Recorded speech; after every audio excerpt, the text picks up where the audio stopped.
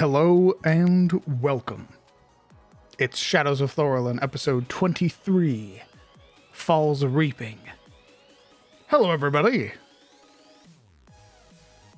Hello 01, Dice God, Skullthrone, Zebus. Hello Sparks, Anubis, Lurker, Varus. Hello NPC, Wolfmaster. And hello Sycophant. Sycophant, thank you very much for 15 months. My God. Incredibly kind to you, brother. Thanks for sticking around for so goddamn long. And thanks for inviting me to your Monster Hunter game yesterday.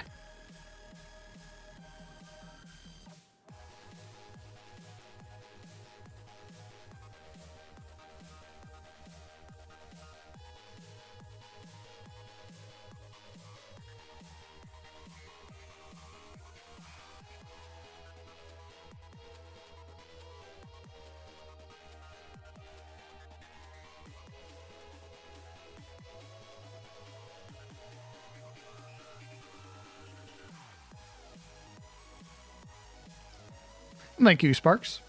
It was great fun. I look forward to beating the shit out of that Elder Dragon and or carting 9 times, thus failing the hunt.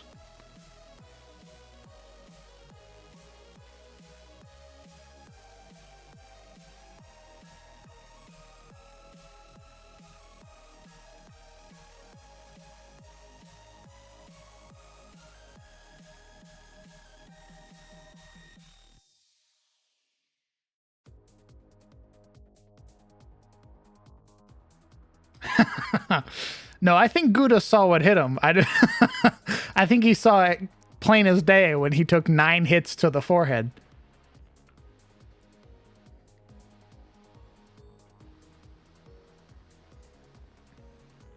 Why can't Wilds release already? Great question. We're just letting our players get themselves situated before we go ahead and hop over and get introduced to all of them.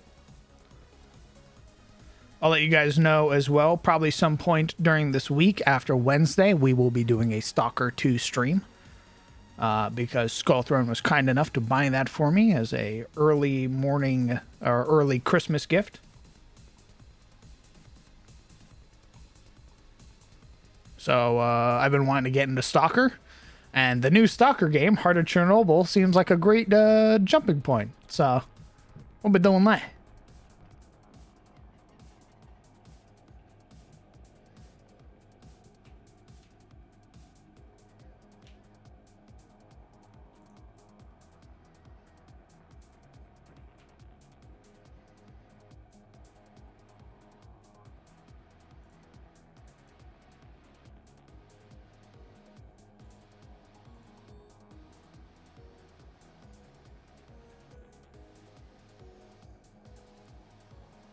I'm going to attack on Titan dual blading.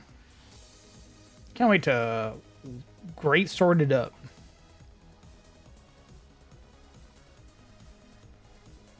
That is Varus, that is not even fucking remotely close to what I said.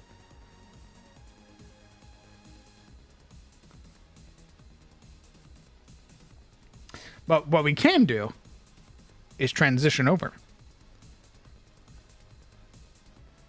So, as you all can see, we are currently down a sorcerer. However, doesn't mean that they can't potentially show up later on in the session if they manage to free themselves. But as of right now, Isolde Alvain will be going into the body bag of holding, and there she shall remain until the next session or until she shows up. Do not fret. However, you will notice behind me the void.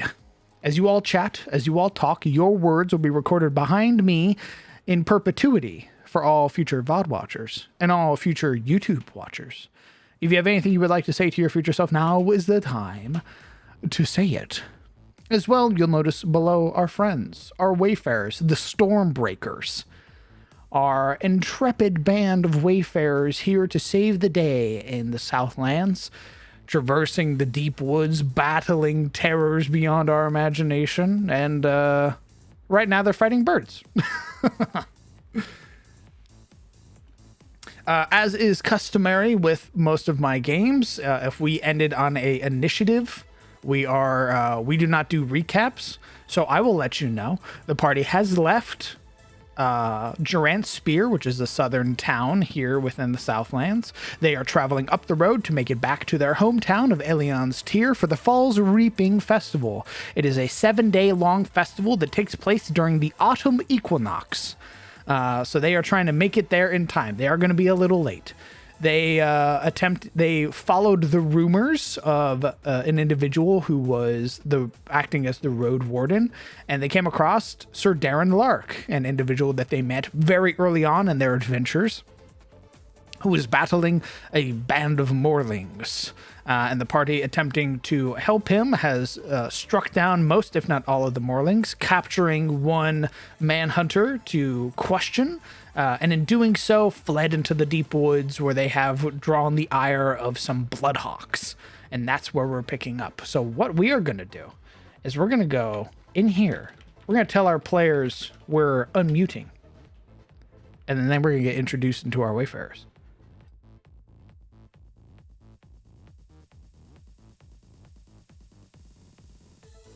Plus 15 stress. That'd be hilarious. Because you didn't make it to the session, you start with 10 stress. All right, let's unmute. Gamers. What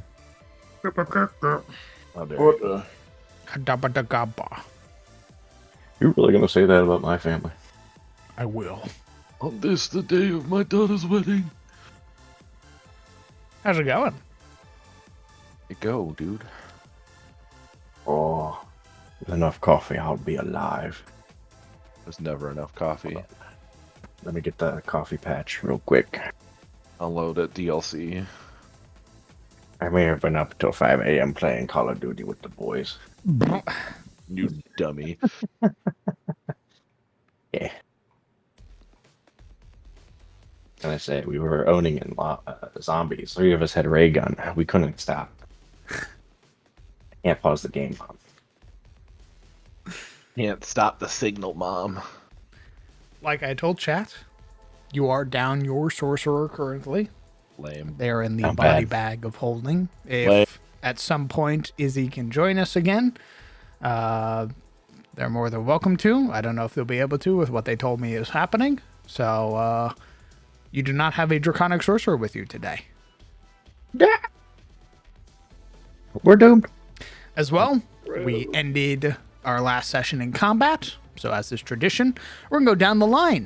You're going to tell us a little bit about who you are, who you're playing. And once we get to the very end, there will not be a recap.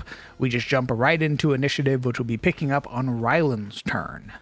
My turn was basically over, too. Well, we'll see. We'll see. You used your action to attack, and then we'll go through the rest. But, Fair.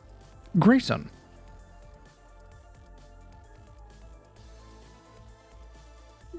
Hello, give me just a second. Take your time.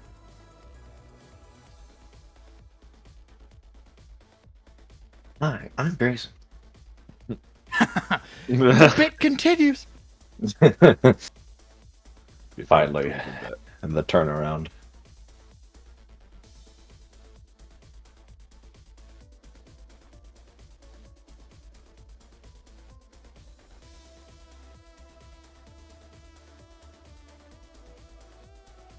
Alright. Hi, I'm Momo. I play Grayson Alvier. She is a level 3 thief, Tarosi human rogue. She is enjoying the gallivanting of going around and being a wayfarer with her friends for now. It's been a rocky road, but hopefully, the sun shines on the other side of the street. Hello everyone, I am Sirik, and I play Logan Alvain, a fire half-giant and a paladin level 3. Logan just went down to a fishing town and made a whole lot of money. That, and he made a name for himself with his friends, and he's very eager to be back home and just celebrate success after success with peers and loved ones, and hopefully, he's not about to get his eyes pecked out by a bunch of angry birds. Who knows? We'll see.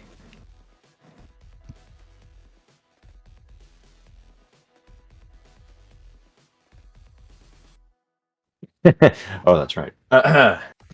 Hi, everyone. I'm Sizzle Bacon. I'm on my second cup of coffee today, and I currently play Oliver Duskbrand, a Makote Maverick talent. And if those words mean nothing to you, that is because the talent is a homebrew class courtesy of MCDM, DM's patron god. Oliver is that squishy, lovable lump of pale flesh over there in the corner, hiding under a tree, and is the, I think, youngest adventurer party of this group. Certainly the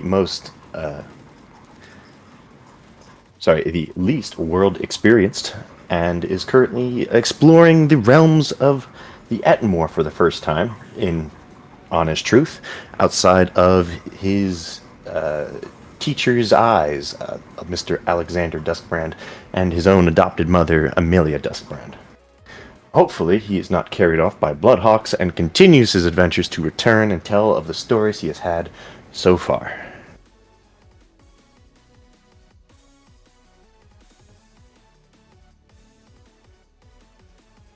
Hello, I play Rylan Aldane. He is the son of the Road Warden of the South and the squire of the same. Having trained most of his life to do exactly what he's doing now, with his father away on business, it sort of fell to him and his friends as wayfarers and aspirants to adventure, to go forth and keep the Southland safe, because when the cat's away, the mice will play. The mice are a-holes. So, here we are, killing birds, but it was after killing Morlin. So it's kind of like show and then dinner instead of dinner and a show. Thank you. As with last time, we left off in the middle of Ryland's turn. A quick re-up in terms of everything that has transpired so far.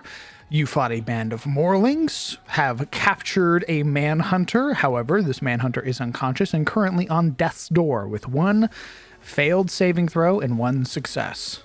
You are still being harried by Bloodhawks. You've just used your action to attack. What are you doing with the rest of your turn, Ryland? Use my action to attack. The only downside to coming back is I can't remember exactly what my thought process was a week ago. Do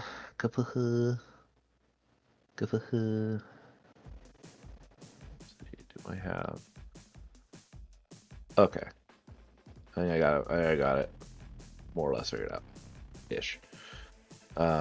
Do we remember if the Echo had any movement left?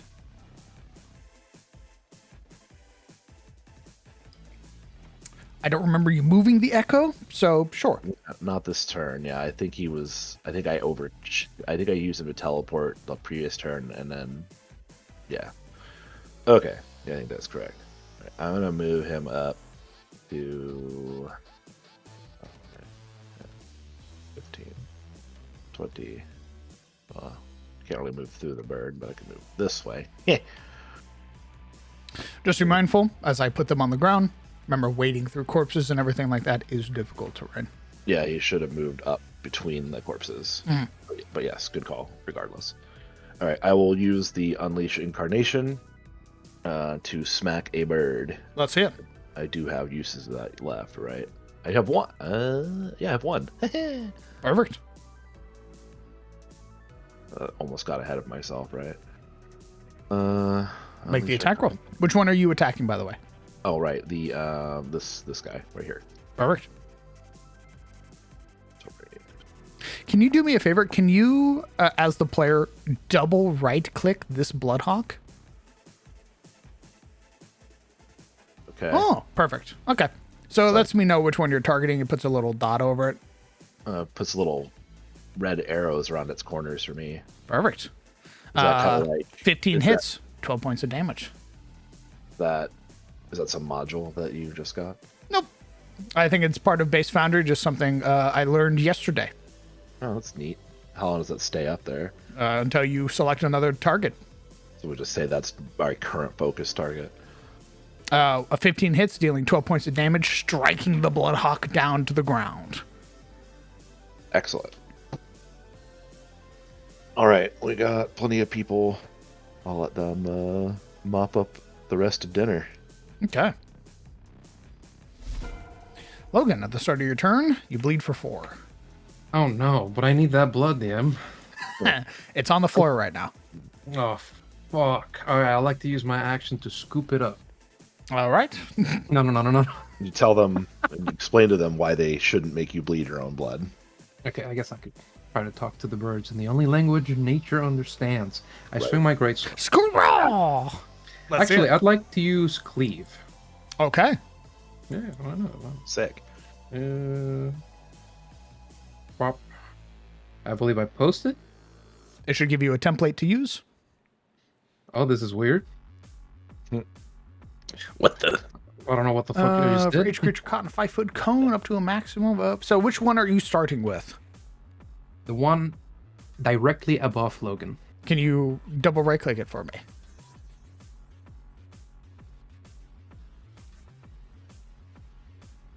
Perfect. Yeah. And then can you make your attack roll, please? Bueno.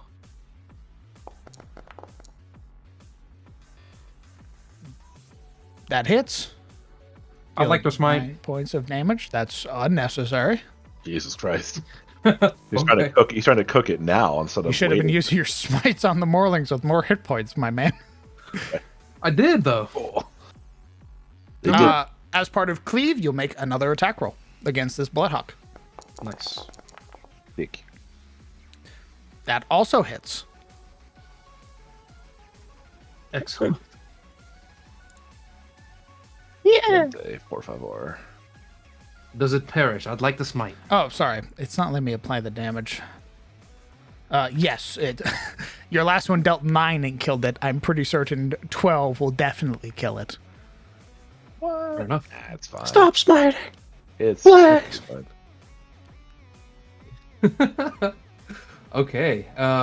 So cleaving through these birds, future poultry as it is. Let's we're gonna move over here and end our turn. Okay. 5, 10, 20. Yeah, you're fine. Awesome.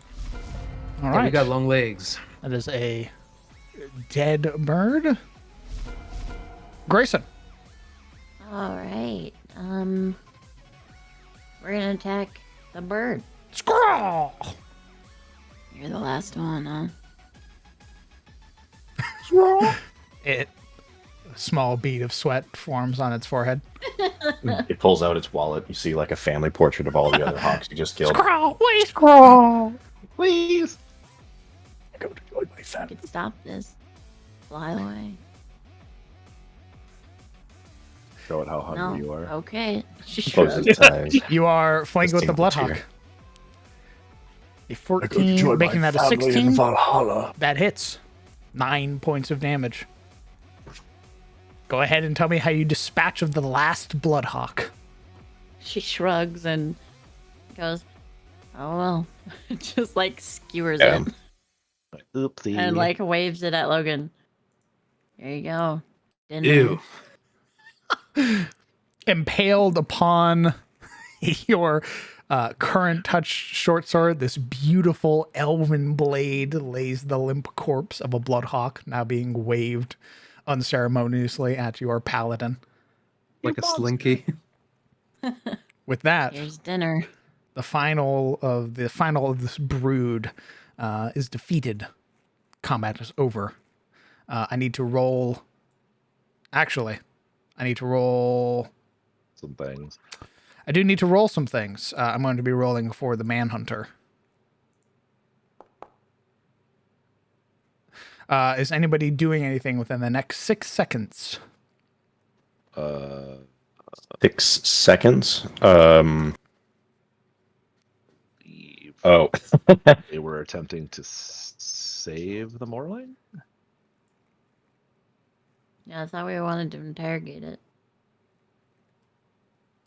Right now, he's bleeding out on death's door, which I think is why the question's being asked. I look over at the Correct. He's healer. dying. So I need to know in the next 6 seconds, what are we doing? Looks at Kill our him with healer. speed. And I don't have a healing kit, but 1 where is he? It's right under your foot. Maybe we could stabilize him with the help action, can't we? No. Everybody calm down. No. We had a full rest, so I should be able to just lay on hands him. Unless you spent it. I spent it healing my sister, and then we finished the full rest, and then we left. You finished the full rest. Did you use it in the Morling combat at all? No. Okay. I used it at camp to heal her.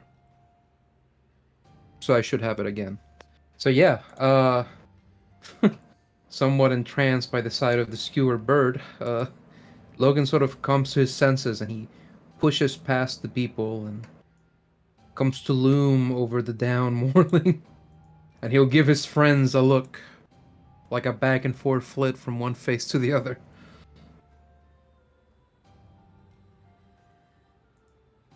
Well, get him up or what? That's all he needs. Logan will quickly shimmy in between them, lean down, and find what wound is most deep and injuring, and he'll lay his hand over it. And a sudden, suffusing heat will leave his palm as this golden glow ebbs from his grip and enters in a sort of wash, a warm flow into the wound to close it. How many And points? we're going to use 15 points. Okay. Go ahead and post that ability for me, please. I reckon I will, partner. Just give me a minute.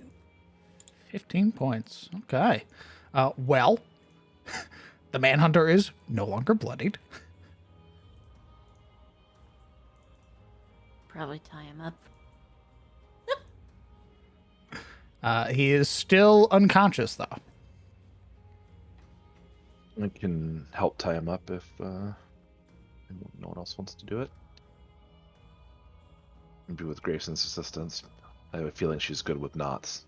Don't ask why that insight comes from. We really just had to slip that in there, didn't we? It was more of a saying she probably has survival as well. What were you thinking of? Weirdo. Logan has rope. You cut off, Grayson. Logan has the rope. Yeah, suppose we tie him. Oh, sorry. What? Don't do it. No. No. Ah!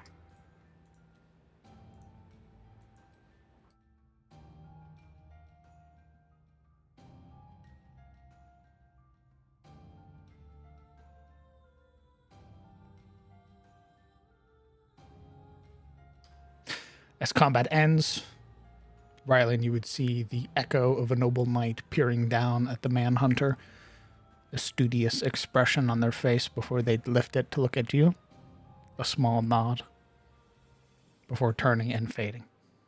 And as usual, the salute as he nods, and then yeah. What are we doing, party? Think. Do we need to do any rolls for binding the unconscious Morling, or is he Yes. just kind of bound? Okay. I hand Rylan the rope. Let's see a survival check, please.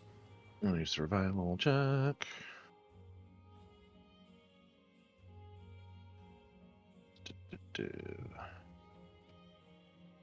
I'll even say because they're unconscious, not that you need it, you're more than welcome to roll it at advantage. Fuck it, why not?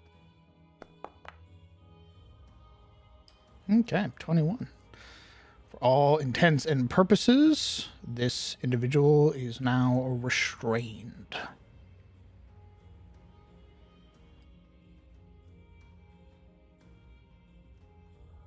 Okay.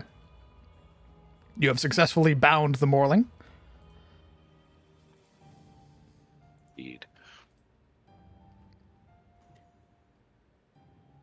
Yeah, but is he truly bound, Liam? You sure you don't want to say something where you hint at potentially the binding not being that good? I think I would have said it already. Oh, I see. Very good. Trying to say something about my rope work. Hmm? No. It's just every time we've tied someone up, he'll say something like, "You think they're secured?" I mean, that's always relative to like their sleight of hand and stuff. So who knows? Yep. What's fucked is when he makes you roll sleight of hand when the rope is actually like tested, and then you'll realize then if you tied it well or not. It's fine. Anyway, Oliver will creep out from under the tree he was hiding under, looking around, making sure there isn't yet another creature in the woods wanting to throw hands. His face scratched with angry talons. He will creep up to the party and sort of peer over Logan and Rylan as they are tying this beast up. Well, looks like we've done it again. Victory for us. So what are we doing with him?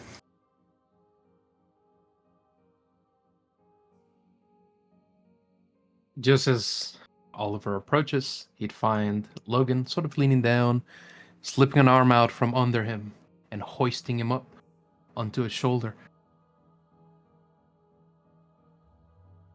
Well, I suppose if you could communicate with it, it might be. I don't know what you're going to get from it. But in the interest of the rest of the evening, it seems we've managed to also catch supper. Why catch supper when we have all this bountiful hawk? That's what I was saying. We've already got it.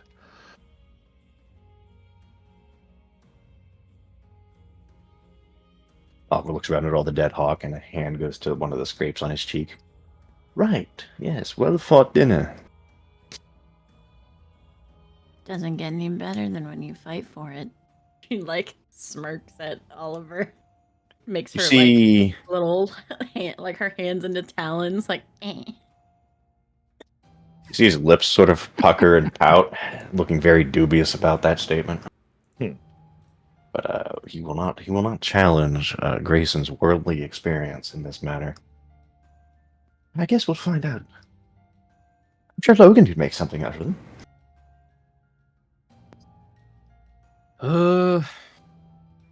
I'd have to deal with the feathers and the plumage and... Just like if it was a Sure. chicken. Oh, sure. Well. I'm sure I could cook it. I could whip something up, yeah.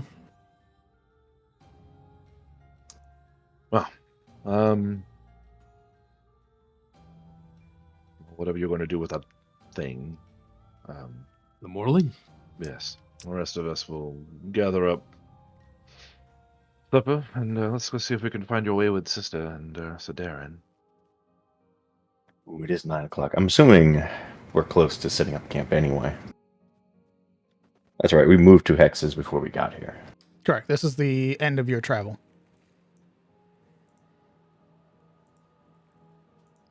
I'll let you know as well. Don't need to reference Izzy. Just pretend like the writer forgot to put her in this chapter. Fuck. But she loves poultry. She just comes out of the fucking woods the That's next great, chapter. man. You fucking play her character then, asshole. Guys, I feel like we're forgetting That's really, something. man.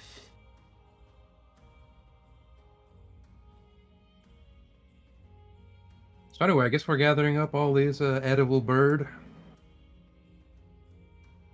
Indeed. Okay. I think Oliver will help you pluck birds. Oh, yeah? Rylan Not will- pluck, but like pick them up. I don't think he can. Well, no, he probably knows how to pluck birds. I'm pretty sure everybody in Elion knows how to pluck a bird. Only one way to find out. Oh, jeez. These birds have, I think it's called down. You know, most birds have down underneath their main feather. Yeah. Isn't it like awful plucking that? Not really. I mean, Like really slow? it's just work. I don't think we're gonna pluck every one. I figure. Yeah, I don't think you guys are gonna take all of them. You taking Oh, we're- every single fucking hawk? You telling me we're gonna leave good food on the ground? I mean, you could probably bind like 4 or 5 with the rope by their legs, sort of hang them. Well, we'll take what will feed us. How about that? Okay. I'd say, what's Also, you all are adventurers. Was everybody gets a hawk?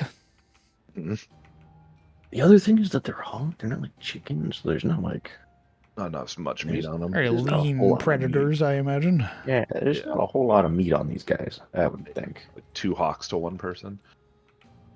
There's totally enough meat. Oh, For there's one meal, you just put it in a stew.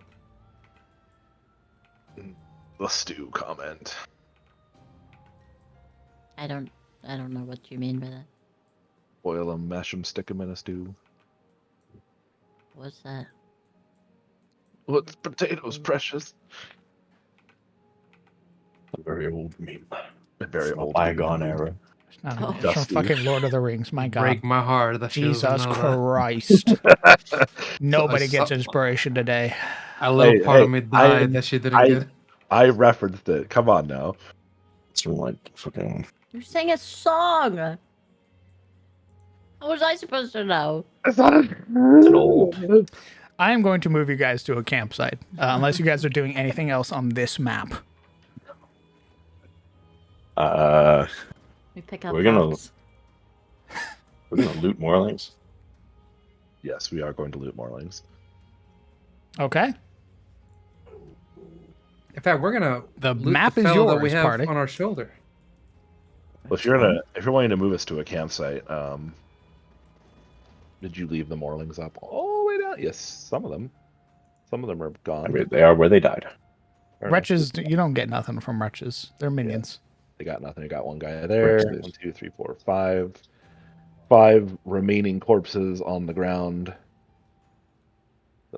Unless one of these is also a Morling, but I think these are all hawks up here. So. Everything around you is a hawk. Everything down by the creek where you fought initially would be a Morling. Also searching the unconscious one because The map is yours, so move as you see fit. what if he got a kniff or something?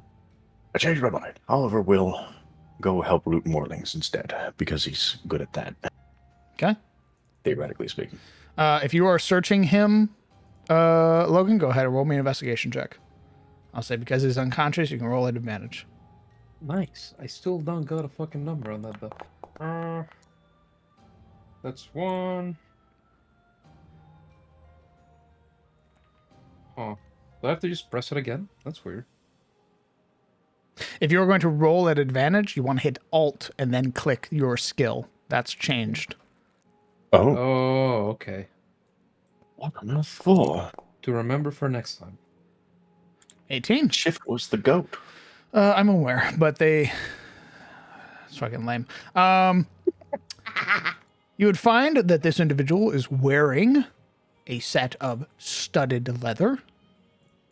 Sorry, not studded leather. Well, I was Hit him about now. to say no longer. Strip him. He is wearing a set. Sorry, he's wearing a set of wooden leather armor. Oh, okay. I will put it on the ground for you to be able to loot. It was about to be a moment of, we should trade him with kindness and respect. Is that studded? Give me. You wouldn't wear it anyway, dork. You're literally wearing a chain shirt. Yeah, He you're right. still doesn't know that. No, I don't. You would also find the scythe sword that they were using in an attempt to fight. So I'll put that on the ground as well.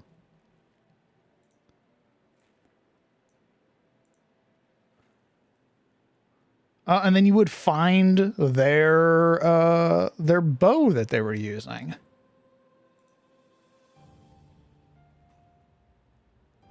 What is their bow? It is called a ruiner's longbow. That's really cool. Don't mind me as I, real quick. There you go. Everything of interest found on this individual. All right. For the sake of it, I will remove them off the map for now, and I will just put a token on you to show you that you are carrying somebody. Understood, boss. Ooh, the Runer's longbow is heavy. It's like It's an actual longbow. Yeah, it's an Yeah. actual longbow. The only distinction is that it looks like wicked. Like you look at this thing and you can see that it's made out of some form of bone. There's also these sort of very crude engravings made along the length of it. The wrapping that they're using is made of some indistinct leather, so you can't really tell what creature this type of leather comes from.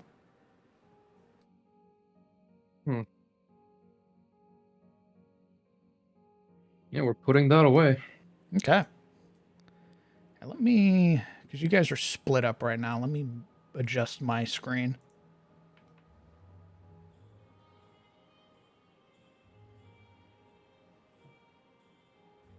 Okay. Say searching. It is getting late, party. If you are searching, Oliver, go ahead and roll me an investigation check. I am. Spotted Grayson and decided to tail behind her. In case something else pumps out. Making their way to the... I think this was the other crow person. The other manhunter, yes. I said crow person. Is Grayson aiding? Is she proficient in investigation? Oh, okay. Sure. She'd aid him, I guess. Do you have investigation? No. Would you like to keep a watch while he is searching bodies? Sure. Go ahead and roll me a perception check. The next wave of hawks. Squirrel! In a V Incorrect. formation. It's rock, not hawk. No! The blood rock. You would find a ruiner's longbow. And you would find, what was he wearing? You would find a set of leather armor. Oh. See him pick up the bow and like sort of play with it, like pretending to shoot it. Do you use bows often, Grayson? No.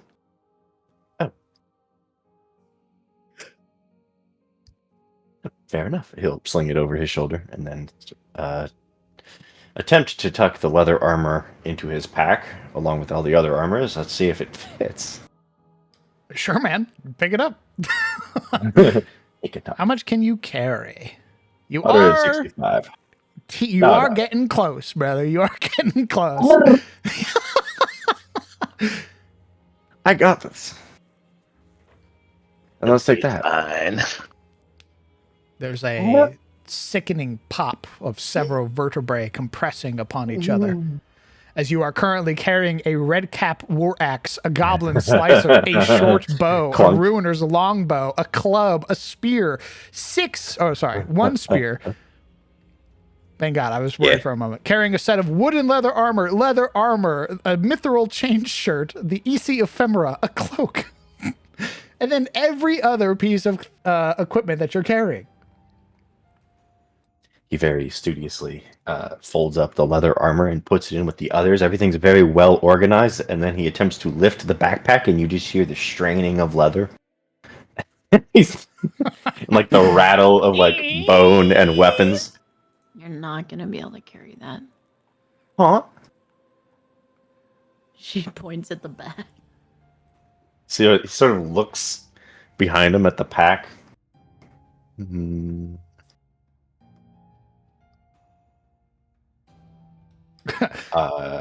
Grayson, you've seen what happens to sailors who carry too much equipment and what happens when they fall overboard. This is a very similar situation. You can tell he hasn't really been paying attention to how much stuff he's just been putting in the pack until now that you've pointed it out, and you see that his sack is more like luggage than like actual backpack at this point, with all the weapons and shit he's been collecting hanging off of it. But I don't want to get rid of any of it. You have to make a choice or find someone else to hold most. He looks to you. She puts her hands up. Not me. He's I'm not so gonna get caught out. But surely you can use some of this. You see him open the sack, and you see like the collection of just random fucking leather. Why do you How about this have would look- that? To sell. Surely, this leather is fairly fine, even if it is broken down. I'm sure we could make something off of it. Grayson like puts her fingers together, like three fingers crossed and like her two pointer fingers together, and she puts them against her lips. You're You a know hoarder.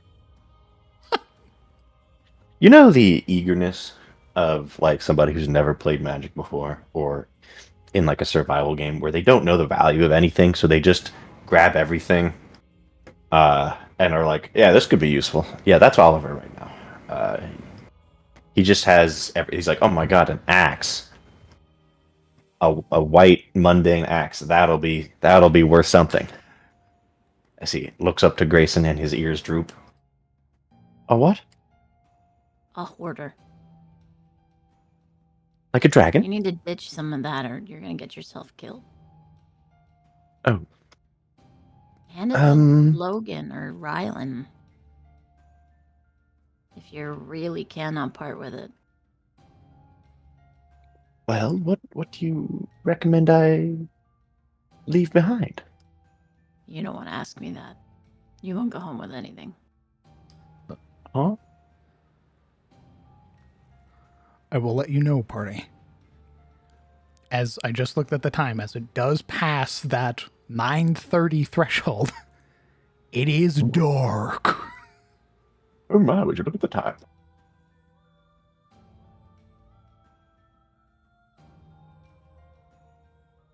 Hi. He'll sigh. And you see him at the very least pull out the leather armor he just put in his pack.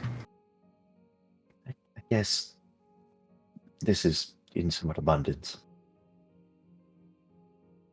I know you want to take everything, but like, come on.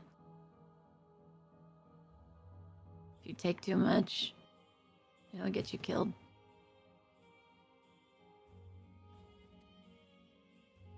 I mean, a lot of these things have saved our life. Well, not the, of course, but you know. Leave it this way. That shit didn't save his life. And she points down at the Morling. So why would it save yours? His face pale a little. Oh, that's true. Grayson just happily spitting facts.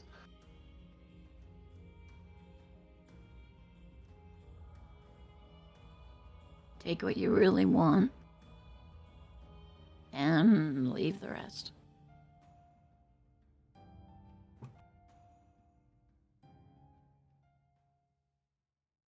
Or, as I said, she shrugs and turns away. Make Rylan or Logan carry it. Seem Is technically an option. consider leaving the leather behind. He'll, at the very least, pick up the rest. Quickly stuffing the bag and trying to follow after Grayson in the dark. Clunk, clunk, clunk. Rattle, rattle. Clink clonk.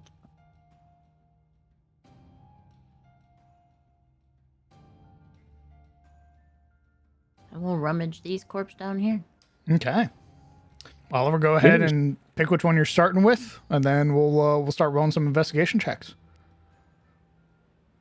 All right, it's the one next to me. I can't tell you which one's which. They're all mush. But we'll go down the line. Let's see it. Yeah, it's dark. I'm aware. It's 9:50 at night.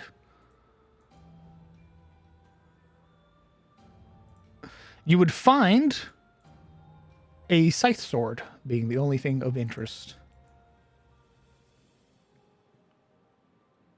Immediately, he picks it up and goes, Grayson, look at this. Cool. Well, I guess Logan and I will start moving away. Didn't he say he'd help me plug these things? I'll help you. Let's see what they're up to. Anything else, Mr. Diab? Nope. Like I said, the only thing you found of interest. And Logan scoops up 5 Roger of the that. birds by now, I imagine, and he's gonna follow Rylan Yeah, right. with his hapless torch in hand. And he's carrying the thing, so Ryan will carry your birds. Anybody's next?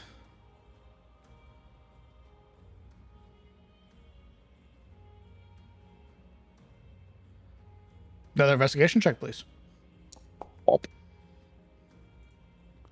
Yeah, it's dark. What do you mean?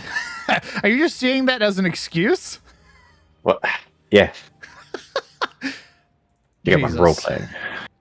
You find a Ruiner's War Axe. The only thing of interest. It's neat to me. Yeah, how is this one different than the Red Cap War Axe? It's far larger, but they generally share similar. They share similarities, both being these very large, great axe-looking weapons. I think that's what really attracts sort of Oliver's eye is not so much like the mostly just thinks they look neat. Sort of like noting the differences between the Ruiner and the Red Cap War Axe. He likes things. Let me adjust yours. These should have prices on them, and they don't. Yours now does. And I'll make a price. Oh, My bad. I see. Let me adjust the price on this one as well. They're both worth 30 silver pieces. I snagged up the scythe sword. Okay. Scythe sword should have its price tied to it already. Let me check for you. Probably does, but we'll take a look.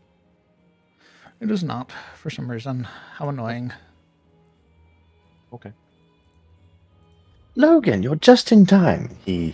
As he plucks the Ruiner's War Axe, you see him unhook the Red Cap War Axe, and with a War Axe in either hand, looking like the world's silliest berserker, he would try to offer both to Logan. Do you mind terribly holding on to these for me? Not at all. Price has been adjusted. Scythe swords are worth 15 silver pieces. Like,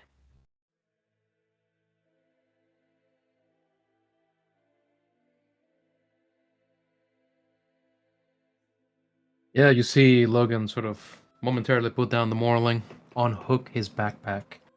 And as he does, there's this rattle of metal and accoutrements across it. This is already very much full, and as he pulls back the flap, you'd see it, this bevy of goods inside it. As he finds room for the Ruiner's War Axe. One of the big reasons he's able to sustain so much volume in his backpack is because Logan has it very well organized. Everything has a place. There's a method to how he stashes things away.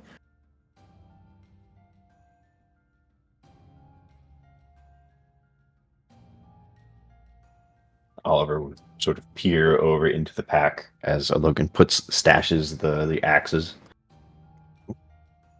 I didn't realize how much we had you carrying already. Looks awfully heavy. Well, I carry some of the supplies, and I carry all of Easy's things, basically. And then there's all the medicine. And some other things, tools and whatnot. Basically, everybody is nearing max encumbrance. Correct. I'll need to sell some shit. Yeah. We were gonna when we get to Elion. See, Oliver stroke his chin. Maybe we should invest in a donkey. As he hustles over to the other moorlings and begins rolling. That's it. Oh yeah, still got that porn mag. What? What? The Dragon Slants, remember? Oh, no, I don't. Freak? You would find another scythe sword. And you would find a set of leather armor.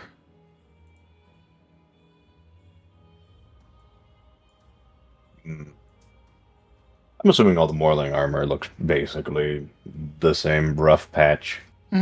All piecemeal. Yeah, you see him sort of having already collected a scythe sword and basically moorling leather armor. He does not seem nearly as intrigued by yet another set. Sort of leaving the armor where it is and the scythe sword laid out to the next one. 2 more bodies. In bed in the mid-game. Okay. You would find a new weapon. Good. New weapon. You would find the Ruiner's Hand. A massive flail. Let me adjust that, actually. I was half expecting it to just be an actual guy's hand. There we go. You would find a set of hide armor.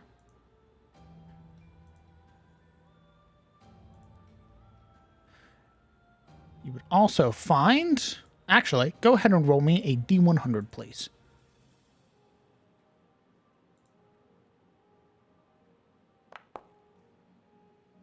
Is that a 90? Yeah. You would find something very peculiar.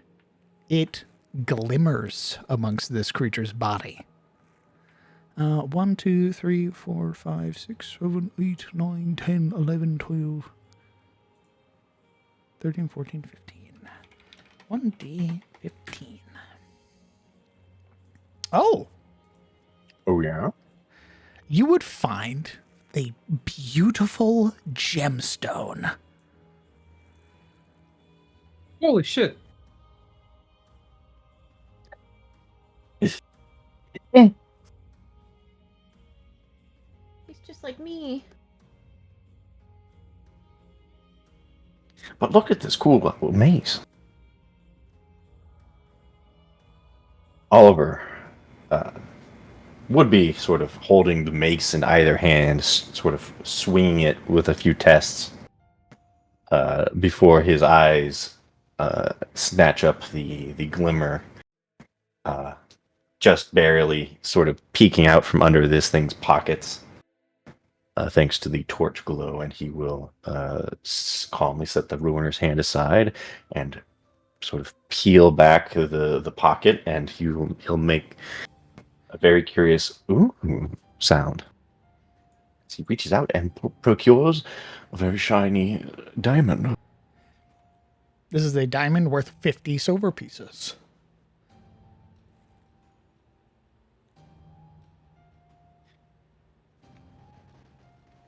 Now, this is something of note. Where do you think he got this little beauty? Actually, don't answer that. Yeah, Grayson has her mouth open, like, she just smirks. Oliver will sequester that amongst the other small gems that he has in his pack. Now that will be a pretty penny. Although, Duskbrand has mentioned the use of diamonds in particular spells before. Perhaps Izzy might find use of that. Meantime, he will move on to the final corpse. Let's see it. As Oliver giddily goes off to the last corpse, Logan looks left to his friends. He's really gotten a natural at this, huh? You would I find completely forgot they were alive. She smirks and shrugs.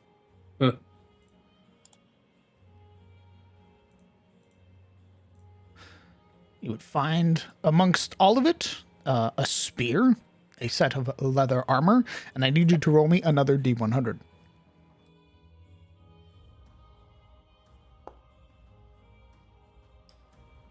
$37. Not quite as neat. 6, 79, 10, 11, 12. Another D15. Oh, actually, I think I have a table for this. Oh my The table goodness, within the I table. do. We roll 'em.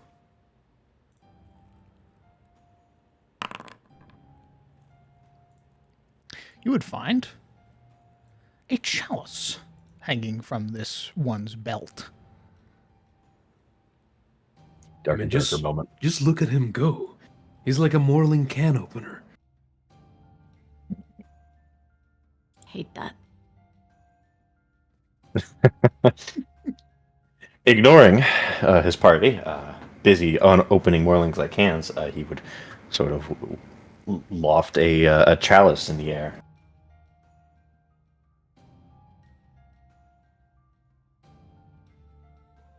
I guess this one was thirsty.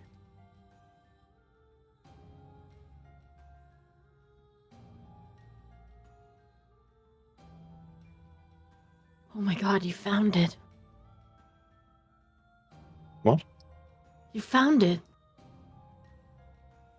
He blinks. A cup? Grayson walks over. It's not just a cup. It's a chalice. A legendary one. You did it.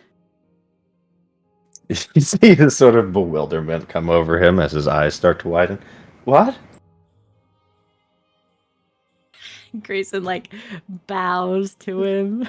Logan, grasping the stakes, takes a knee. Sir Oliver. Nope. This is too much for me. He tries to like shove the chalice in Logan. Oh. You're the sir, not me. Don't pawn it off. No! Nope, this is yours. Logan shrieks away. It's too late. You found it. What did I find? Your legacy. You're now a road warden. What? You see his face goes pale as he like glances over to like Rylan. No, surely not. That's Rylan's job. Well, I yes, did because... find the chalice. And then you did. What chalice? The chalice of the road warden. Of the road warden. Logan agrees. Uh, Alan's just staring, but like kind of subtly nods along. I don't- Grayson bows again. I don't have the temperament for this kind of responsibility. Well, you'll Rylan, grow into take it. this cup.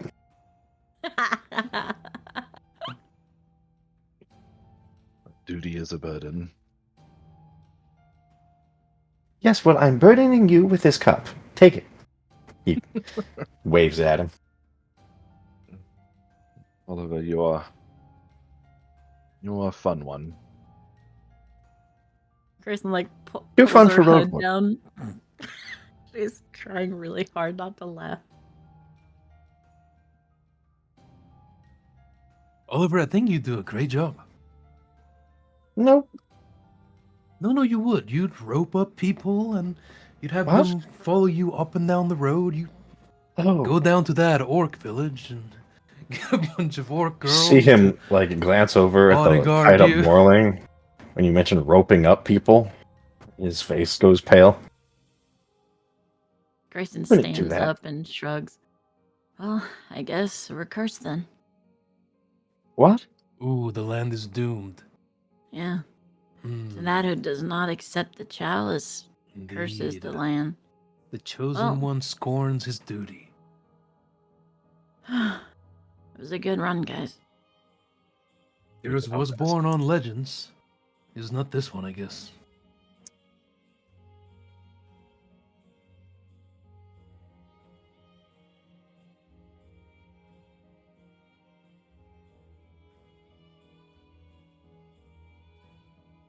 Anyway. Well, let's eat. Let's get camp and eat. Whatever happened to Sir Darren? Did he just vanish? I Sorry. don't know. Party. The Logan donkey is full up. You begin to hear Logan creak with every walk. Yep. When you see him pull up his rock and get the straps around his arms, and he stands upright as he makes the first step, you see his whole body lurching with the momentum of his backpack. And he tips to the left, and then he tips to the right before he uprights himself. Shit. These piles aren't going away from me. Same. They're not going to. Well, Oh, there's what do you nothing mean? in them, though. Like these. The rooms items? and- Yeah, they're still there, but the pile says it's empty. Oh, that's fine then. Just means you can't take it. But, okay. Fine. Ugh. Hey, you made a fine point, Rylan. They weren't updating for sure, because I was picking them up. Apologies, someone had just called me on the phone. I didn't catch if you guys said anything to Oliver then. No, we're just teasing him. As per usual, understood. Basically said he abandoned his people and damned them Oh. for the rest Oh, of I their see. lives.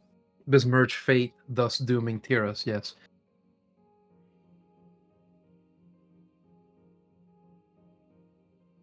There are 2 sets of leather armor left.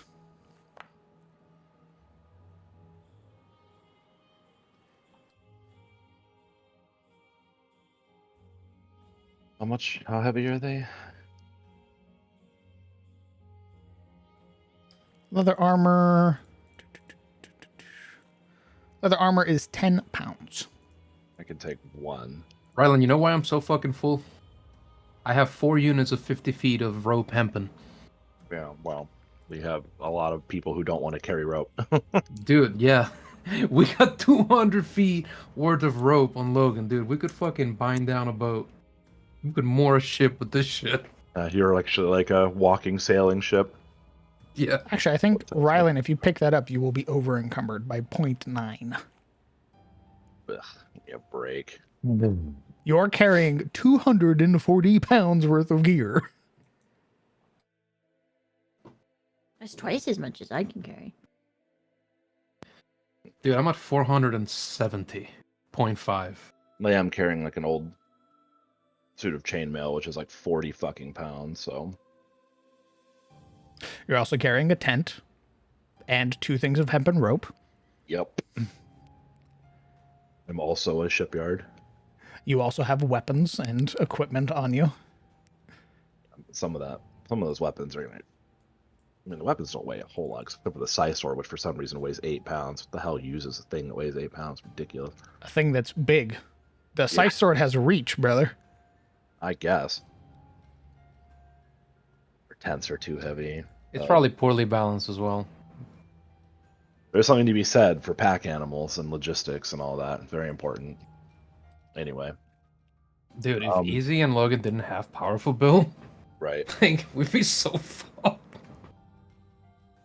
Nah. Well, I mean, if we can't carry it all, then we can't carry it all. You can carry it. Your movement speed will just be reduced by half. I'm not doing that. This makes sense, though. We're in a party where, like, 2 people dump strength, and we're feeling it. You know what I mean? I didn't dump shrimp. No, you dump wisdom. Yeah, We know. it's worse. Are we leaving the leather armor or are we taking it with us? And if it's just too much, then we'll leave it, I guess. So I'm guessing that Oliver and, yeah, I guess Easy's not to be considered, so Grayson and No. Oliver can't pick it up, right? No. Pick up what? The leather armor. Do you have room? Not comfortably, but No, there's comfort in you max know, encumbrance. How Like, much do does you- it Oliver- sell for? Oliver technically can hold it, but also just got lectured about from Grayson about how he's gonna explode and die if he holds too much. So If Logan sees space in Oliver's he's not backpack, volunteering. that's getting crammed in there. Yeah, you would see that there is exactly a leather size armor size hole in his pack as he stuffs the chalice in his stash, looking grumpy and pouty as he is almost certain they're playing a trick on him. Careful, don't drop it. Your fate is in its hands. Not funny. Yes, as he says that, Logan's gonna cram the suit of leather Hey, over it. It's a you little. can't put that in there. Grayson says I'll die. What? He looks at Grayson. Raises a finger. I won't get caught out if I don't have too much. Oh. Well, you can still walk just fine with this in your backpack, right? I think that's beside the point. No, it's not. I think what she was trying to tell you is that if you get too many things, you'll barely be able to walk, thus they'll catch you and they'll kill you. You want to move fast, right? I mean, you've seen it. You've fought enough. Get weighted down, get caught out. Never a good thing. I just want to point out that he's arguing this. His backpack's already almost to the brim and rattling with weird bone-like weapons. Well, on the plus side, we're almost home, so you'll only have to be carrying it for a short while, and we'll dump a lot of this junk to see if anyone in Elions will want to buy it. If nothing else, a lot of this stuff can probably be used for raw materials. There's that. He pouts, but you'll see him pull out the leather armor that Logan stuffed in there and then sort of refold it and stash it. What a good boy. So anyway, I psychically stab Ryan. I'm saying you're a good lad. You don't just stuff things in your back, you actually choke him. hold them. Ugh. Gonna give Oliver a head pat? You also Ah, choke doing Vulgus. PvP today, I see. Choking everyone in here. Okay, last set of leather armor. Just one step from losing it. If we leave this leather armor on the floor, we just leave, this is gonna haunt me forever. What? I can take it, but I have to get rid of 0.9 something else. Because we're playing the logistics backpack game, so. Okay, so I am at 480. You are over encumbered, Logan. I am over encumbered by 0.5. So here's what's gonna happen, everybody. I'm gonna drop. How heavy is the leather armor? I'll take Don't worry about it. Just grab that torch. I got it. Alright, cool. You good? Yeah, I'm good. For just a moment, Logan, you felt your spine teetering on the edge of snapping. But then you release yourself of one torch and are made whole again. Oh my god. Classic video game logic. I love that. It's like such a violent stream. Like here you are dying, about to shatter in a million pieces, and now you can run 35 feet again. Yeah, You'll be good. that- That's great. dreaded text in the corner of any Skyrim game. You are over encumbered as your entire character shuts down. Is there anything else the party would like to do on this map? I think we're good. Wait, isn't Logan also carrying the angry chickens? I got Yes. those. But Oh, we're no, just, Rylan's got we're it, just okay. doing that to Oh, set okay. up camp, so it's not like we're hauling Understood. them. Understood. Yeah, I think we're done here, DM. Okay. All right. Well, we're gonna do camp. The whole thing. Then we'll transition to another campsite. Awesome. Nice. Available to you now. Shut up. It is though. Available to you now. Right now. For 5 measly dollary dues.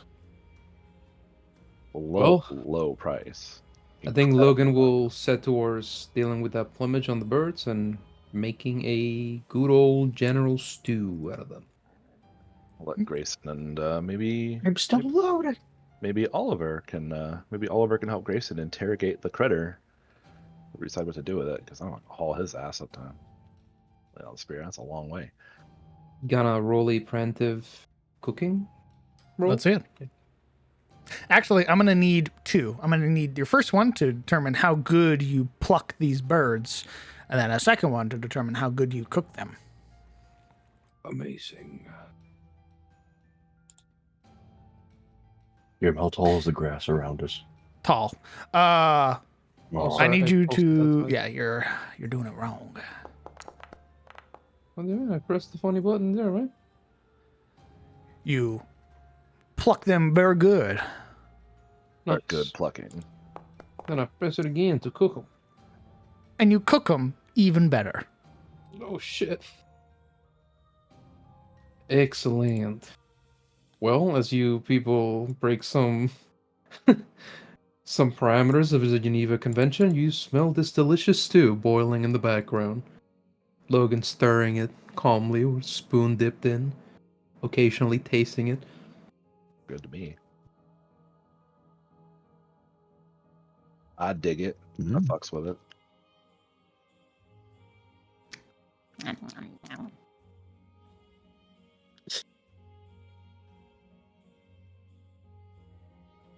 Oliver will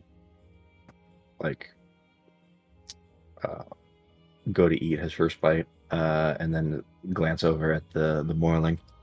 Should we feed him? Why don't you and Grayson take him off and see what he knows? Well, I'm good. If you want to interrogate him, go for it. Does it look like I speak Mormon? well, I certainly don't. More. Grayson just rubs her forehead. I have an idea. I got an idea, if you'd hear me. There's one universal language I know. And you'd see Logan sort of pour a piece of schlop on a bowl, and he'll hold it out for Oliver. And it's giving people who are hungry food. So why don't you start with that? See where it takes you. You see him look down at his own bowl, set it aside, then grab the new bowl. All right. He'll hop up and merrily trot over to the bound Morling. And then sort of like lean over to see if he's awake. I'll say it's been with all the cooking, plucking, and everything like that. We'll move it forward an hour. Yeah, after an hour, this individual would have woken up, which is usually how the unconscious state works. So they'd have just been sort of sat back in the bushes, or sat against the bushes, basically bound, unable to move, and just watching, glaring.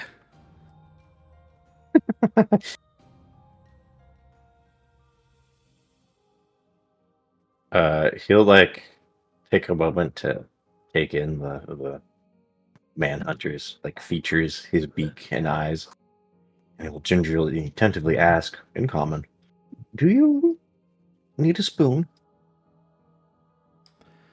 They stare at you for a moment. You can see the plumage around their face sort of knit together, a look of confusion.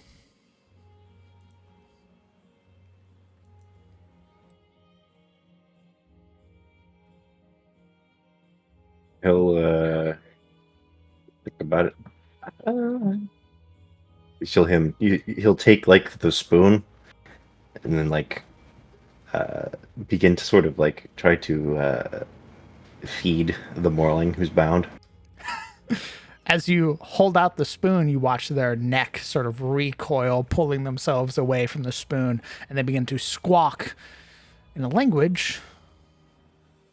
Let me double check. Rendavi.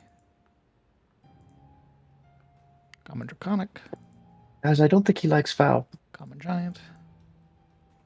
That cannibalism. He begins to squawk in a language none of you understand.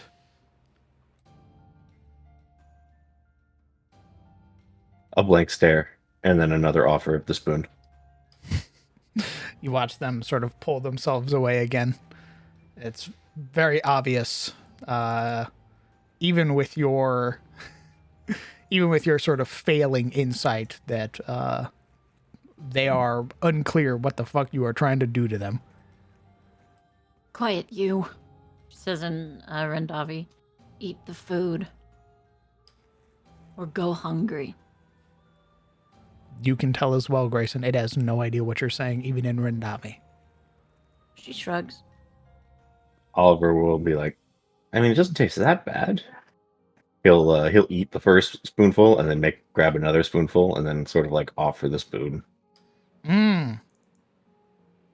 Roll me a persuasion check.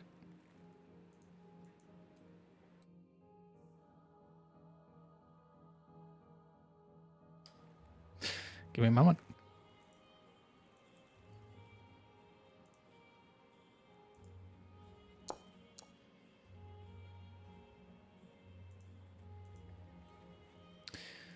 You can see it eventually just sort of clamp its beak shut and turn its head away from you.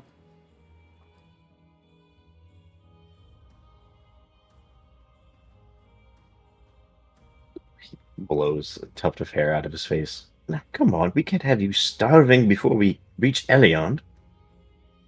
Dad will think we're terrible. It just continues to squawk in this language you don't understand. like it's muttering, basically.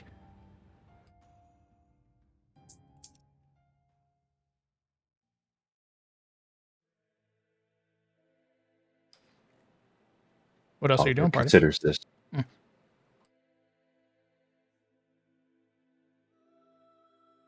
The spoon would lift. Using invisible force, the spoon would start to float with the bit of food in it, and then start like tapping at his beak. Good enough. Conk, conk, conk, conk. I need to roll an int check real quick.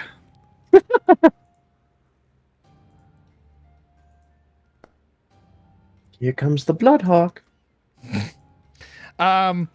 It acknowledges the spoon, but you can tell, just like the rest of your party can tell, this creature is very temperamental. It can't speak. It doesn't understand what the hell you're saying. It understands at least some semblance that you're trying to feed it, but to what end it doesn't know.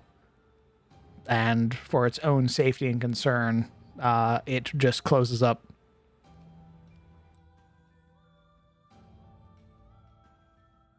Oliver sighs, and the spoon would eventually retreat of its own accord back into the bowl. The remnants of whatever food is left returning to also the bowl, and he'd turn to the party. I don't think he's hungry.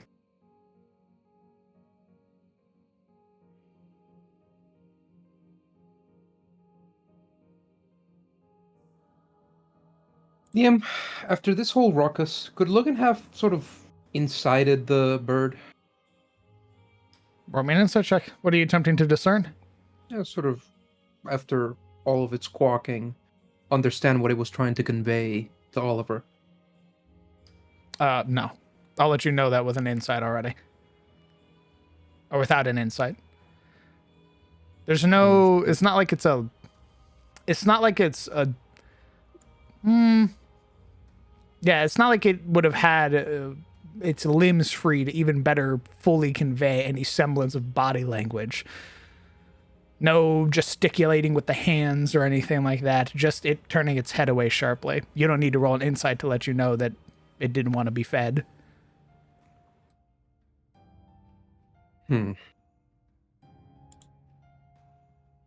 That's strange, because it smells great. The food's great.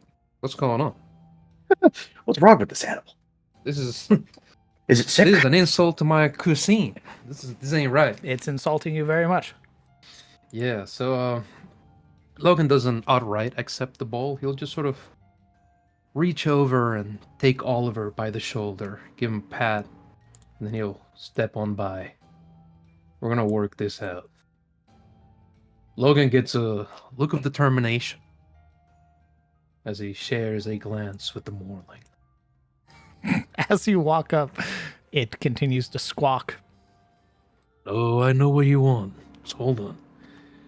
Logan takes a knee, and he'll open the flap of his backpack, and he'll dig through his hoard of goods until he conjures up a jar of honey, and he'll hold it in view. All right, hold on. I need to roll another you int doing? check. You're gonna give that honey to him? Oliver starts Oh. eating the food. Doesn't even know what honey is. It's like What? it looks, in the jar. It's this very crystalline, appetizing, sugary treat, right? You can see its attention sort of, again, it's turning its head away from all of you, trying to do its best to not look at any of you. And as you present this jar, you can see its eye like sort of peek to the side, a side glance, very briefly inspecting the object that you're holding out, but there is no look of recognition. This creature has no idea what you're holding out to it. That's fine. Try We'll going. enlighten it. No, we're trying to feed it. Yeah. The difficulty you all might be having is you don't really realize what Morlings actually eat. Logan, unevaded by his friends, will gently roll open the lid. Very slow, very ceremoniously. He'll stick one fingertip in, then another, and very delectably lick them off, while enticingly wagging his brows at it. Oh, fuck's sake. I'm with you. Okay, I'm going to let you know. You're going to get one more persuasion check. Yes. The DC, I'm going to say, is 15. If you fail, this creature is just going to shut down for the rest of the night and will not be listening or even looking at any more of the party. You are attempting Wow. to persuade a creature that cannot understand you, Mhm. has no idea what you're trying to feed it, Of course. and you are keeping it bound with rope. We are, yes. Roll me a persuasion check. For the sake of honey, this is worth it. What? You want to use the persuasion check on something else? And something else, what do you mean? Rylan just said something about what they actually eat. Yeah, that we don't know what they eat, right? Did he just turn We away? don't know that Yes. he would know. He just gave Logan a cold shoulder. Bound That's within the hilarious. confines of the hempen rope, you would watch as the Morling manhunter sort of shifts in its place, using its taloned feet to sort of drag across the ground, and grass here sort of gripping at roots to pull itself to look physically away from you. I can't believe this. Who doesn't like honey? Typically, things that eat raw flesh. Logan. Huh? Could you hand me that Morling axe again? What for? Just let me see it. A singular bead of sweat forms on the manhunter's brow. Holy shit. The most base thing he's done so far. Let's go. Okay, so Logan stashes away his precious honey and reach into his backpack, all while giving Oliver a look. And he'll set the Ruiner's War Axe out, not within reach of him, actually. There you go. Thanks, he says in a cheery voice as he takes the war axe in both hands, and then proceeds to sit down and cast Read Object on it. Go ahead and post a read object for me.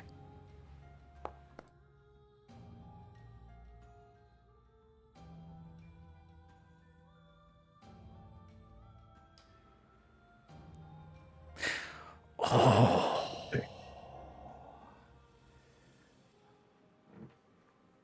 Okay.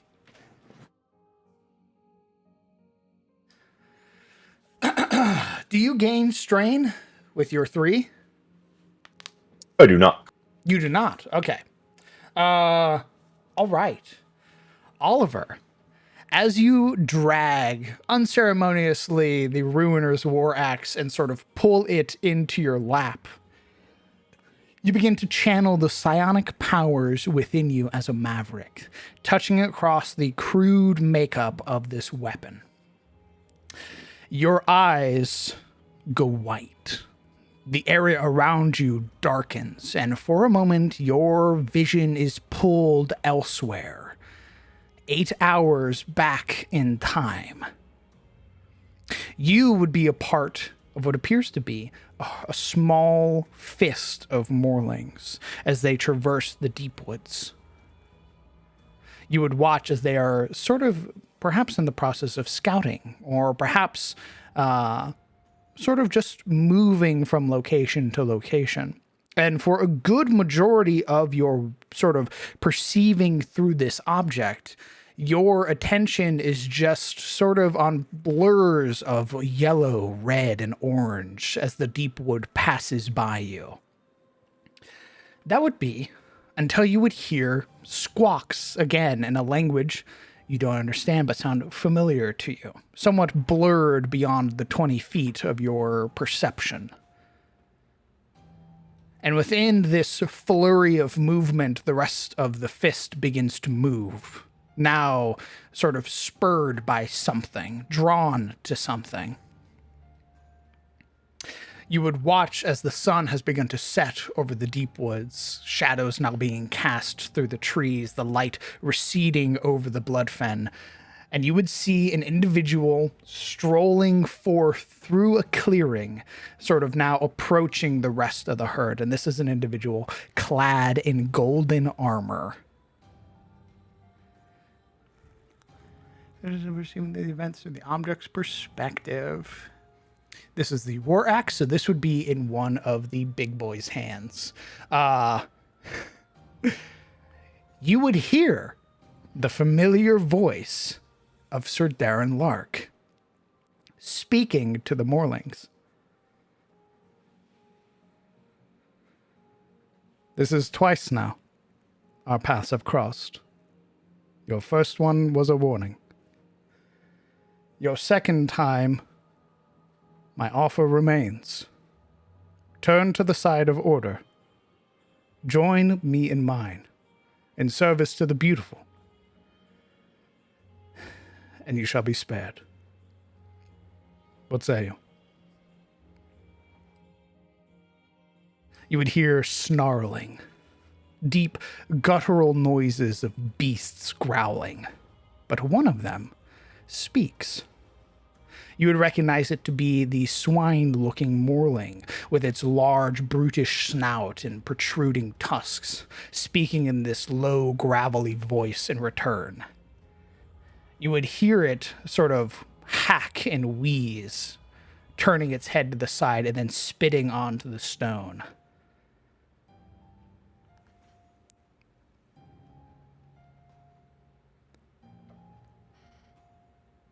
We won't serve men. Go back to your master. You would see Sir Darren Lark's expression grow sad for a moment, lips pursing together as his head hangs low, then a small shake of his head. If you will not join the beautiful, then you are his enemy, and I, as his hand, will purge you from this world. I'm sorry that it had to be this way. perhaps in another life. You watch as Sir Darren Lark raises his hand, and for a moment it glows brightly, this beautiful golden hue forming within the center of his palm, as small as a pearl, before erupting. And you would watch through the perspective of the weapon as it pierces through the skull of one of the Morlings beside you, their body slumping to the ground. It's combat. And then you would eventually see the rest of your party joining, the entourage arriving, battling the Morlings and slaying them. Up until now.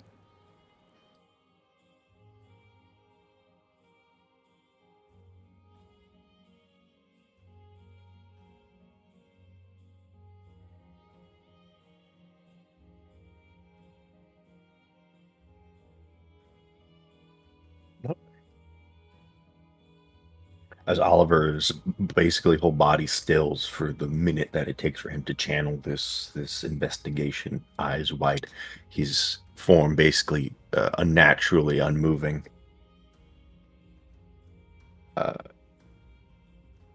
After the minute, he would snap. His eyes blink back to their dark and golden hues, and he sort of shakes his head. Wow. That, Sir Locke is not one to be trifled with.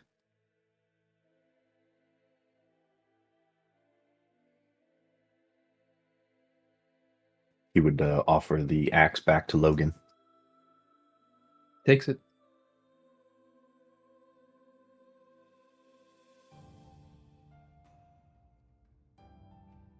Twice now.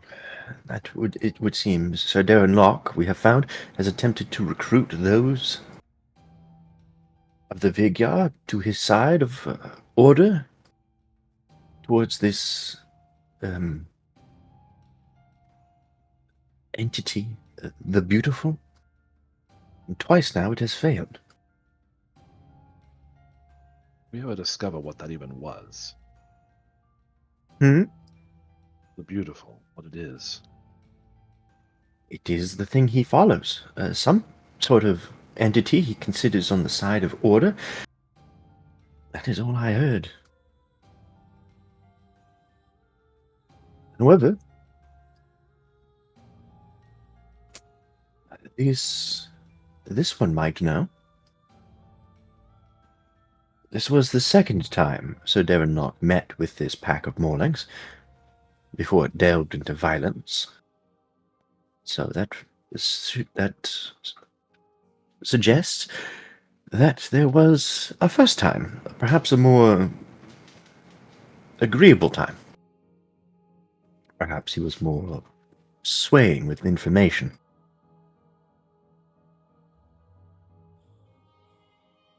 A shame. The only one that seemed to talk any recognizable language was killed.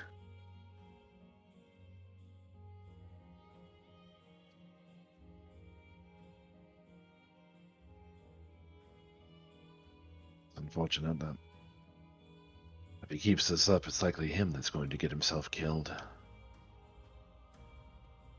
He seems rather able. You know, I've never heard of this Beautiful before. I think we should tell Uncle.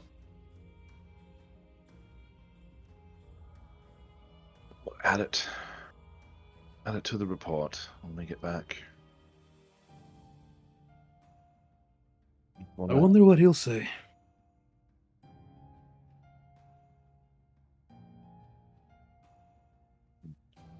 Well, whoever the Beautiful is, it does not seem he enjoys those allied to anything but him.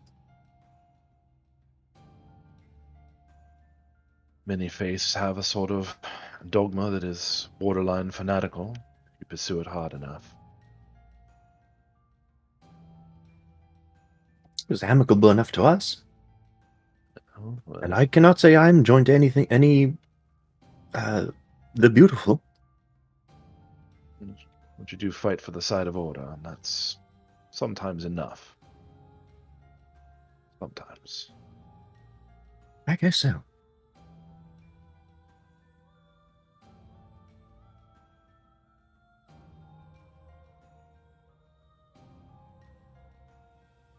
In the meantime, let's set up watch, get some sleep. It's late. We have a long road in the morning.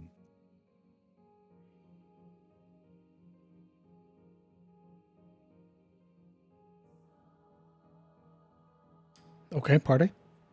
What are we doing?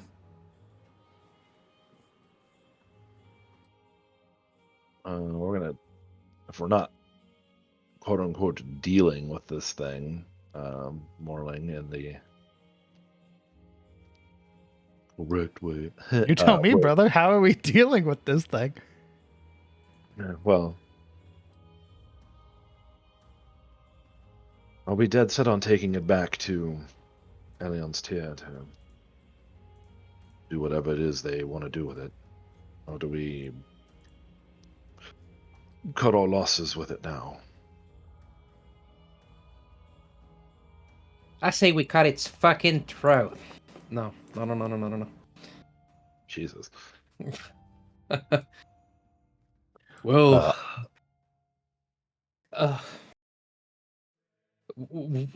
to whom do we even bring him to, or her, in town? I'll let you know all of that already because you all are from Eliant. You would bring them to the constable. Yes. We actually take Morlings prisoners? Yeah. You have a magister in town that upholds the law. The Lady Magister. Yeah, So you psycho. I know that, I just didn't think they fell under the purview of the protections of the law. I didn't think they had rights, is what I'm saying, you know?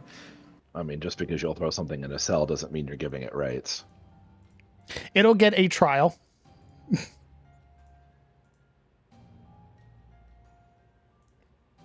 Here, because you are all from there, you would know.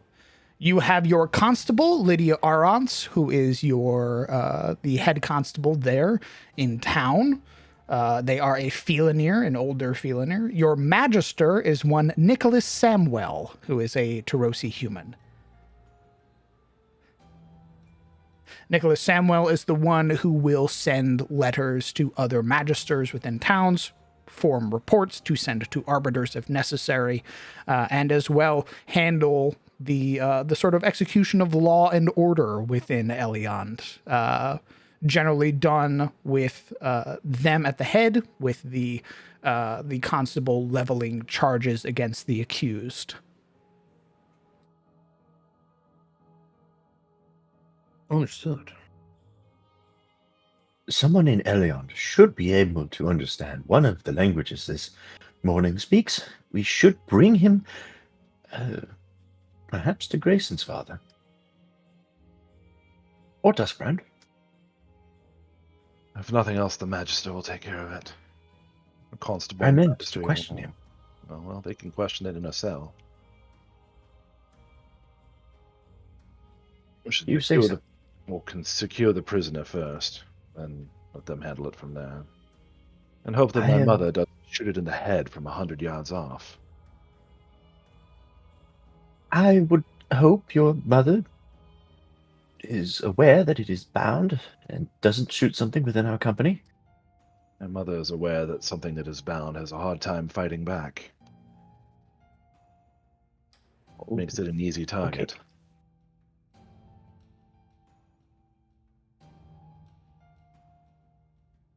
She has her reasons, even if I'm questioning of some of them at times. Doesn't mean I don't understand them. Well, don't bring it to your house then, understood? You think that she won't know what we're up to the moment we set foot across the border of the town? You're mistaken. What are we up to, exactly? That's an excellent question. Normally, we would have just dispatched the creature and left it on the side of the road to be eaten by animals, but I suppose we are going to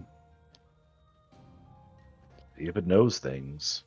Maybe the Magister, the Constable, maybe even Gerald will know things. Maybe they'll pull information from it. I thought we were bringing it to justice. Bringing it to justice might imply also getting some intelligence out of it. Such as why all these maulings are all over the place. An absent road warden isn't necessarily a reason for all of this resurgence. Feels more concerted. Wyvern, goblins, maulings, the South Sea area, the coast being upended by a dark friend, a massive creature from the ocean, no less. Seems odd that all of this happens just at once, as soon as my father leaves. Well, I for one am interested in what Sir Darren Locke had to say the first time he met these mornings, so I think I would like my questions pointed there, if that is all right. That's the way, When we get to town, of course. naturally. Well, dinner was excellent, Logan, as usual. Hey. Let's set up watch. I guess I'll go first. I'm going to check the bindings on this creature, in case he tries to squirm free. We don't have proper manacles, unfortunately. Maybe something we'll invest in. Sounds good to me. I'll take last watch. Very good, Grayson. Good job on tracking this thing down, by the way. We're pretty fleet. Yeah. I've done it before.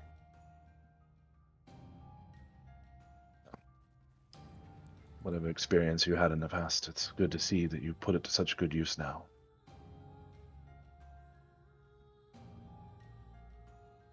All right. Logan, are you good for second or third? Sure, come wake me up. All right. Oliver, you take the other, right?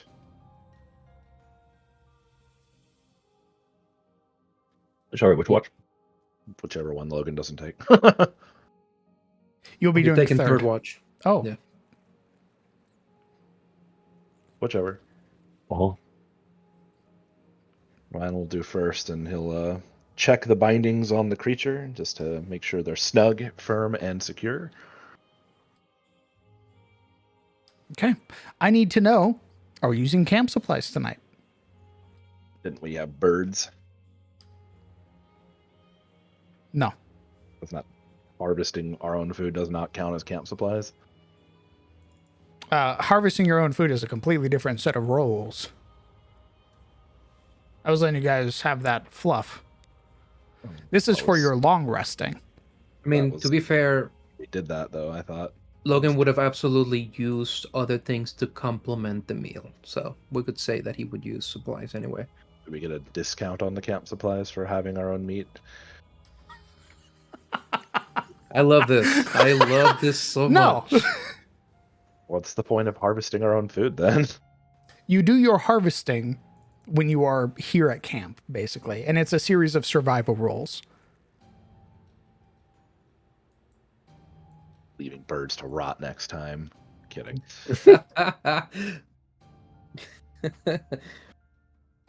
Kidding. It's fine. Yeah, I guess. I mean, I want you to know, Rylan, that you are the champion of this part. You are fighting the good fight. Just want to make it clear. dealing with the bureaucracy, Yeah, you are the warrior. bureaucratic combatant.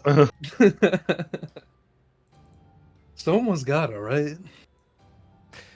If we are not using camp supplies, this would just be a... No, we are. Okay.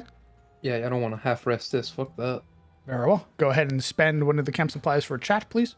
Thank you very much. And then you all may hit the long rest button. Let's see. Rylan, what is your +3? +7? +1? And +4. Okay. This would be a... Who would like to roll me the... Actually, hold on.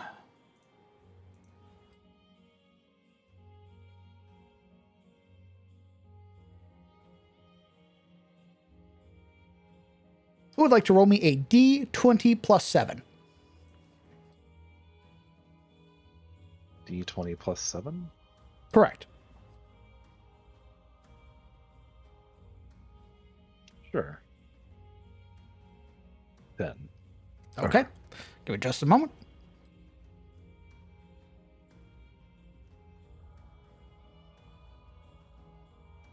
Is this our updated watch mechanic? I'm trying out new stuff. Yeah.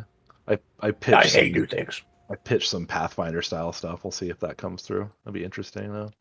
Just How trying much to pitch this? streamline the watches so we get through the camp encounter a little bit quicker and down the road. But he might have a completely different idea, so let's find out. I do have a very different idea. Okay. Your watch goes by and is uneventful. Cool. Next. It just got brighter. It's currently So- 8 in the morning. All I can think of in this map is that scene from Jurassic Park 2. All grass. You should be worried. All right. Just making sure. As you all are waking up, go ahead and roleplay amongst yourselves. I'll be back. He's being Roleplay amongst ourselves. gross. Even. Disgusting. Buh. All right, everyone. Bust out your in-character snoring noise. Are you a Mimi or a Honkshu? Logan's definitely Honkshu.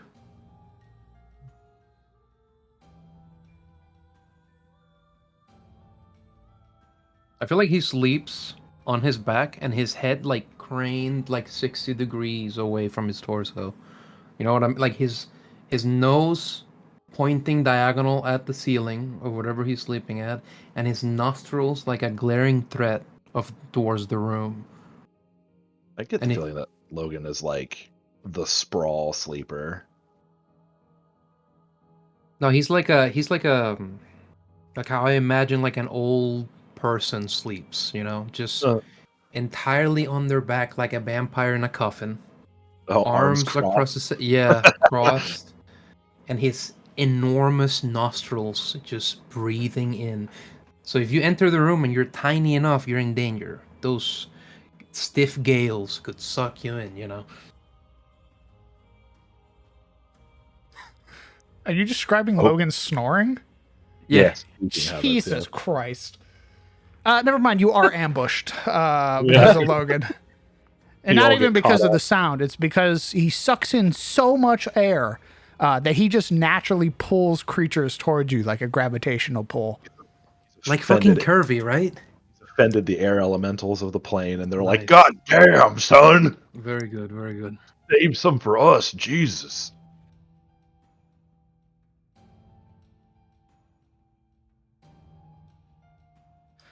Allow me to do this. Hadapa. Oliver chills when he snores. And this. As we do have a day mode of this map as well. Hey, man. Wow. I drove the night. Man. Is there anything else the party would like to do while you are here? It is the first day of fall's reaping. The autumn equinox has begun. Perfect. I think it is time to wake up and start tearing down camp. Check on the bindings one more time of the bird beast, the Borb. I will be rolling one thing. Book. Egon. We're just gonna see. You rolled like a 20 something, didn't you? E1, I think. Let me scroll up so I can get the exact number. Yeah, I was about to say I could check. There's a lot of picking up. Of stuff. 21 Yes. for a. All right, give me just a moment.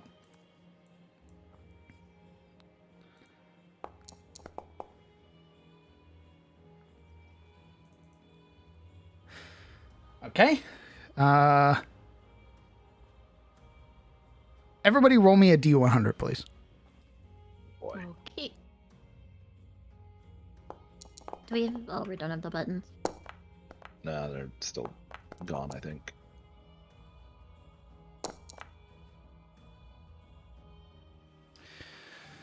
Okay.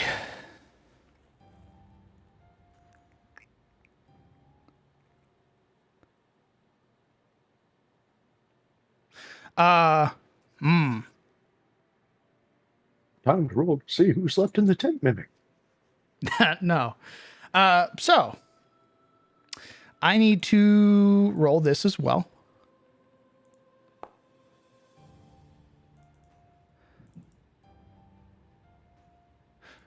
Grayson, Yo. I need a perception check, please. Okay.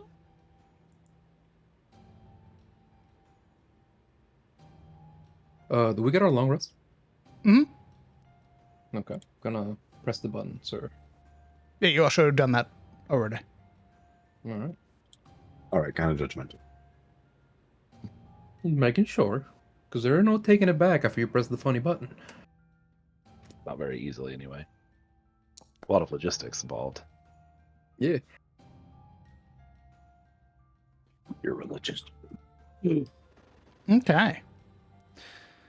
So, a number of things would have happened on the last bit of your watch, Grayson.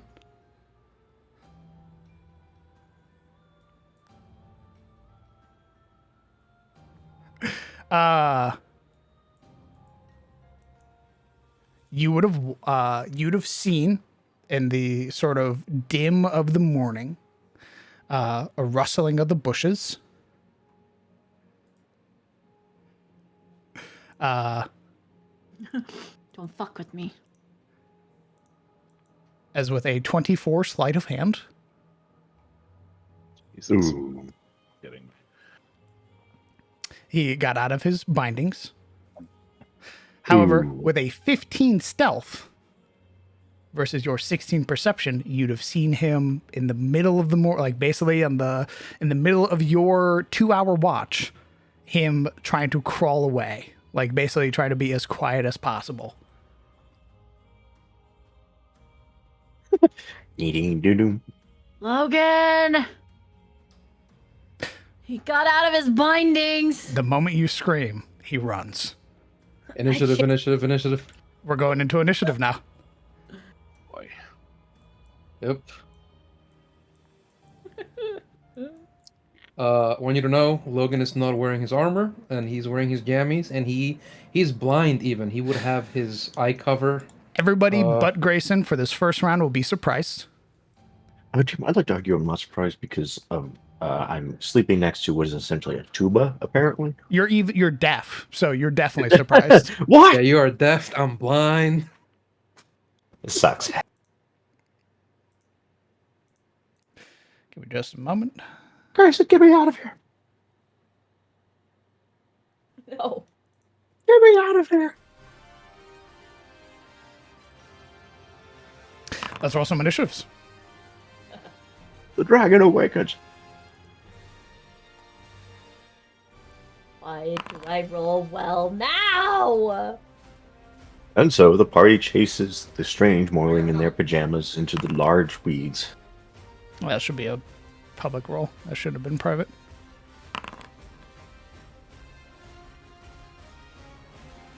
Get him! You can't leave. You haven't tried the stew yet. Eat, damn it.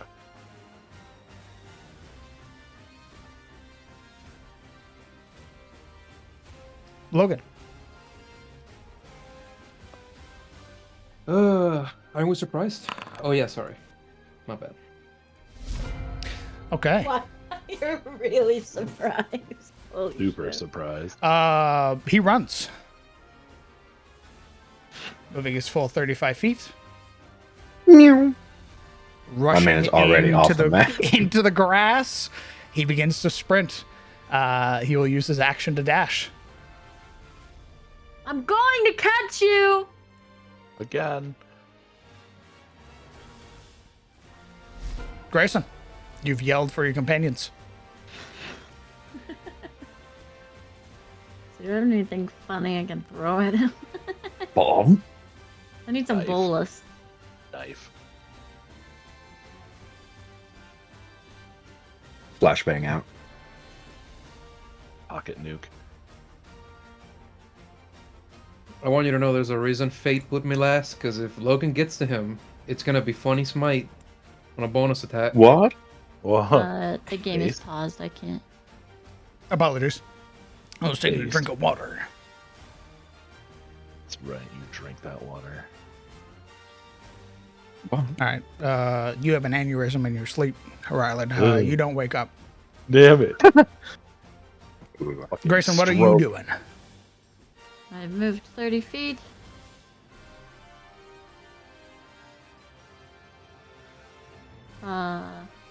Wish I could grapple with my legs. I feel like that would be dex. It's like a soccer slide tackle or something. You're more than welcome to attempt to grapple with your athletics. I'm not good at that.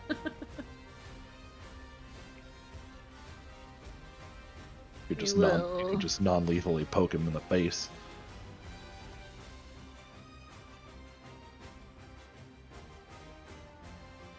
Bonus action dash.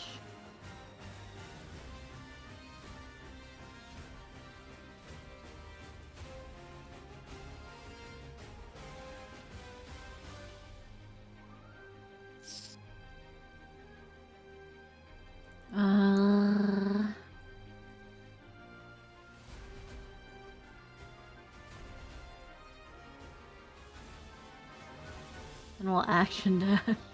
Okay. Hello. Just step in front of him with like her blades out. Don't do this. All right. Kind of like urging him to go back. He looks ready to fight.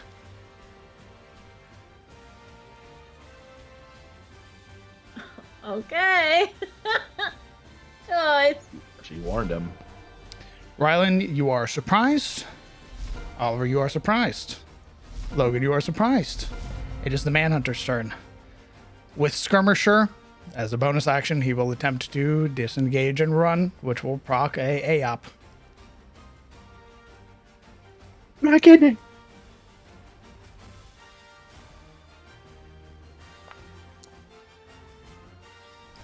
$18 hits. 6 points of damage. His movement speed is reduced to 0. And sort of feeling that cut, he will wheel around and you will hear a scream unlike anything you have heard before as he begins to peck you. He's going to use his 2 attacks to peck you.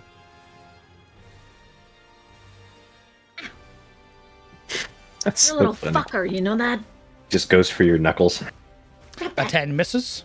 Stop that! A 19 hits. Dealing 7 points of damage, and you are bleeding for 3. As it bores a hole in your chest, basically. Oh, The chest, or somewhere else. Grayson, at the start of your turn, you bleed for 3. Yeah, I attack. That's it. A 14 just misses. He has armor? He has a very high dex. He has a base? That's crazy.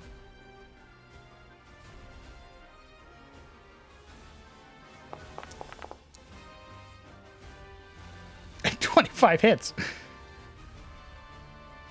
Missed that one, bitch. You don't need to. Motherfucker. Tell me how you dispatched the Manhunter. He like pecks at her. She's like, she tells him to stop. And he's an annoying little fucker. And then she will cut up and leave his beak halfway hanging off his face. Easily done. Whoosh. Wrenching the beak apart with the curved short sword, you would hear the gurgle, this sort of the sort of struggling squawk, unable to really make the sound as it eventually becomes flooded with blood and its body collapsing into a heap amongst the tall grass. With that, combat is over.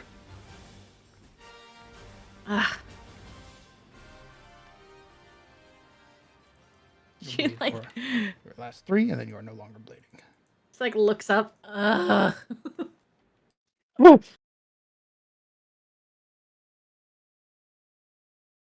She'd drag it back. Drag it back.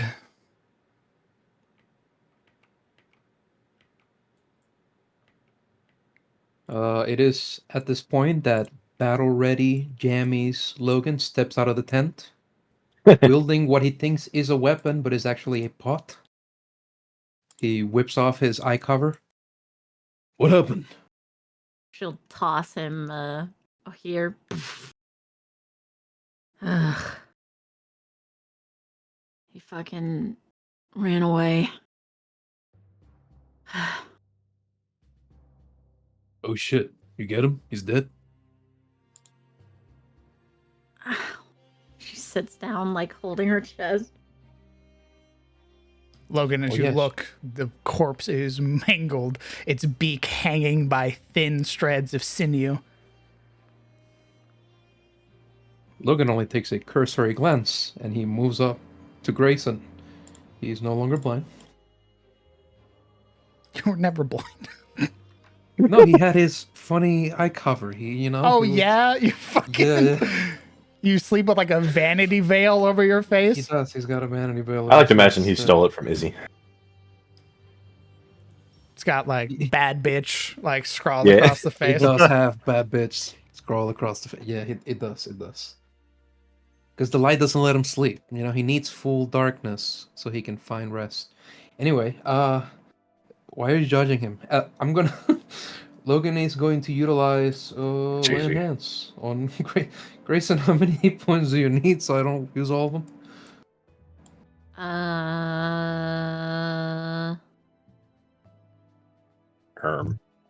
How many do you have? 15. I need to be full health. 13 of them. Okay. So here you have Logan wearing his pajamas, pulling up the sleeves up to the elbows, but they're still very saggy, right? And seeing the injury, leaning forward, he'll steady a palm on her shoulder, try and balance her and himself off of her. And with his other hand, palm open, light shining in its grip, he'll apply lay of hands to her injury, nearing this glow to the cut, and with it comes first a shock of like coolness, of frigidness that seeps into her skin before a heat follows it, cementing on the flesh and pulling it, knitting it together again. Let me Ugh. post my hands. Minus 13.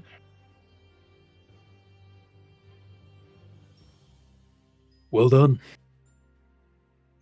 This will close just nicely. Yeah. John catching him. Suppose that precludes us bringing him back.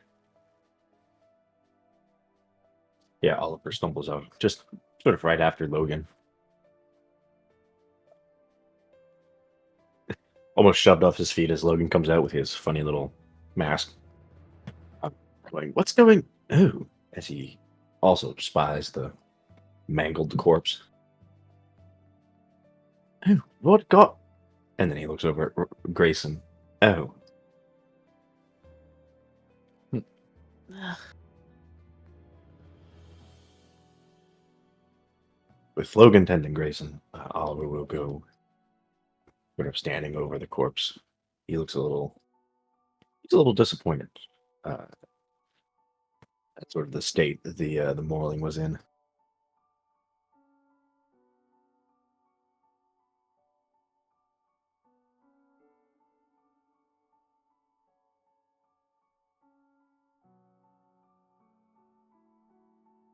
He tried to run away.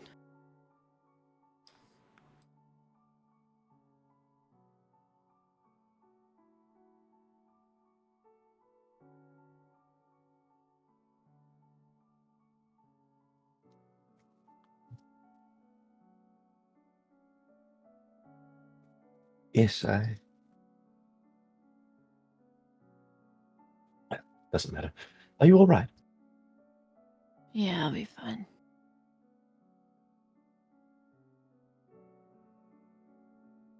Good. He gives her a look over.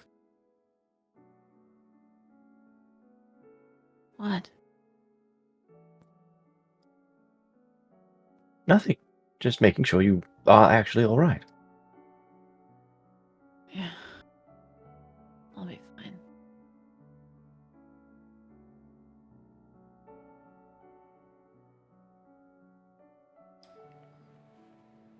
Okay, party.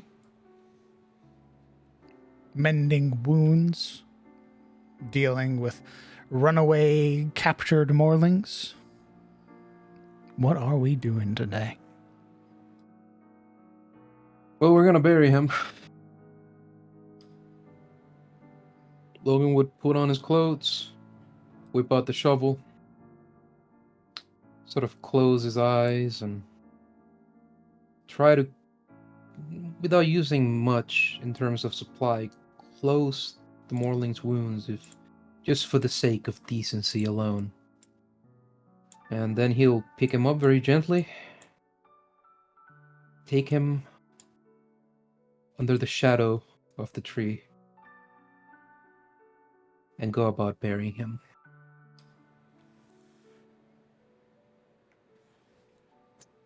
As Logan moves to bury him, Oliver would sit next to Grayson, sort of watching the body go away. You weren't kidding. What do you mean? Sort of nods his head. You said you done things like that before. What? Killed? Chase. Oh. Yeah. I'm fast.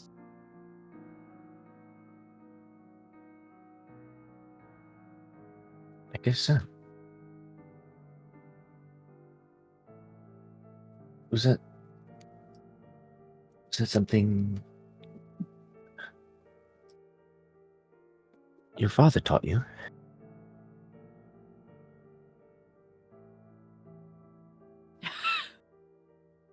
She looks at him. No. I'm afraid.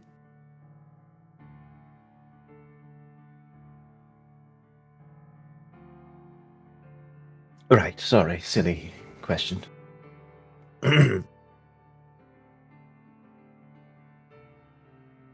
See him sort of take a moment to stare off into the long grass, and then he'd quietly ask, You haven't really said much about your time away, and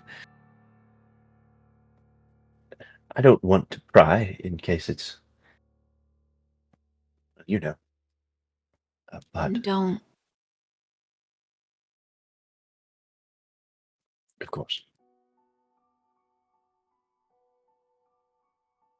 Besides, what about you?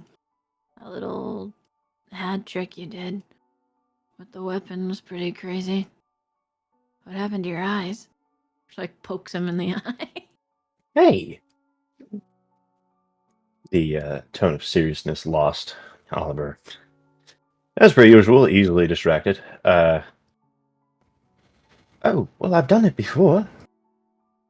Nothing too crazy, just... Well, I admit I wasn't totally honest with you about why I like to keep things. Every item, every thing you wear, every weapon you wield, and potion you swallow has a history tied to it. I suppose I just have the ability to peer into that history. For a little bit. That axe rested on the hip of one of the Morlings, and so I watched what. To say what the axe saw would be silly, but essentially.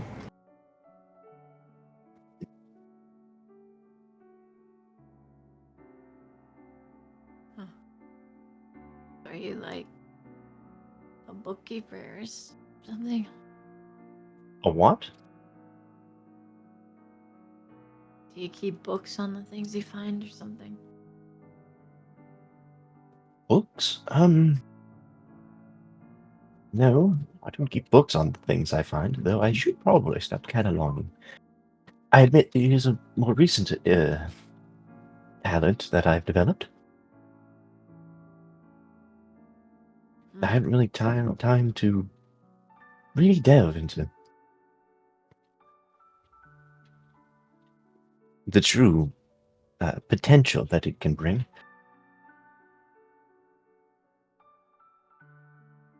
Before this, when we were kids, it was perhaps peering for a few minutes. Mother always did wonder how I managed to find where she hid the cookies.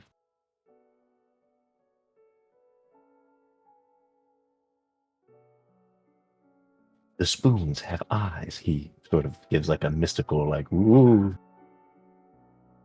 gesture.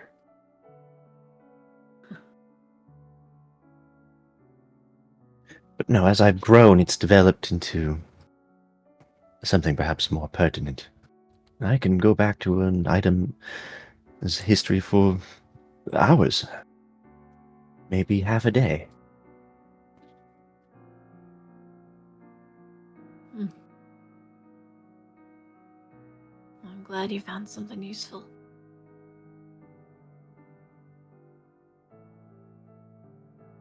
Wasn't the first time. How do you think we caught Carlisle? He gives her a sort of cocksure grin.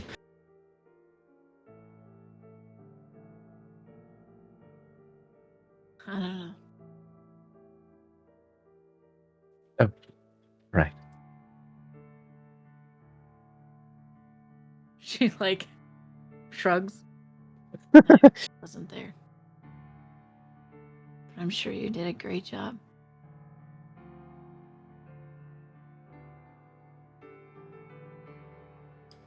The rhythmic scraping and dragging of a shovel just beyond the tents, the shuffling of dirt and stone, filling those moments of quiet.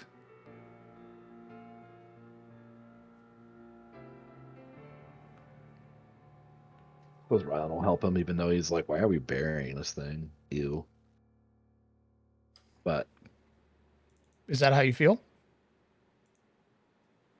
I mean, until it's proven otherwise, all Morlings are still kind of the enemy. So he's not particularly sympathetic to the bad guys. Okay. He's not going to spit on its corpse, but if Logan wants to bury it, he'll respect that. But it's just like, Brother, you he's don't just gotta like, explain. I was just asking if that's how Rylan felt. why does it And matter? I guess it does. Rylan poses the question as Logan is halfway through digging the hole. You'd see that a pallor of effort has spread on his face. He's got red cheeks. He seems somewhat taken by the labor of it. And when he asks it, he plants the spade down and he puts on this wistful expression, then turns to face his friend, smiling very fondly to see him. Why are we going to bury him? Well, I happen to think it's something like common decency. Even if they are our foes, I wouldn't want my enemy to rot on the side of the road. Watch the birds pick at them.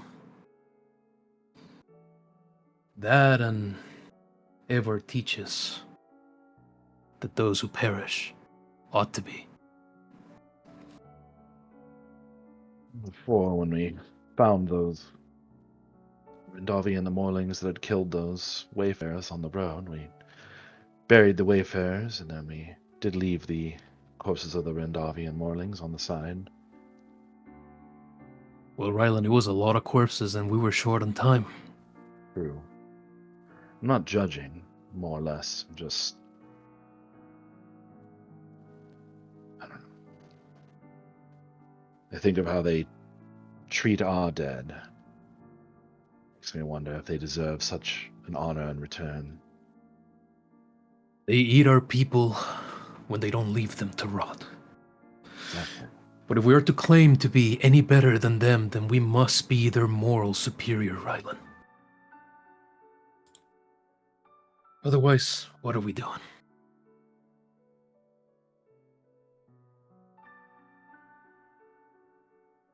Maybe. Suppose burying one Morling isn't as much of a hassle. Not a whole fist of Morlings. I might quibble over the effort just because of time's sake. Well, we're close to home, and I don't think we're in much of a hurry, right? And I already dug half the hole. I'm going to give you a hand. Oh, all right. Logan reaches up with his hand for his. Grabs it, and it'll help him dig out the rest. Perfect. Is there anything else the party would like to do on this map before we transition to hex crawling? I guess our last day of travel, isn't it? No. No, we still must. We're at the crossroads now, I believe. Just before it.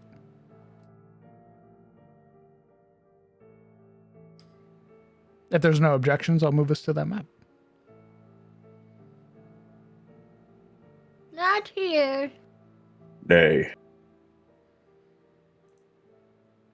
Not an objection. Understood.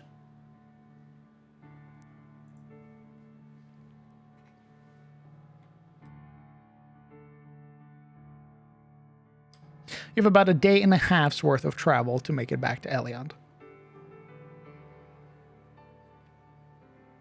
Here we go, baby. I need to know who's leading.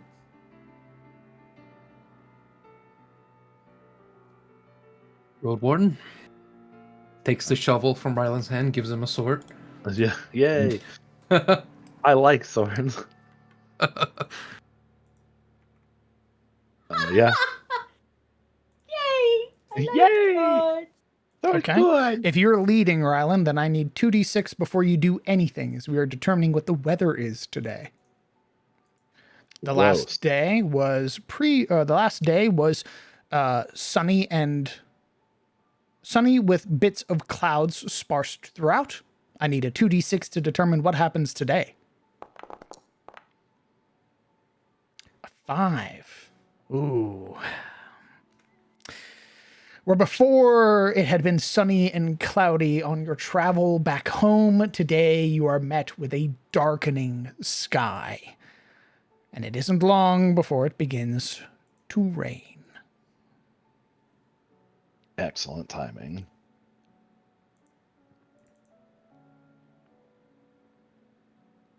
Why does it always rain when we get back to Eliot? Rain and gusts. Not that it is currently applicable to any of you, but the gusts do come in strong bouts, which will reduce everybody's passive perceptions by 5. Guinevere, please.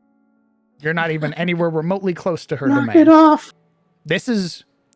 You're in the middle of autumn, my man. The equinox just started. I blame the dragons. You'll die. Oh, okay. I mean, fair. Okay. Go ahead and pick your 2 hexes of travel, please. Go ahead and roll for me 2d6.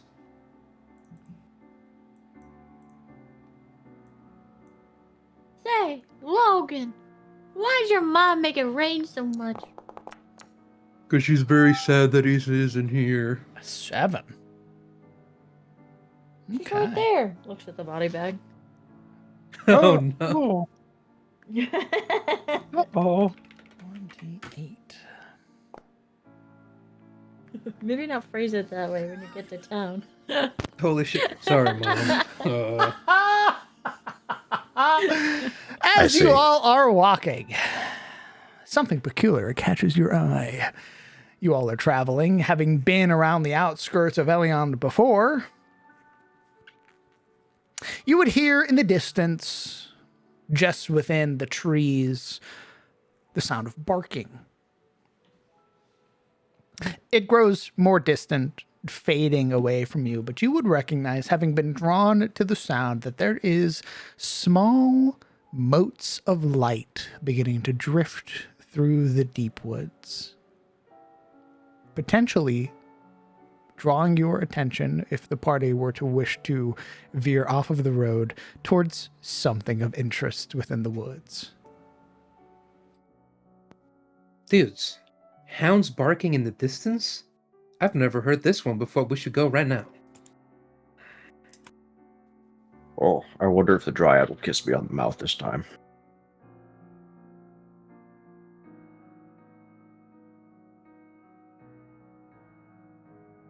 Probably not, he's not here. Fuck. You can choose to go explore within this hex, or you can choose to rest. You said the sound of hounds in the distance? The sound of barking, yes. Pork. Is this like, how loud is pork? It's Is barking. it like brother. normal You dogs can hear or it. like big dog? I'm a big dog. Big dog.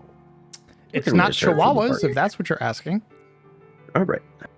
It's not So it's a Genji, borf. but it's not Wyatt. Yeah. Like bird dog. Are we talking about a borf or a yap? We're talking about barking there in the deep woods. Understood. They're in the deep woods over there, in the deep woods. The woods that are deep at night. Are we resting or are we going to investigate? I don't know. What's our vote? Do we want to investigate, or do we want something like, yeah, go leave us alone, doggos? My self-preservation is at a minimum, and also, I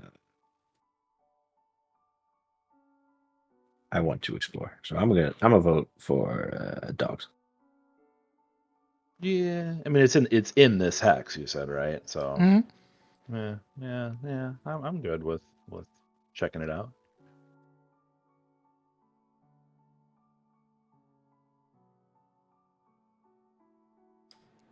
It's 2 votes. 2 other people in the party.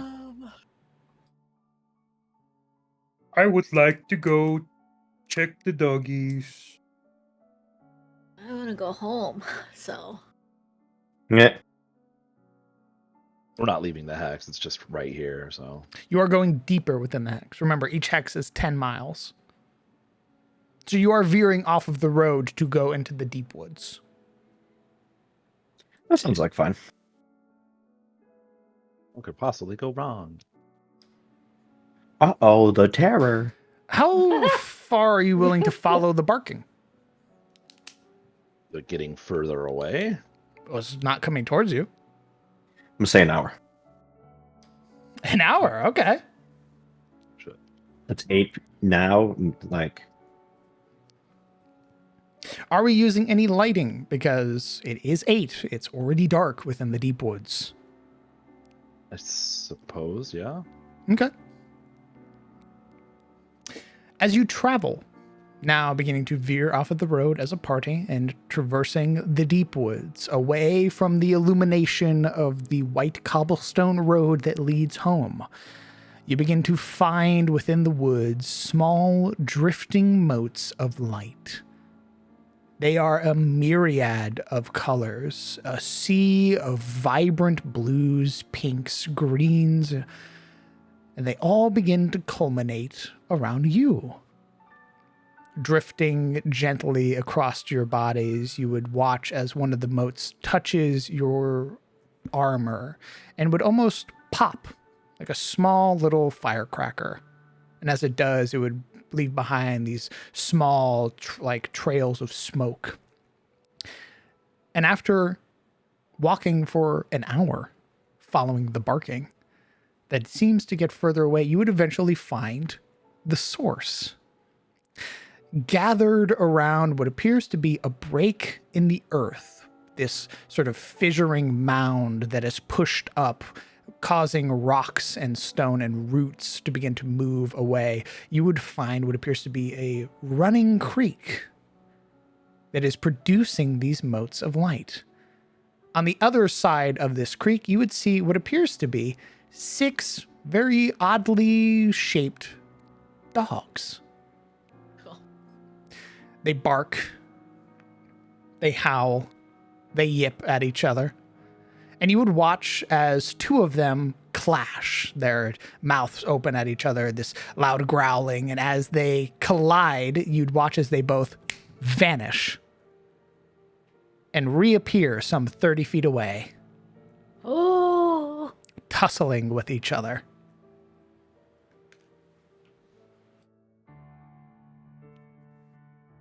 They are looking at you, though, not with any sort of interest or intent, just a passing curiosity before you would watch several of them dip their heads down into the water and drink. You're not getting me this time. Who within the party possesses Arcana? I do, DM. Would you please roll me an Arcana check? I will. A DM, 23. I'm very smart. Indeed you are. You have paid attention to Mr. Duskbrand's tutoring. Peering Someday. at this, recognizing now small little differences as you watch the creek flow, you would recognize this as a stream of Yggdrasil. This is an enchanted spring.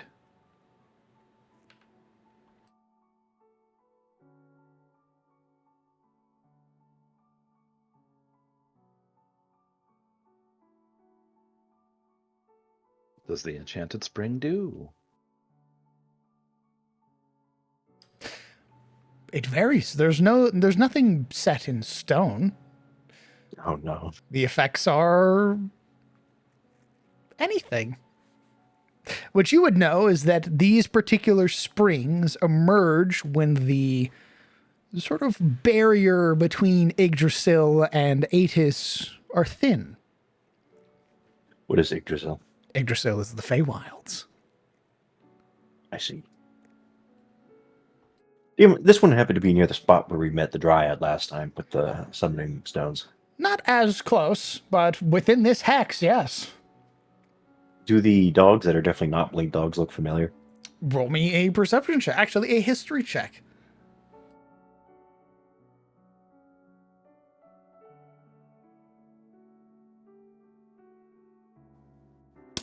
You've What never Dryad? seen these dogs before in your life.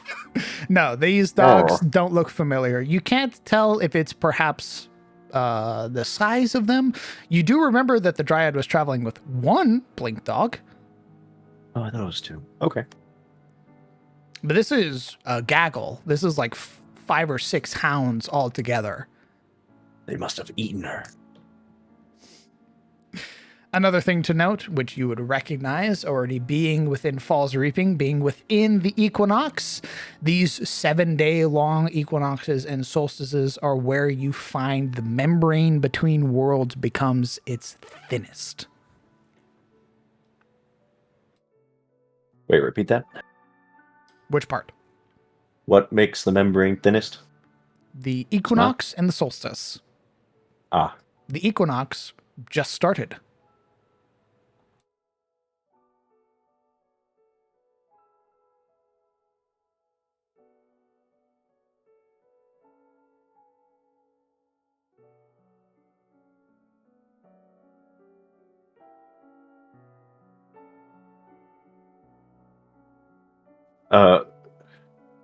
from the bushes, I'm presuming we're sort of in the tree line. Ollie kind of murmurs. Gives a very low whistle. Impressive.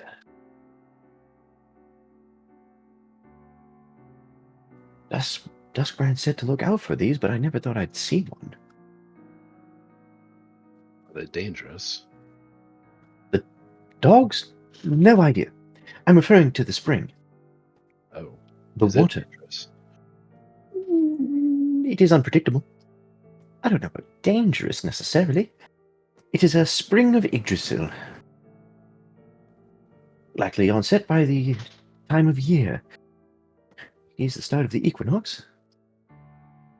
Things like this will seep into our reality. I see. The dogs, I really couldn't tell you. DM, are they blink dogs? Roll me another Arcana check, please. Arcana or Nature.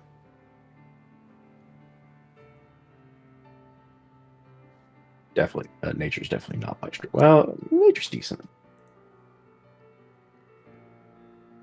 A 25. Peering at them and remembering some level of study you've done on various zoology, yes, these are hounds of Yggdrasil. These are blink dogs.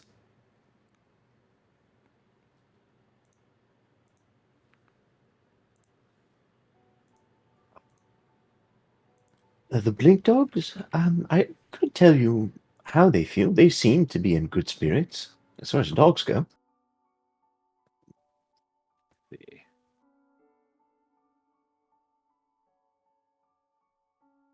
Well, if they're not a threat, then You would Pointed. hear their barking,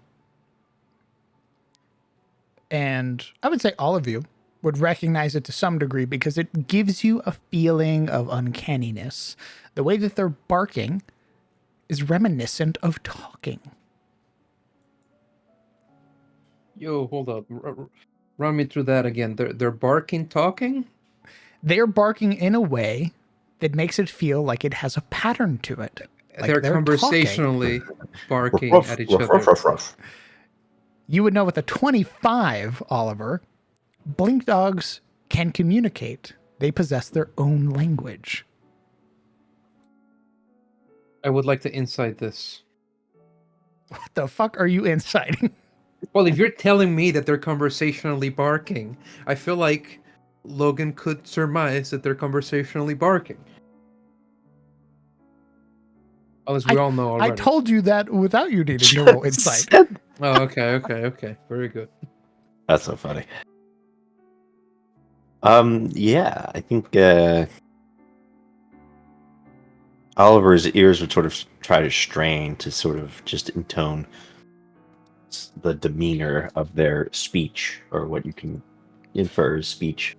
If you would like to try and infer their sort of attitude or mentality or emotions currently, that's when I would allow Logan to roll me an insight check. Yeah, their general vibe. Their temperament. I said vibe.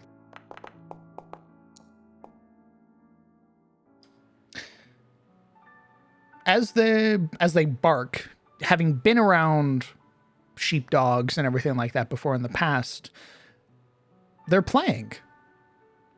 This appears to be a very lighthearted encounter. Oh, these boys are just having fun.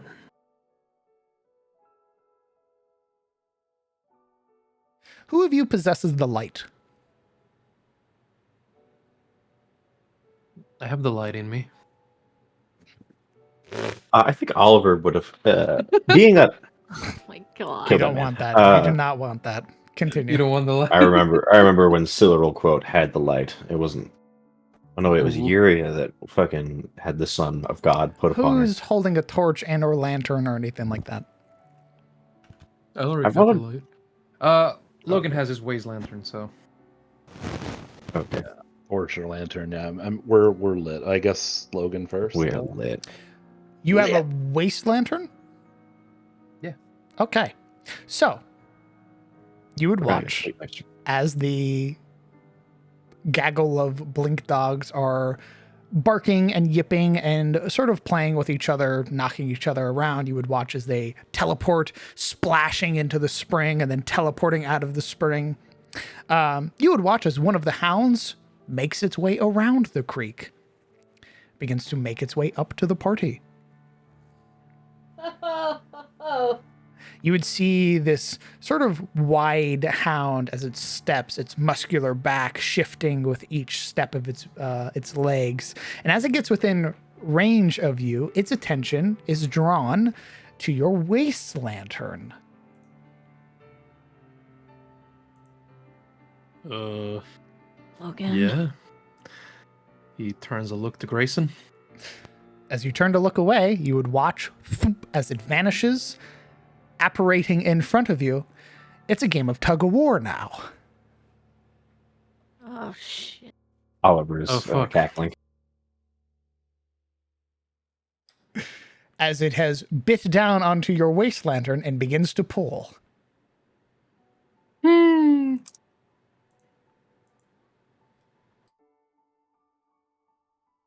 Yeah. Well, as it latches onto the lantern, it's attached to Logan's belt. So he's essentially getting pulled at the waist, the whole of him. You've seen this type of attitude before. A roused dog, very playful. Go ahead and roll me an athletics check, please. So, yeah, let's roll. Let's see. Oh gosh. Let's see here. You are losing. Your belt begins to unclasp and pull apart. Yep, you begin to see Logan be undressed as this thing gets a hold of the lantern. He'll, in his desperation, try to like unclasp it from the notch of the belt while still holding onto it. Okay. You feel it beginning to slip, now holding it between 3 fingers, trying to take some hold of it as it digs into your skin. You're hearing the like playful growling of the blink dog as it's backing up. And every time it backs up, it teleports like a couple feet, sort of throwing you off balance. Am I going with him? You are being like violently tugged forward.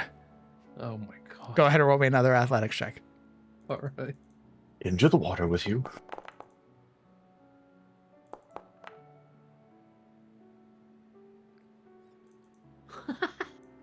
Oh lord.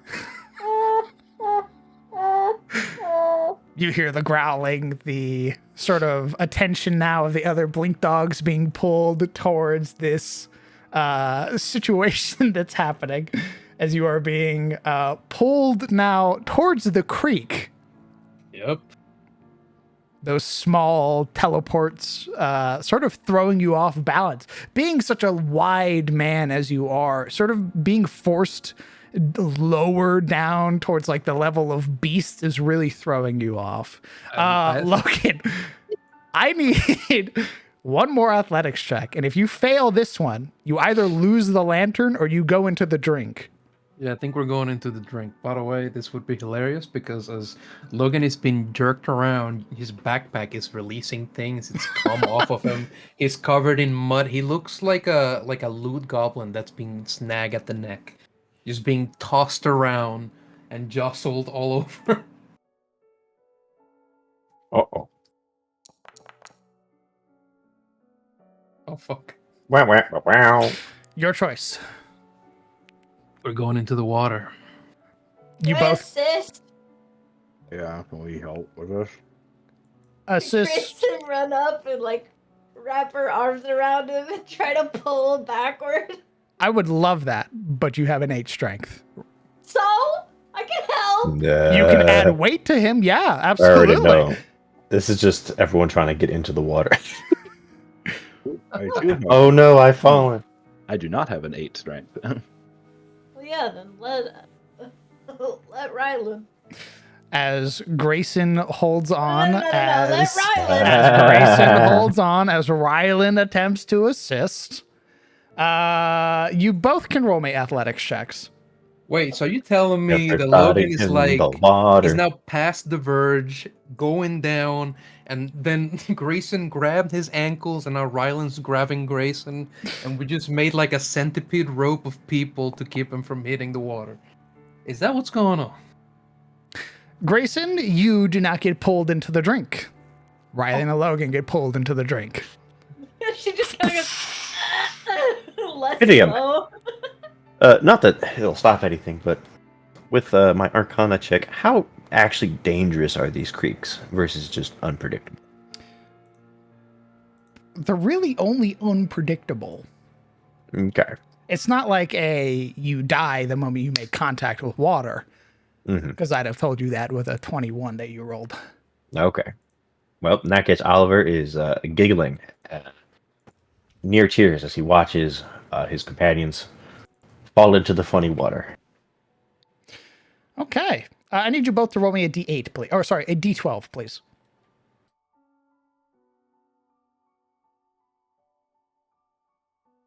That's me and Logan. What was it? A 1d8? A 1D12. 1d12. Okay.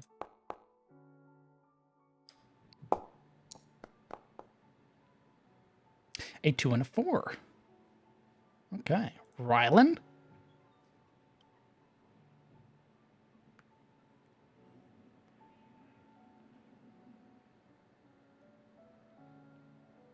Huh. Stalks. I need you to roll me a stalks. 1D4, please. Returner, the eye stalks. Right before home.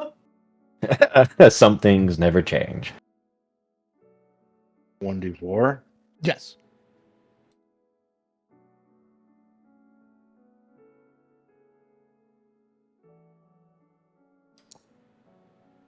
Okay.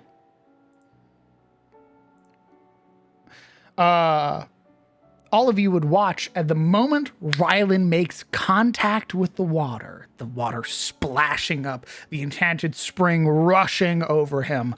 Rylan, you would feel for a moment weightless, your attention drawn to the water as everything around you glows so brightly.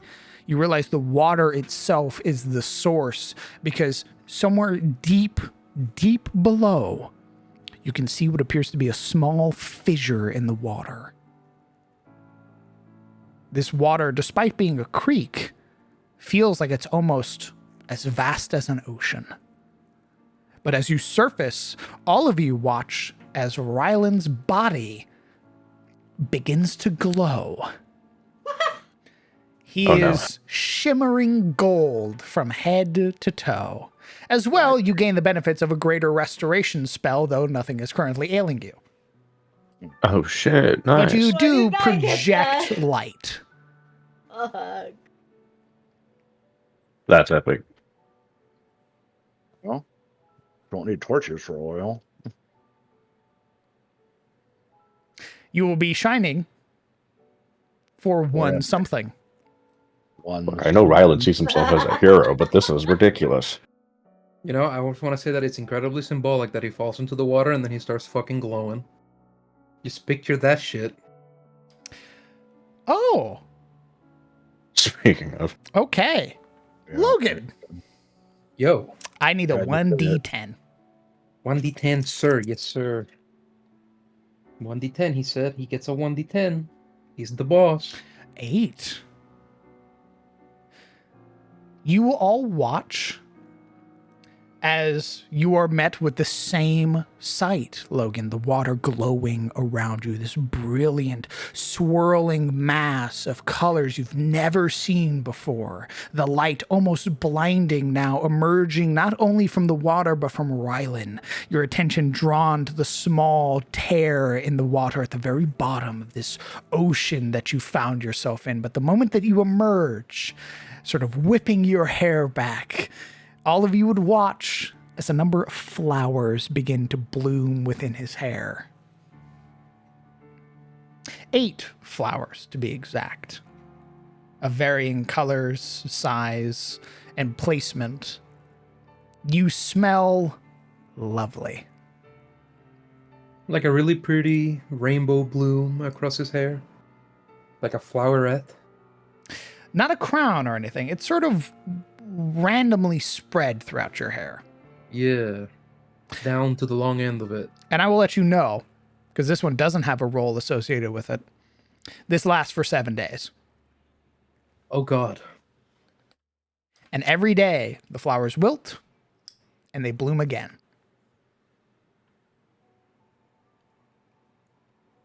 That is so cute.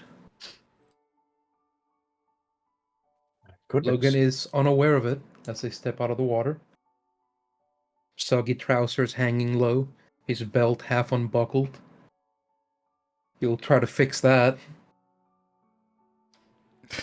You would watch the Blink Dog victorious on the other side of the creek, now playing tug of war with your waste lantern with another Blink Dog. Damn, he fell in and lost the lantern dog. Logan looks across. He sees that waste lantern. And he gives up on the dream.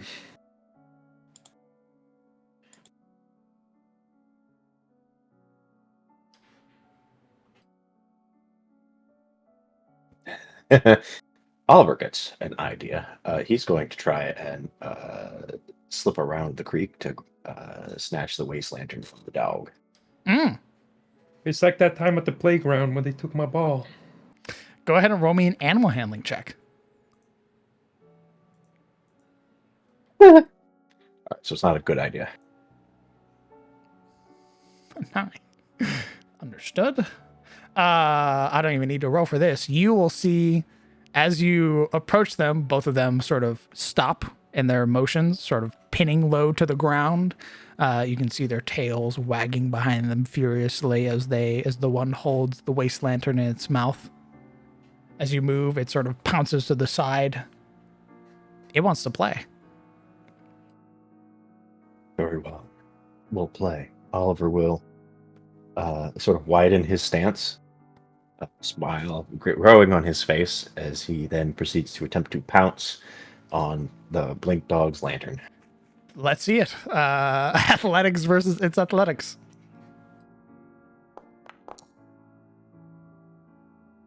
Hey. Thud! You hit the ground as it manages to blink away from you. Sort of appearing on top of you now, sort of feet to your back. Yeah.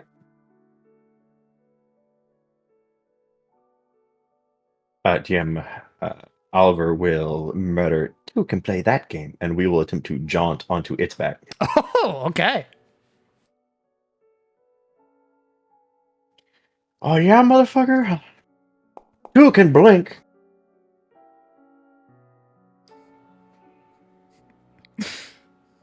Blink, you do. You would watch as it sort of falls several inches onto the ground, realizing that you're gone, only for your weight to collide onto its back. I'll say because you basically teleported onto it. I'll let you roll at advantage. Nice. And I'll say because you weigh so much, it'll roll itself at disadvantage. The entire camp supplies. Grayson's just watching this at the edge of the pool, like, what? What is happening? Son of a bitch. You pin it to the ground. You would hear it sort of low growling, still that playful growling as you manage to pull free the waste lantern. And once you do, you would hear the barking again, reminiscent of them talking, sort of howling and barking as the one beneath you teleports away. It would teleport sort of around you so that way you can still see it and would bark at you. You have won this game, cat. The cat, triumphant, would, like when he manages to tug it out of the thing's mouth, he holds it in the air. Got it! And then it sort of disappears underneath him and he lands on his rump.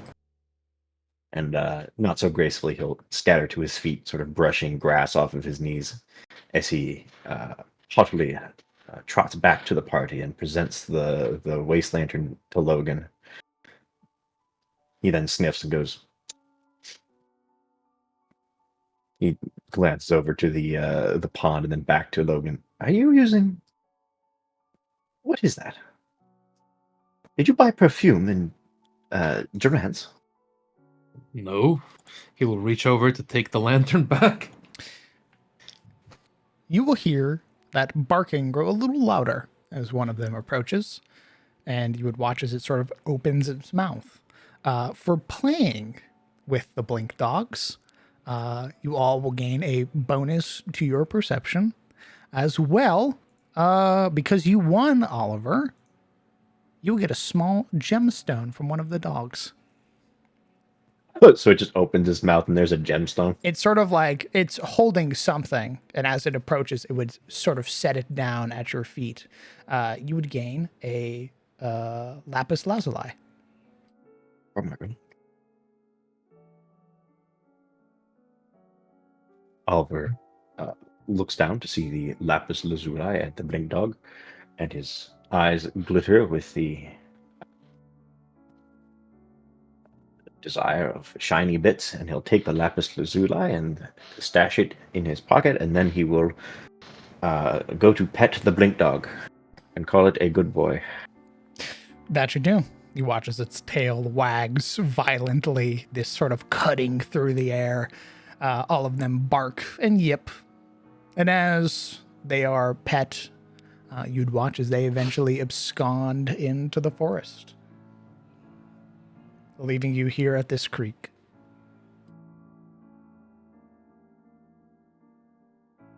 Wow. Hand on his hips as he watches them depart. Yggdrasil must really be something. To think such an enchanting thing can happen, and only a sliver of that realm has seeped into ours.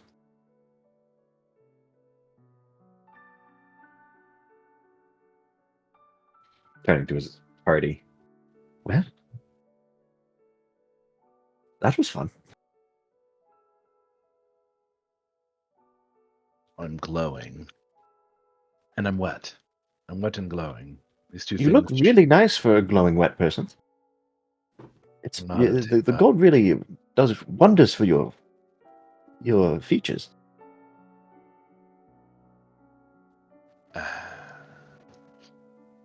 Whatever, let's. I don't think you really should be down. I mean, those bags under your eyes are almost gone. Bags on the way. And it looks like your crow's feet has started to recede. Hey, DM. Will not be gaslit Yes. by my friends. Can I sneak around the side of the around the edge of the pool? To do what? Something terrible. I just want to sneak around as he's boistering and talking to Logan and Rylan. Sure, go ahead and roll me a stealth check. No. I'll let both of you handle what's about to transpire. Oh god. Well, your passive perception doesn't meet that, my good Sir No. Oliver. So the scene is yours, party. Well, as Oliver is chattering to Rylan and poking fun of his golden hues, Grayson, what are you about to inflict upon me? I would like to sneak up behind Oliver and push him into the creek. Oh, very well. Surprise. Huh? Oh! And he will fall into the creek. 1d12, please.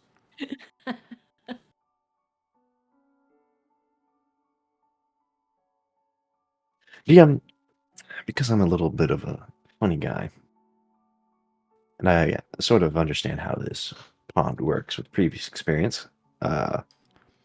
With his mouth open mid-talk, not only will he fall, he will take a large gulp of Yggdrasil water A 1d100 and now, then please. spits it out. Thank you. I would like chaos, please. Thank you.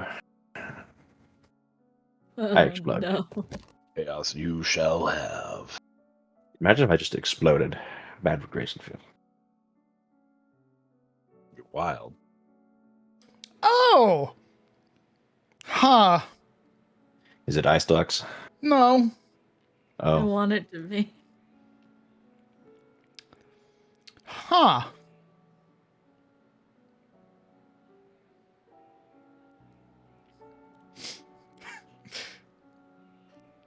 Okay. As you actually, it would be two things. So drinking, and then I need you to roll me a d12 if I'm reading this right. good. So we're gonna go over what happens when you drink, and then we're gonna go over what happens when you hit the water. Very good.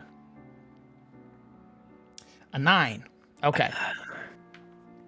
So we'll go over what happens with a 9. A 1d4, please.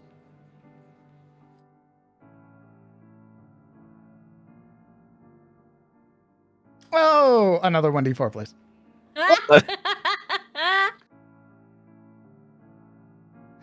Wow. Okay. Well, you got your fucking wish.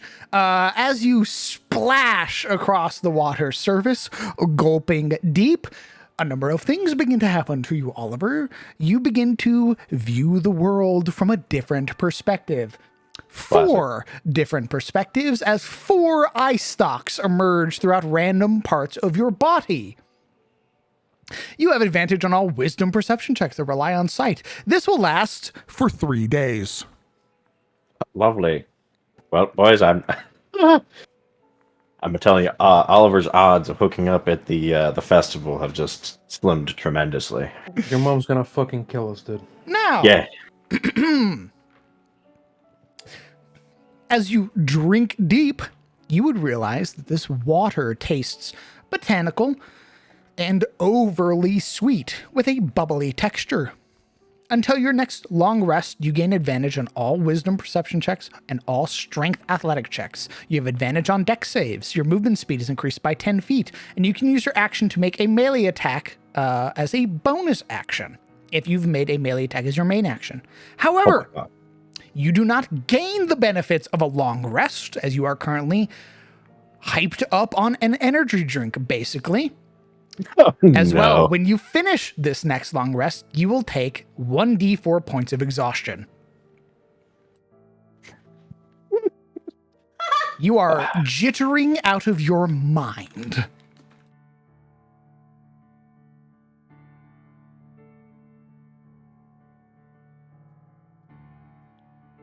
Oliver falls into the drink and goes under the water for a mere moment before splashing out of it in a gasp, clambering to the sides in an all too quick motion as he jumps to his feet. You see, soaked and drenched, he is looks.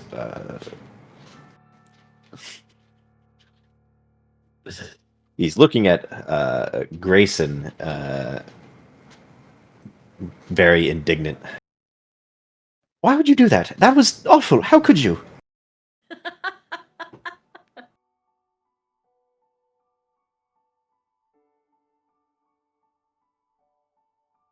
It was pretty funny.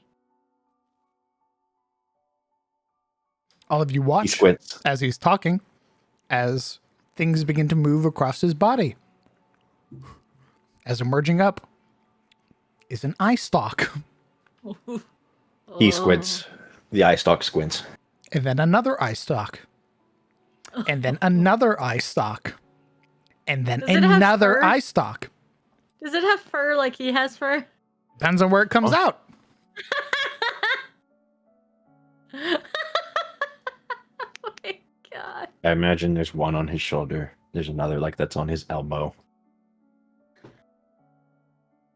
There's one that comes out of from the end of his tail.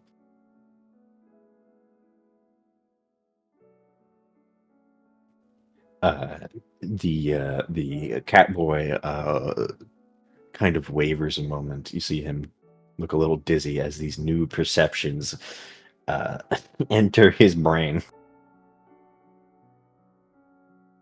Oh wow! I can see everything. Everything. Grayson's eyes are wide. The eye stalks are just bouncing all over the place, just looking to and fro. One looks to Logan and Rylan. Oh, Is this how fuck. you feel? I feel great. Are we fighting anything? Where are those blink dogs? I want to play. Why are his eyes vibrating? His teeth are vibrating. You would see that his pupils are as wide as saucers.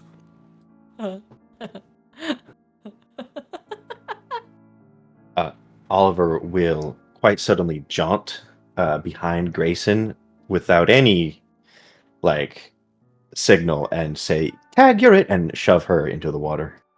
I would like to contest that. Handle it amongst your shove. All right. I would like to dodge. What would that be? Trying to Probably- slide out of his way. Athletics versus acrobatics, most likely. Yeah, my shove action is that an attack action? I think shove is athletics, kind of like grappling. Shove is athletics. Remind me what buffs I get. Well, you would have advantage on this. I'll let you know that right now. Fantastic.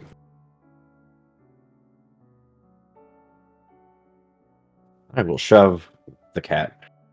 You're doomed. You're so doomed. Grayson! Your mouth open? No. All right, roll me a d12, please.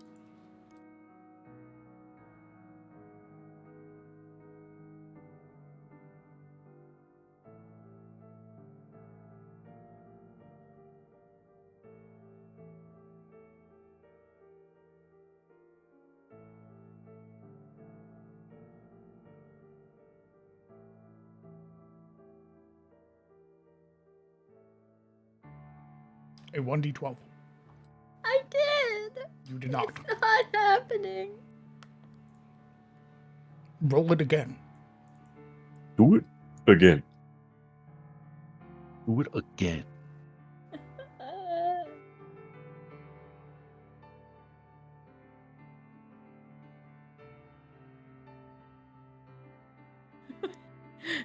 It's not happening. Oliver, roll me a d12, please. Oh, there it goes. A to-hoo! Oh, there it goes again. Oh, there it goes again. I'm sorry. It's all right. We'll go with the 2.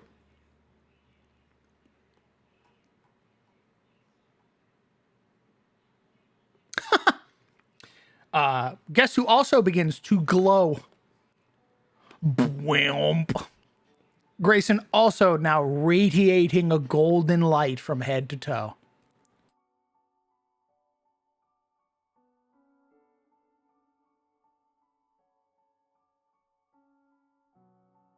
See, as she lands in the water, she has taken her journal and held it out of the water. Much like a like a man holding his beer before he falls into something. That's hilarious. Yep. Hold my beer.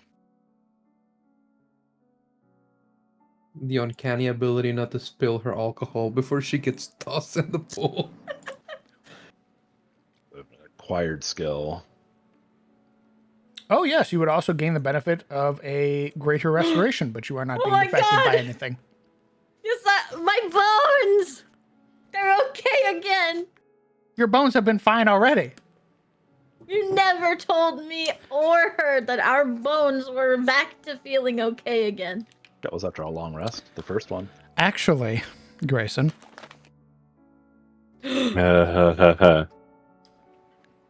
Speaking of bones, Fuck. you nat 1 that acrobatics skill check. I need you to roll me a dex save right now to determine if your journal gets wet or not. Fuck.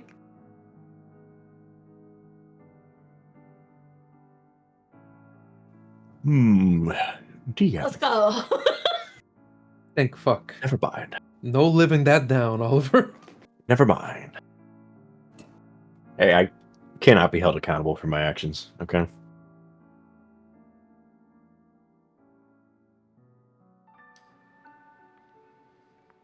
Okay. As you were.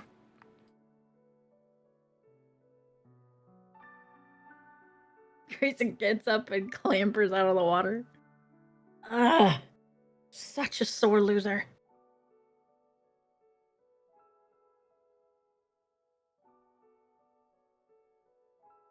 Lose it? Well, as she's stepping out, she'd have Logan there offering her a hand. And looking very majestic with roses on his fucking hair. And all manner of flowers.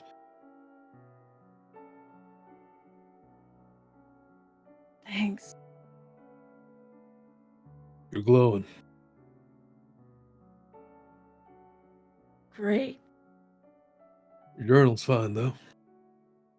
I also need you to roll me a d4.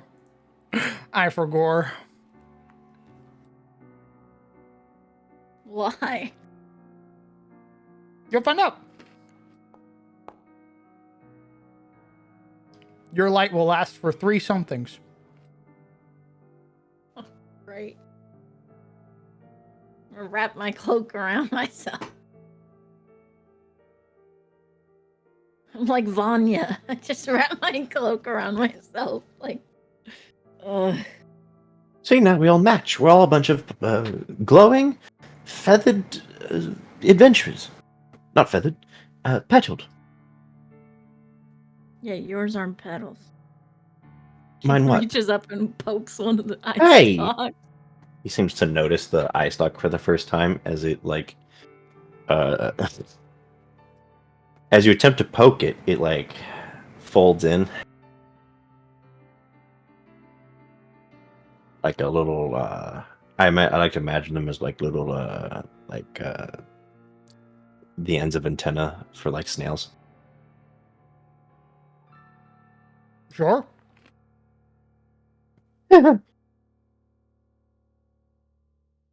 Oh, that's weird. What is that?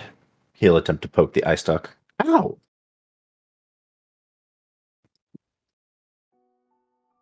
He blinks. The eye stalk blinks. He stares at himself.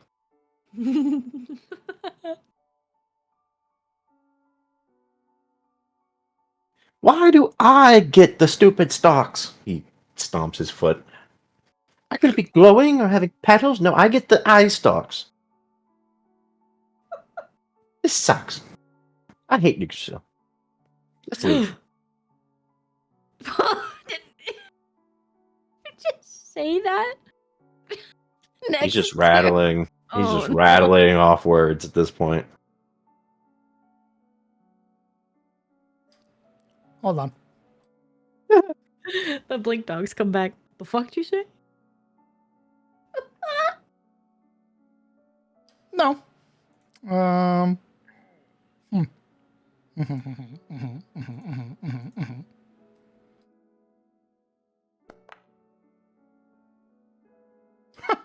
Okay.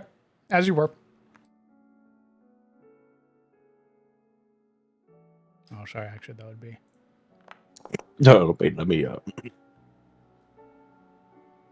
Oh, okay. As you were.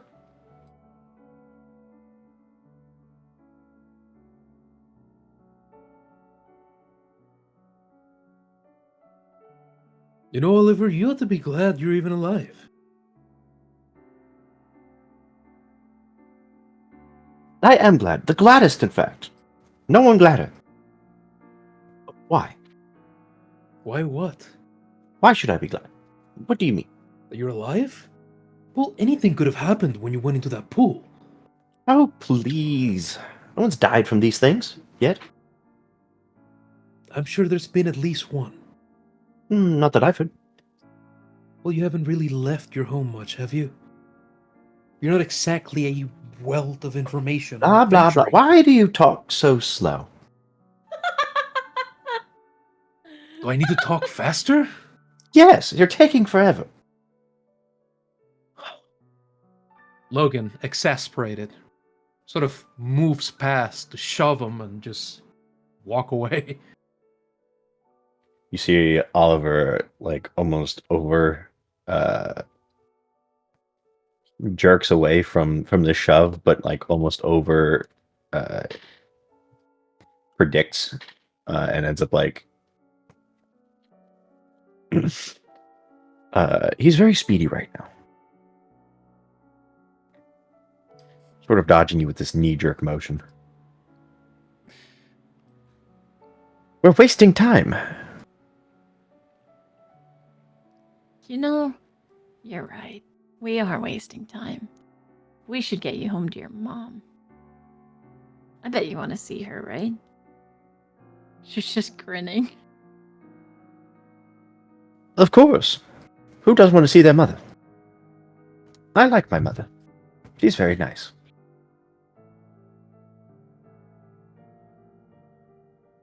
And Finn wants his sword. And Duskbrand will want to know what we've done. And there's the letters and...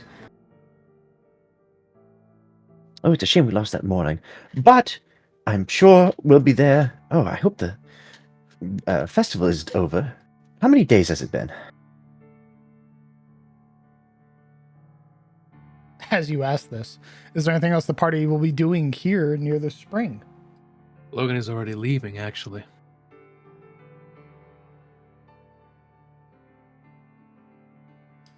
Anybody else? Nope. It's time to Oh, sleep. Time to get ready and back on the road. Time to get home. odd.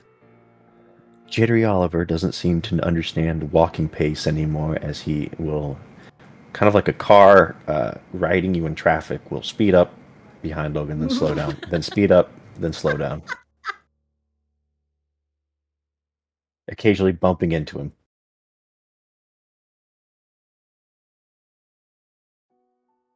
Logan has high wisdom. He has good patience.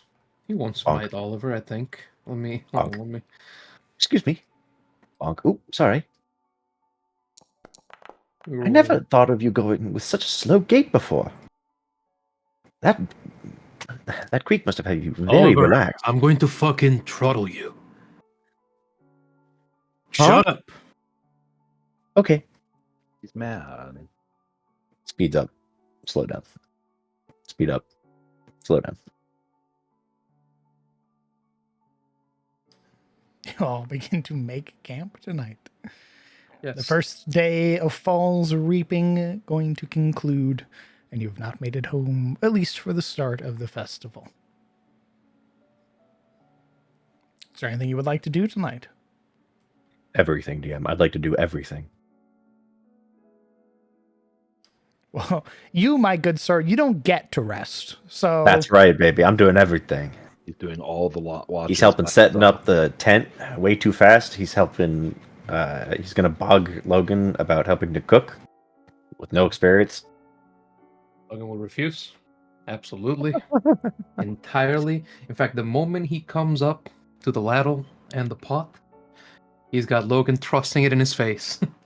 No. This is my temple. This is how I find peace. He doesn't You're not even wait about for to you to ruin it. stop talking He's before he still, moves. like, with towering emotion in his face, yelling at him as he moves away with the ladle. Oliver's eyes almost glaze over as Logan starts talking, and then he just turn around. I'm gonna go harvest something, and he starts leaving.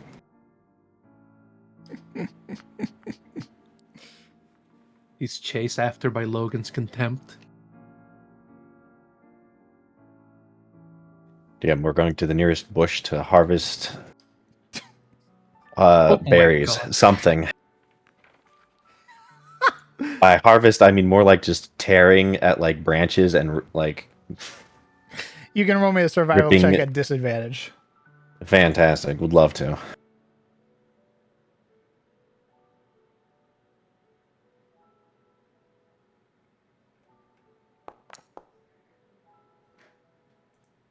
Okay.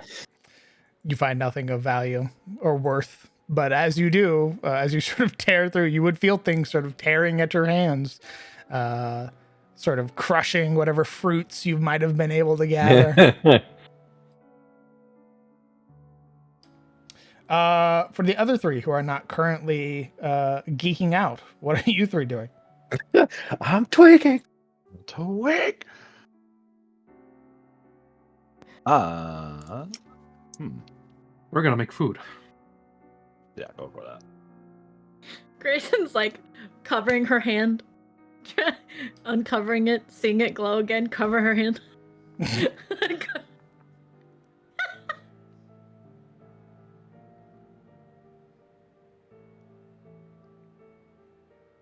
I think actually interesting concept that just occurred to me.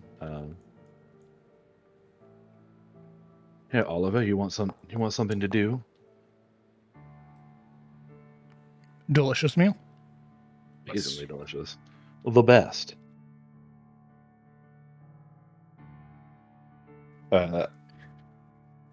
After a few minutes of you just hearing like labored breathing and like the snapping of twigs, Oliver would come back with like a handful of sticks, firewood, as he flings them into the the pit. What were you Oliver, saying? I have something for you if you'd like to be useful. Sure, anything. Ooh, Just come here. hurry up already. Take a seat. Well, out of his pouch that he keeps the little grail that he's been carrying in there, he tries to hold it over. Tell me what you can find out about this. What are you showing him? The grail that he picked up in the tower, ruined tower underground thing.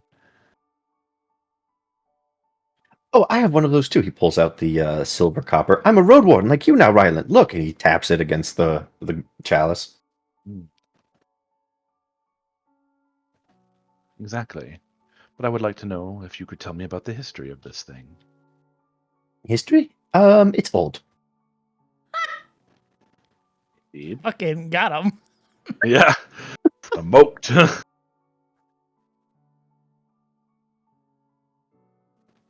If you could. Oh boy. Okay, sure. Are you gonna hand it? Are you like handing it to Oliver? Yes. Okay, Oliver will take the cup in the other hand. Now with two chalices in either hand, he screams, "I am the Ultra Road Warden!" Indeed. He starts swinging them around like they're swords. Focus. Channel some of that energy. Channel? I like channels. You know, Elion's on a channel. I almost drowned there once. I'm aren't you not surprised? Finn challenged me to a contest where we tried to see who could stay underwater the most, and I think I almost won. I don't think he breathes, does he? My mom said that wasn't very smart. Probably not.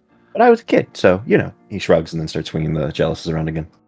Like one hand just kind of on his head, just boom. Hmm? He Focus. stops. Use your excellent and amazing powers. Please. You think I'm amazing? Of course I do. Wow. All right. For you, just this once, he will attempt to... I was going to say attempt to read object, but I don't know if he's going to be able to sit still for a minute. Yeah, sure. You know what, DM? He'll put the cups side by side in the glow of the fireplace and try with all his might to focus on the ancient relic that Rylan has given him. If you were to give yourself an alignment, Oliver, what would you give yourself? Oh my god.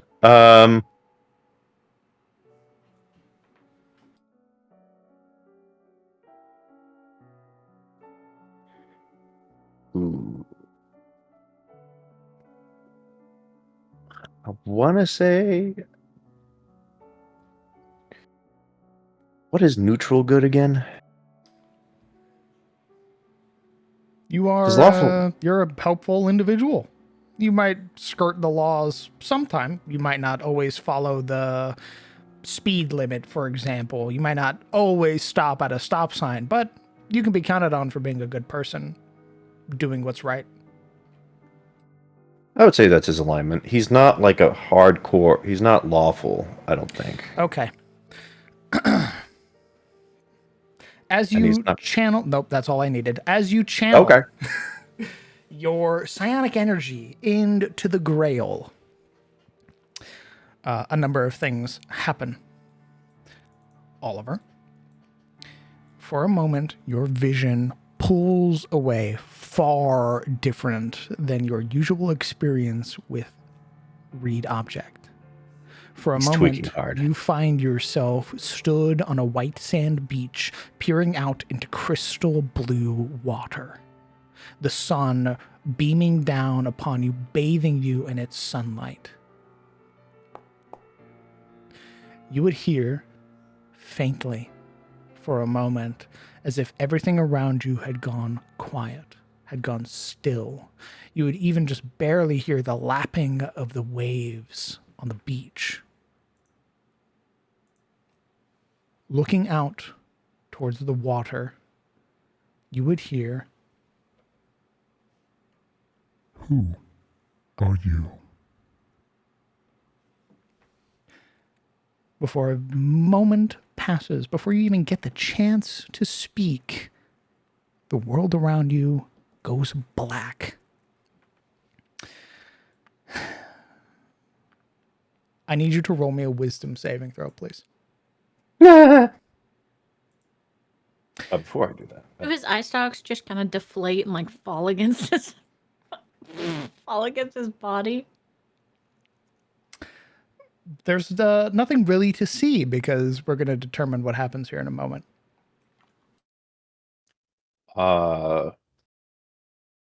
Give me a review of what he's saying again. So he's on a shore, right, with like waves lapping up. You would be standing on a picturesque beach, peering out into crystal blue water, the sun high above you, bathing you in sunlight, and you'd have heard a voice ask, "Who are you?" And before you get a chance to respond, your world goes black, and I need a wisdom save.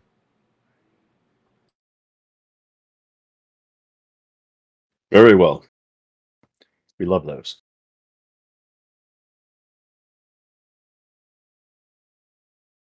Wisdom save.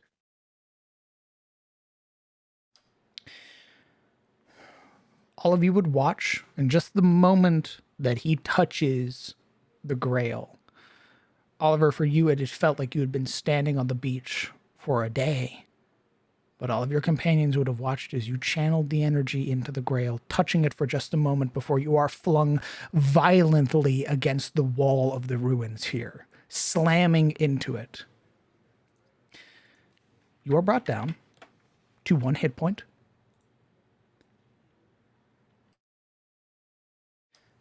Rylan, you would watch as a deeper crack forms in the grail. Right. What? Oliver? Is he like physically moved around, or is he just hit? It is an eruption. You would watch as some sort of power emerges momentarily, enough to launch him into the wall and send him careening onto the ground.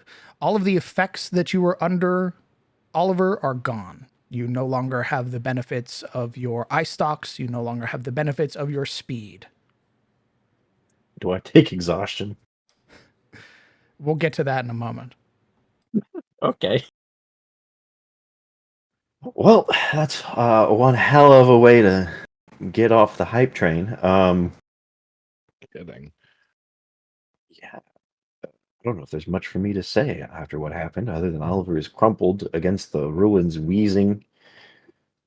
The only way to know that he's alive is the pained, laboring breath he now takes as he stares up into the sky, blood trickling around him. As broken as the chalice he has discarded upon the floor, labeled only by the other cup he was holding, which he had obviously also dropped when he was flung full force. He, Oh, go ahead. Sorry. Continue. I was just to add, he would wheeze out as if like he was prepared to answer, and his mind hasn't actually like registered what's happened yet. He would wheeze out, "Oliver," in response to the voice, and then he would just make like a low moan. What? What happened? Oliver? Logan, get over here. Goodness. It's Logan who reacts the last, ladle still in hand, shocked at the sight of him. He'll step over the log, patting his hands out on his little apron. What the hell happened? Trying to figure that out.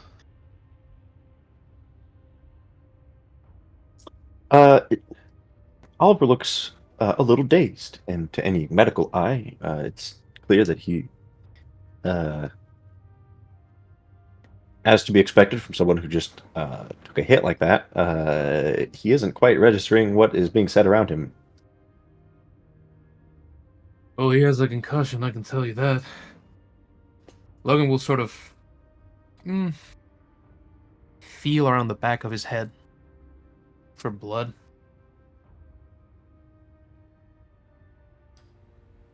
Oliver, as you lay here, you feel this tightness in your chest for just a moment.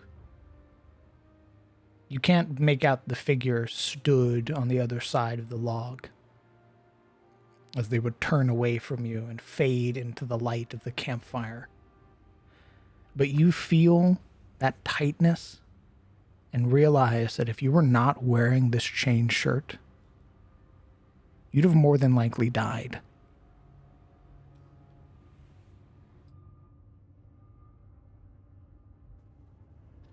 Karmic.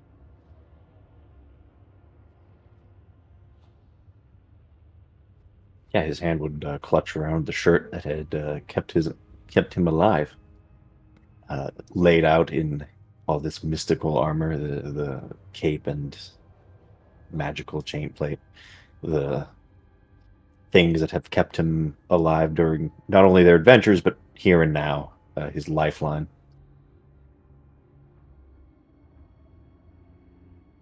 He can only whisper, "I'm sorry, sorry, I didn't mean to," as he watches the figure fade away.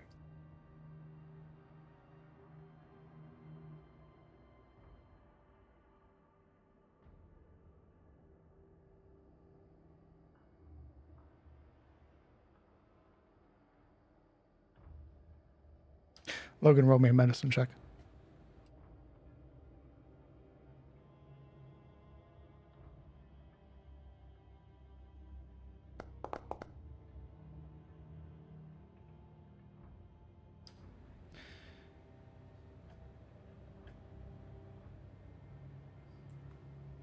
Peering down at Oliver and beginning to investigate his body, you would find that there's small lacerations across his form, more than likely upon contact with the wall here, as well as a small rivulet of blood that has pooled underneath his nostril.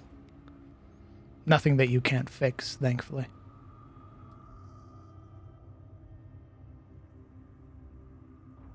Logan, what happened to him? I don't know.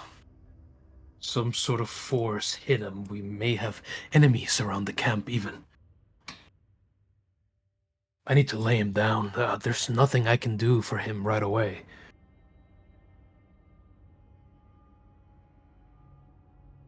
Logan will try to hoist him up. As easy as though he were rags in his big arms and take him to a tent.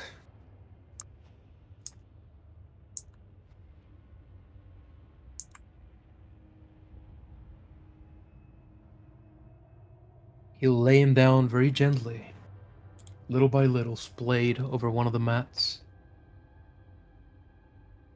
And I think Logan will keep vigil over Oliver as he has his long rest. Oliver, I need you to roll me a 1d4, please.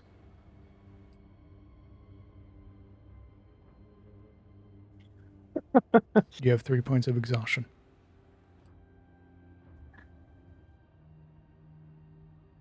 So, given the situation, I think Logan will forego his own long rest. He'll watch over him instead. Okay. You can see Oliver quietly, once he's laid in the tent, he just grab his cape and sort of curl up, like a cocoon, sort of curling up onto his side into the fetal position. There's a soft breath as he basically passes out immediately. No, no, no, no, don't fall asleep. Don't fall asleep. Wait.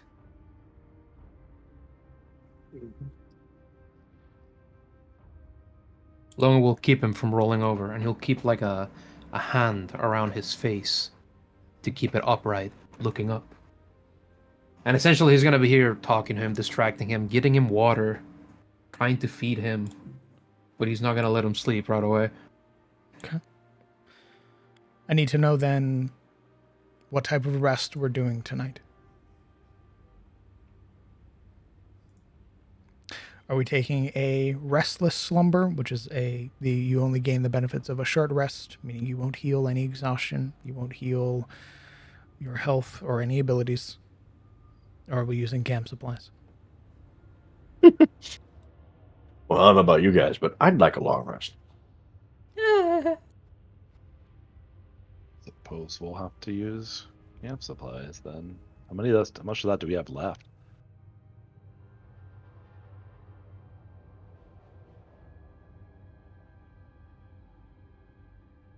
I do I not. think we have 5 left. Okay. We're No, about 4. to we're about We to got reach Elion, so we're gonna just Yeah. That is true. You also could forego it. And you guys know that once you get to a town proper and rest in an actual place like that, you don't need to use camp supplies. Every rest there will be a long rest. And you're basically right there at the border. It's just going to be when you wake up, you go there. So you could save a supply. We I could just pump think him we've full made of- enough money. We can just restock our camp supplies. Yeah. I mean, we can afford more. I was just curious as to how many we had, just curiosity wise. But yeah, we can either forego it or use it. I mean, either way, we can get him a long rest and buy more. Okay. If Logan is watching him, you will not have enough people to warrant a long or a watch every hour. So there will be a period in time in which you won't be covered. You could argue that if Logan's gonna stay up for Oliver, he could potentially be at the flap of the tent to keep, Sorry, brother. partial I need you watch. either to be paying attention to him or paying attention to watch. No, he's paying attention to him primarily for sure. But he is awake. I would like to say know. that. I'll take that into account. Yeah. So I would like you to spend a camp supplies, please. I would like to know who's taking first watch and second watch. This was. Guess I'll do first and second. That would be 4 hours. You wouldn't gain the benefits of a long rest, or rather, We're unless all you're staying getting, up. we're all getting fucked up tonight, apparently. So it's whatever at this point. Okay, Grayson. I would watch for as long as I could in the absence of both of them. Do you want to stay up for 2 hours or 4? If you do 4, you'd be foregoing your long rest. I'll forgo my long rest. Okay.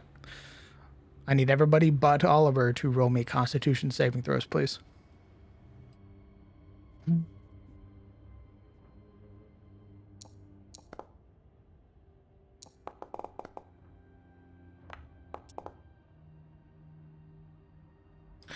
Logan and Grayson, you gain.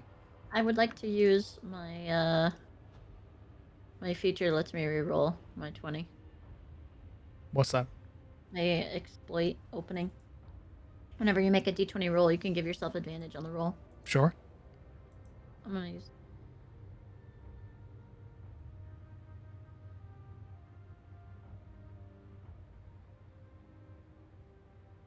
That's it. It's just Logan then, which is fitting, given that you are basically toiling over somebody for the entirety of the night. It makes sense that you'd get a Yeah. point of exhaustion. Okay. Give me just a moment.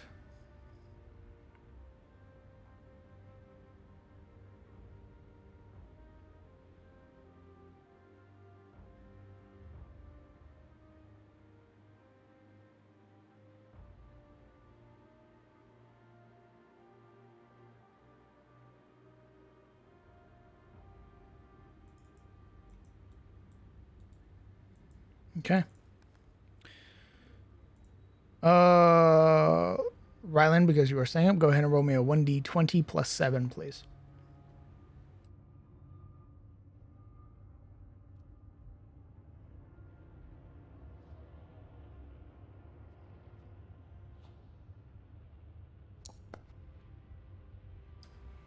Okay.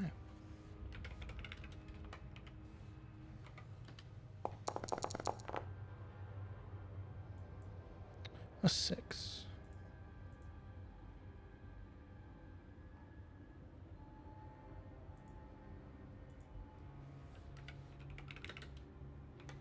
Six more eye stalks.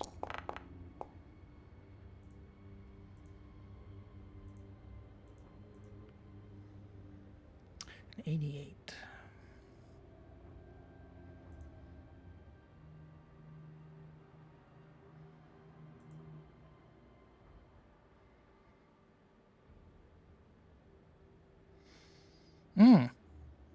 Okay. As you are all resting, save for... actually, Rylan and Grayson, go ahead and roll me a d100, please. Would we get short rest?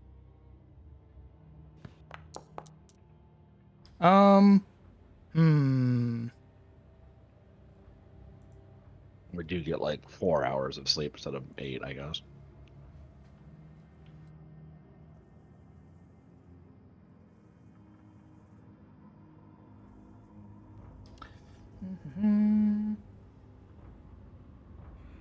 Only reason I ask is because exploit opening recharges at dawn.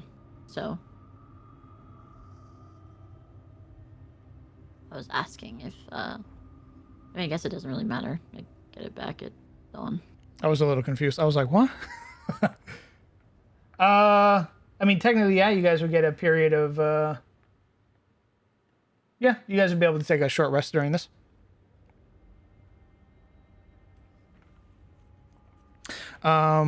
This would be on, actually, Grayson, I still need a D100, please. Oh, sorry.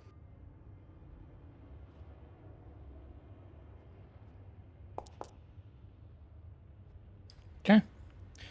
It'd be during Ryland's watch. Grayson, go ahead and put yourself in whatever tent you'd be occupying.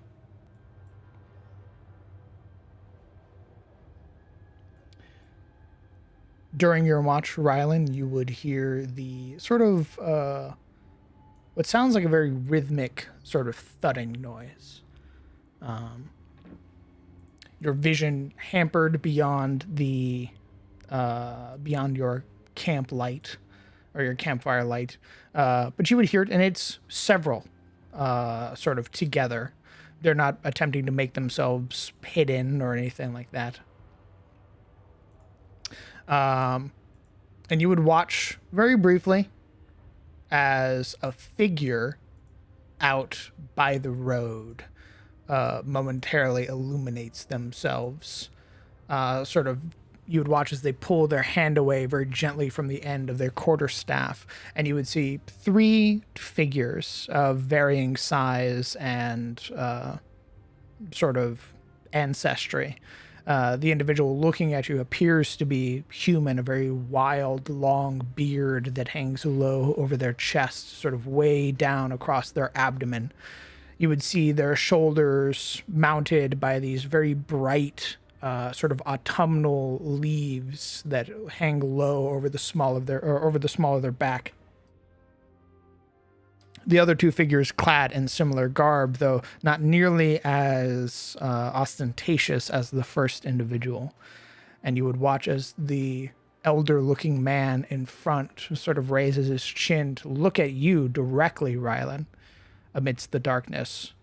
And then seeing your camp and everything like that, you would watch as he brings his hand up and sort of dims the light and continues to walk with the rest of his companions.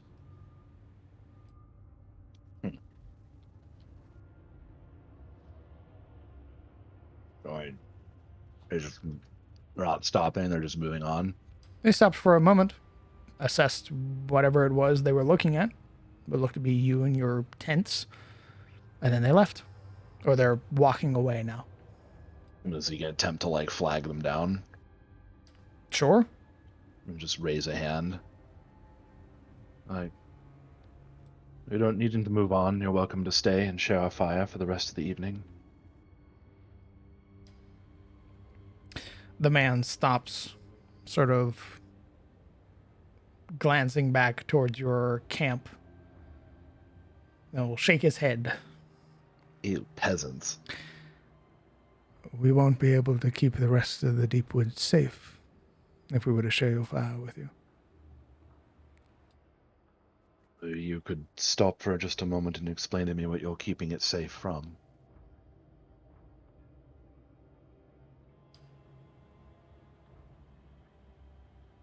Persuasion or intimidation, your choice.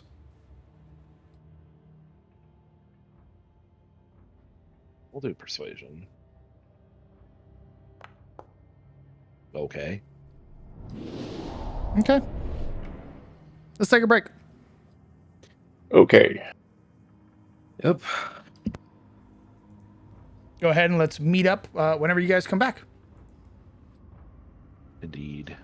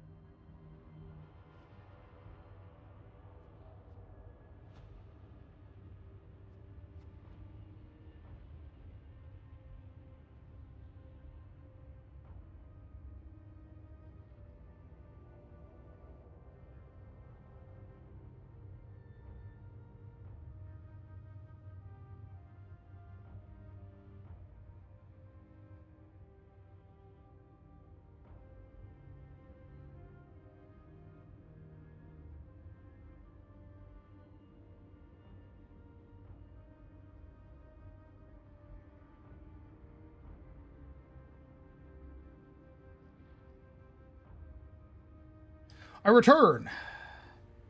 Yes, of course you can ask questions. I need to stat out some characters real quick. Oh.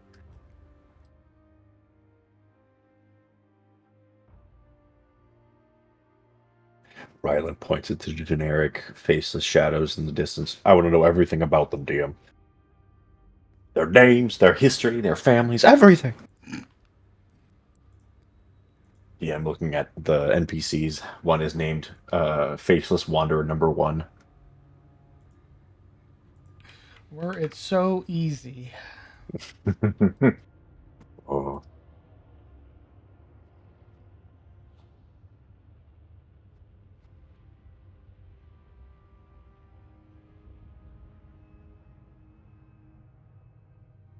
Is this a question? No.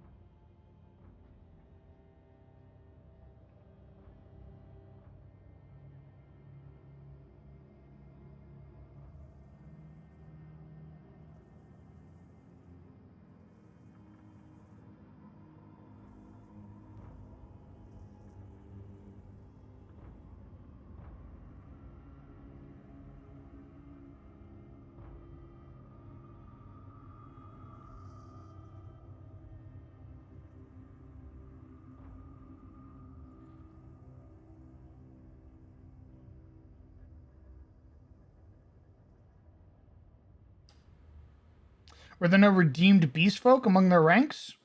Redeemed beast folk? No.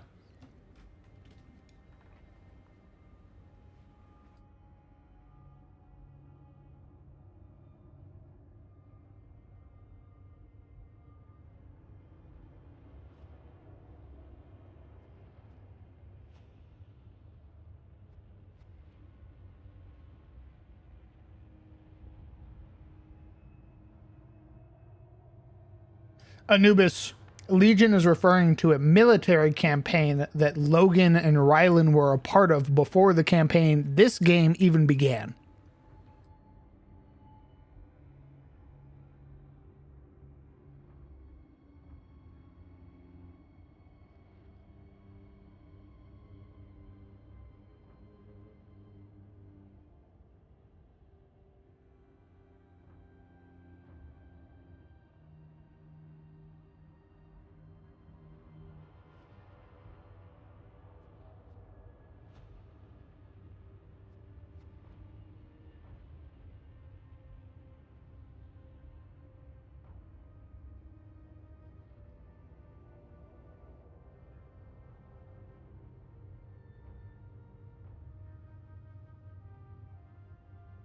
Did you mention how long the campaign lasted? The campaign lasted for a year.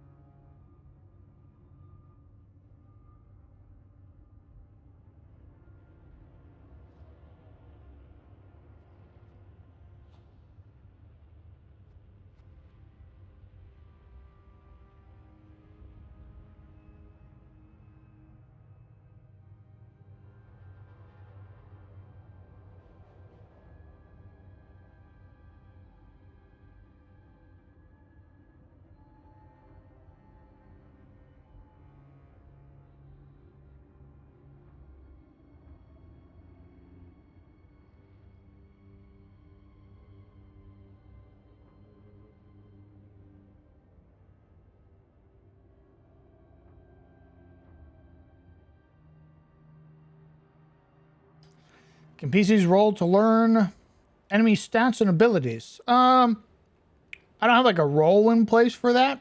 I've given it as like an ability that a player can do before.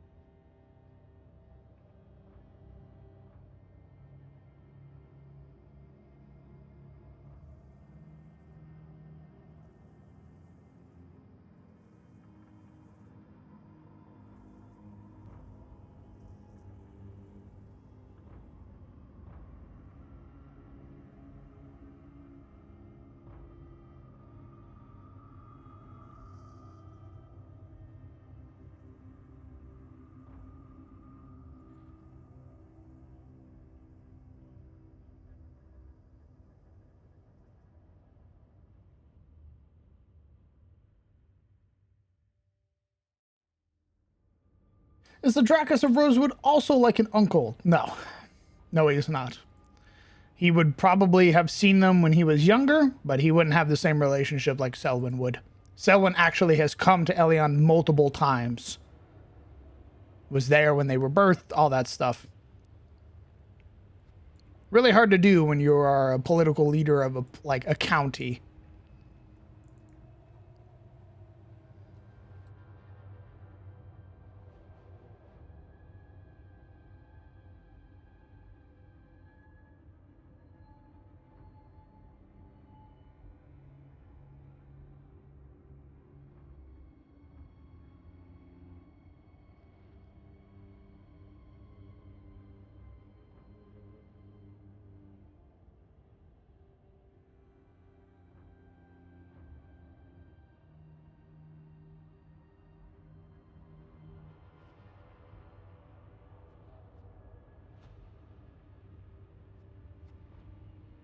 Got snacks? Yeah.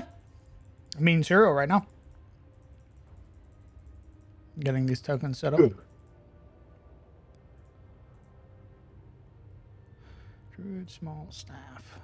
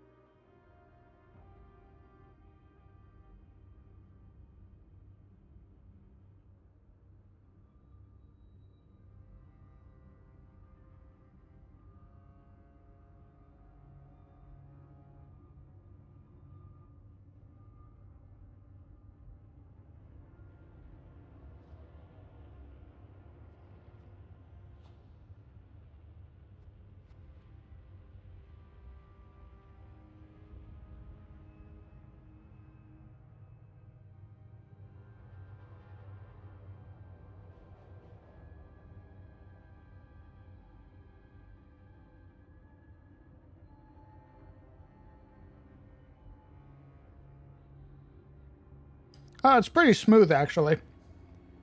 I don't got that many wrinkles.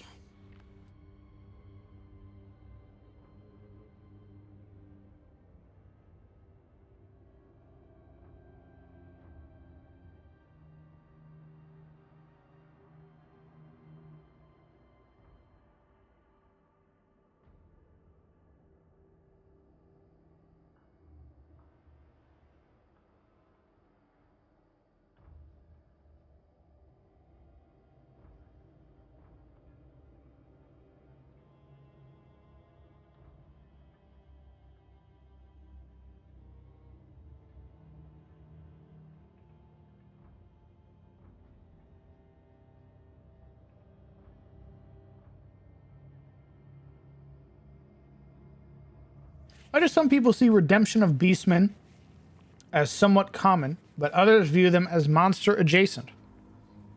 I'm not sure what you mean, Chocoberry. The only real people that they've seen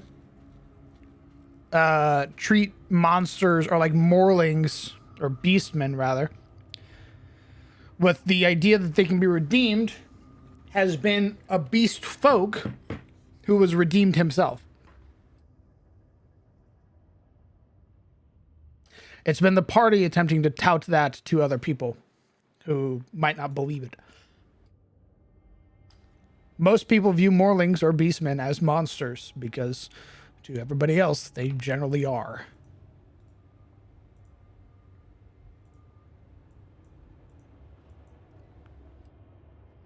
Where are the flowers in the hair growing from?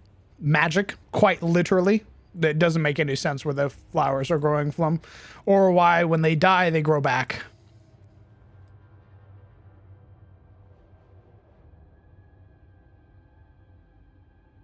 Rylan hasn't heard of this until recently? Correct.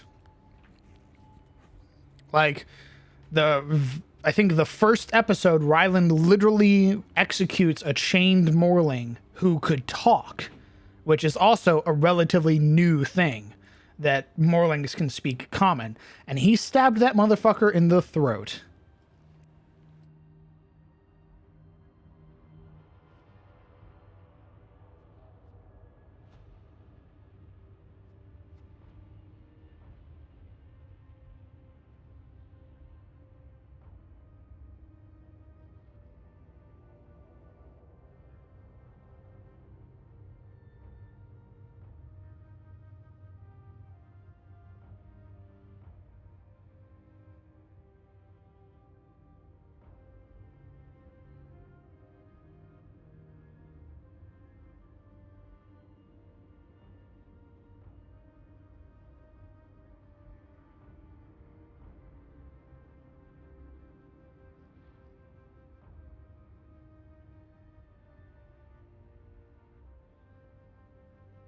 Did Glenstorn look way different back when he was a Slaughter Lord? Yes.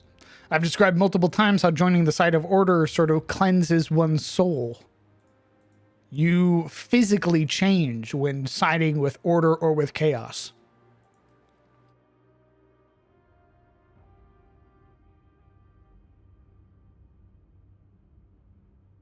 Would the bear man from before still speak Morling, you think? Mr. Glensworn? You'd have to ask him.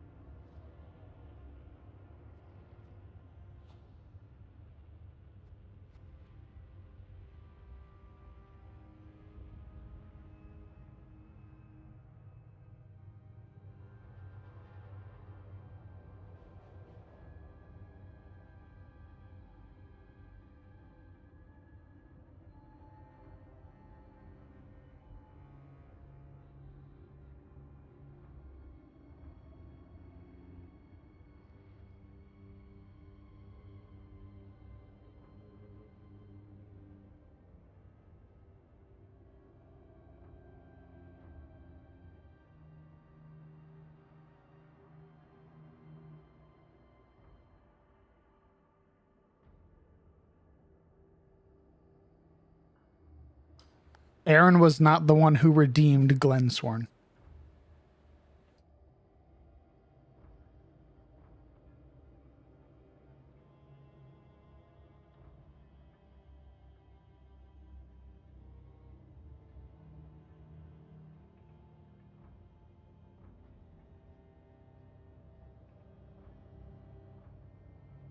History question. Were there any Order-aligned wizards that were known for their defiance against the Wizard Kings? Yes.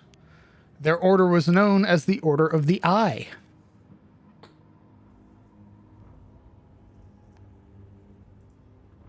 I wonder who that might be related to.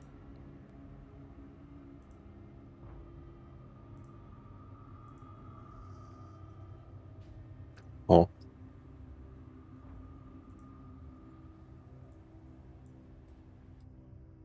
Who's related to what now?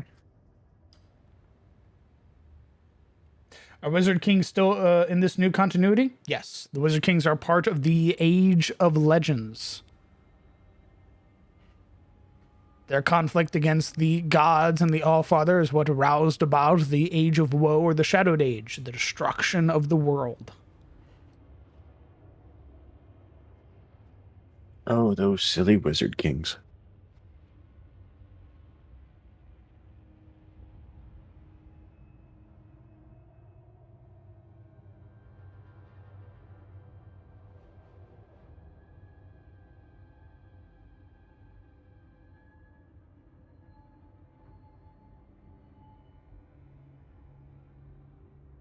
Did you change anything about them from last time?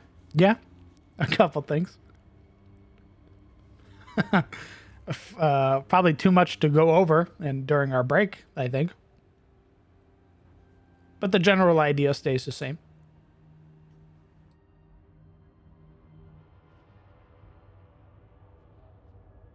That the world will know? Well, okay, so the world doesn't really know about the Wizard Kings all too much. That's generally a scholarly thing. If you were to go up to, I don't know, a farmer in Eliant and ask them, do you know who the Wizard Kings were? They'd be like, no.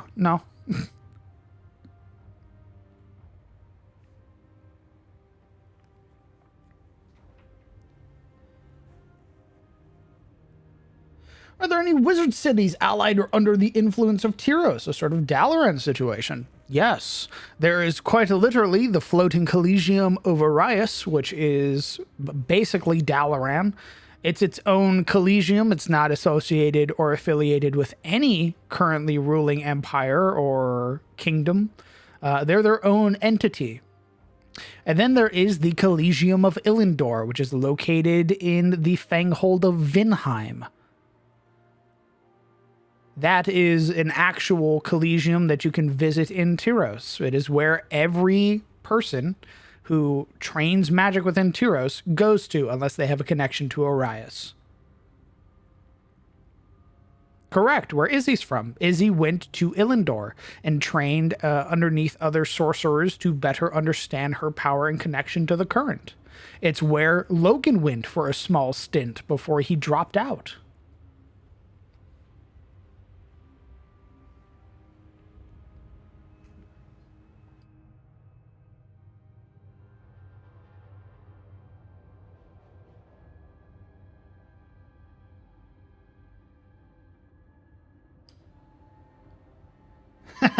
Kings? Well, I don't think they'd go that far. Like, they understand, right, that there are multiple rulers. I think they would mistake it for something Tyrosi related. They knew of the High Queen. Everybody knows of High Queen Alexandra Amren, the last good queen of Tyros. Everybody's an honorable and just queen's man. This new king has yet to prove himself. So as such, Queen Alexandra Amren's the last good king, or the last good queen of Tyros.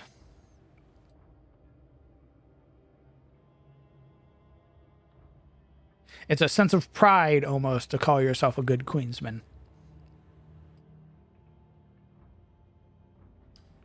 Would they hide that info? No, they wouldn't, because generally hiding stuff like that is what makes it more covetous.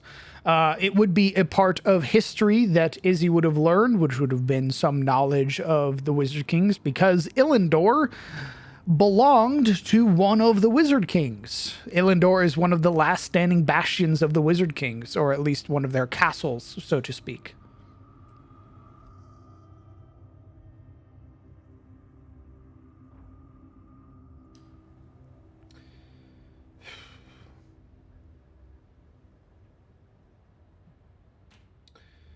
House Elevere, the dragon's seers, wisdom and strength, is their saying. This ancient house brought with them the knowledge of the current and safeguarded it until humanity was once more ready to wield its power for good after the Shadowed Age. It was House Elevere's greatest smiths who forged the teeth of the dragon in the Age of Woe, legendary elven weapons which possess the ability to not only slay demons, but to destroy their existence entirely. This family founded the Collegium of Illendor in the ruins of Erelor, the largest gathering of colleges in Tyros where many aspiring magi and bards find their purpose in the world.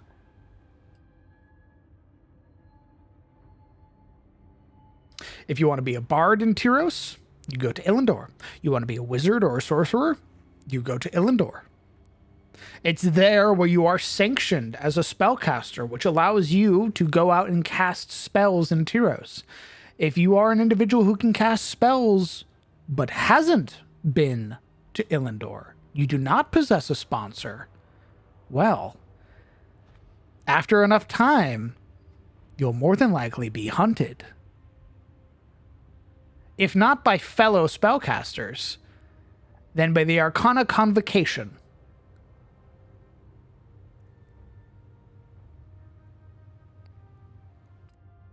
Is there a Queensman Secret Service? No.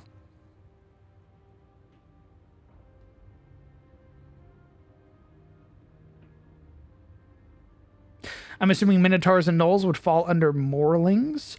Minotaurs have their own... Well, it depends. A chaotic Minotaur is its own thing. Most people associate them with Morlings. Morlings are the children of the Ruiner, Morin. Not every beast creature falls under her purview, as much as she would love it to.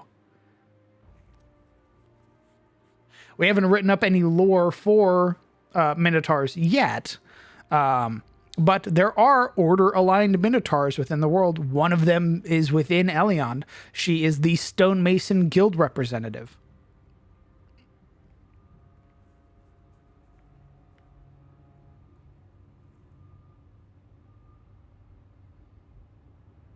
Gnolls we were also working on as well. I believe that was something of a recent discussion when working on like Minir and Skaven and stuff like that.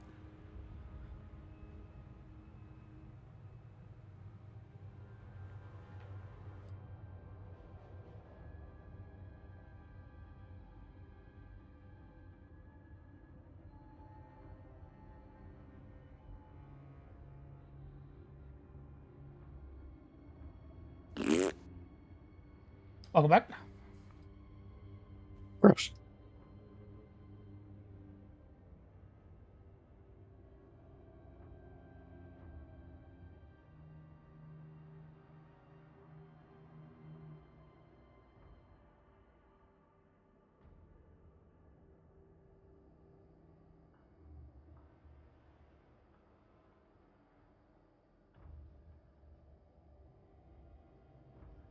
Will Ollie be hunted for his magic? Nope. Oliver has a patron in the form of the Order of the Eye. He has an entire cadre of wizards basically backing him. However, that means that if he gets in trouble, he'll have to answer to them. Oh, why would I ever get in trouble? Look at me. I'm just a little guy. Gets flung against the brick wall. They get a ping back home. What the? Warlocks learn their magic from their patron. Guess what? You're an unsanctioned spellcaster. Nuh-uh. What? I've been sanctioned by the devil. Victor Maltoris has my paperwork. Just get with them. Okay, well, you can wait in a cell until we get a hold of them. Well, no. I'm on a mission, you see. I'm an agent of Victor Maltoris, you may have heard. Mm-hmm. Yeah, hands behind your back, please. No, I, come on, it's just one Eldritch Blast, like... So, I should lay down the rules as well. It's not like a warlock or even an unsanctioned spellcaster is going to get caught like that, right? It's not you as a wizard, a hedge wizard who has no patron goes, I cast folk magic, and suddenly people go, oh, he doesn't have a sponsor. What happens is when you... It's when you start casting magic very like liberally, like just like casting in the middle of like a town or a city, or Sir, have you been casting tonight? or casting like destructive spells, like being high enough level to cast fireball. Fireball and stuff like that is when you start pinging on radars of local wizards, people who are attuned to the current. So if, let's say, Izzy wasn't a sanctioned spellcaster, and Izzy started casting fireball or lightning bolt and things like that out in the world, depending on where she's at, she could draw the attention of the wizard that's in that region.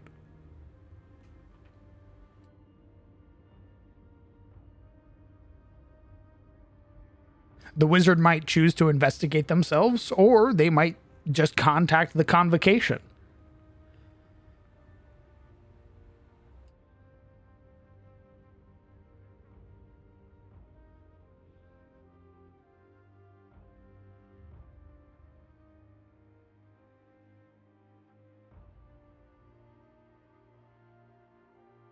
Warlocks aren't liked by general magic society? Yeah, that's a great way to put it. How would you say war wizards work in your realm? With the various factions of the realm. What are you looking for in particular? There are the Cinder Spears, which are a faction of magi within Orias. They act as the Collegium's frontline fighters against rogue spellcasters in various cults and Aetists. Specialized in the art of war against other magic users, this elite group operate under the rule of fire first, ask questions later. Love those guys. They sound great.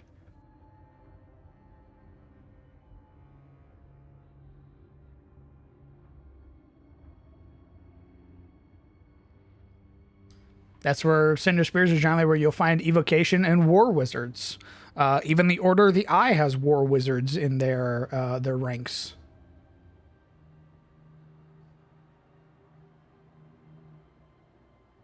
Wild magic sorcerers? Yeah, you still exist. You probably still went to the Collegium and were found to have a very chaotic spark of the current within you. It's very dangerous. You're warned basically to never cast spells if you can help it. But obviously adventurers are going to do what they want to do. DM, I'm gonna cast spells.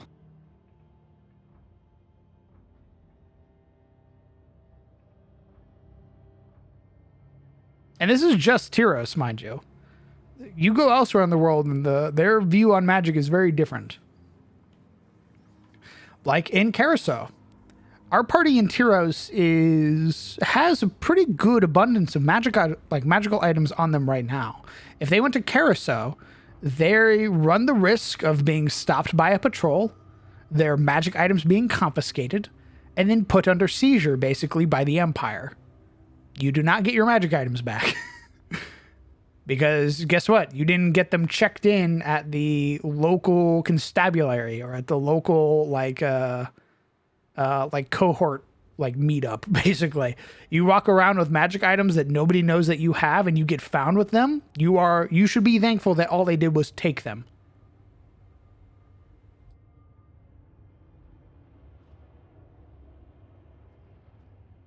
But my items. Yeah, Carousel doesn't really dig the whole adventurer wayfaring thing, because that's why they have patrols up and down their roads. That's why they have legions and cohorts.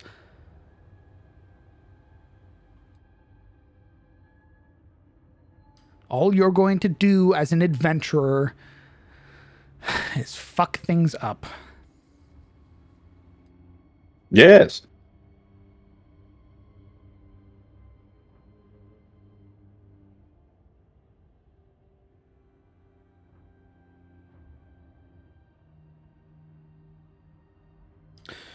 Logan, are you back? Yeah. Okay. Let's go ahead. Let's unbreak from the game. Dope.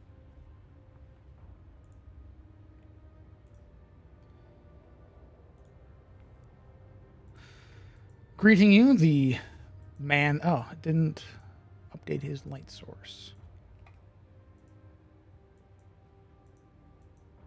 You'd see the individual flanked by two others And as he has illuminated his staff, you would recognize at least some of their features. The one beside him appearing far more lithe in appearance. Their hair swept back and sort of contained within the rather ornate wooden and bone helmet that they wear, with a set of antlers emerging from the sides. You would recognize this to be some sort of Aranai elf. The other one beside them, smaller in stature, though a little bit more wide at the shoulders, their snout coming to a sharp point with the sort of blackened nose that they have and a set of whiskers on either side of their face. You would recognize this to be some form of Minier or mouse folk. Interesting. Despite your sort of waving at them, you can see him pause for just a moment before eventually he would walk. And as he walks, the other two walk in tandem with him.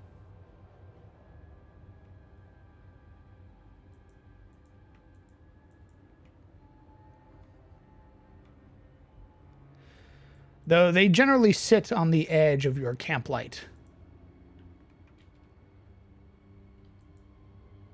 The larger of the group, the elder, sort of peering at you as he leans against his staff, the rain buffeting against him.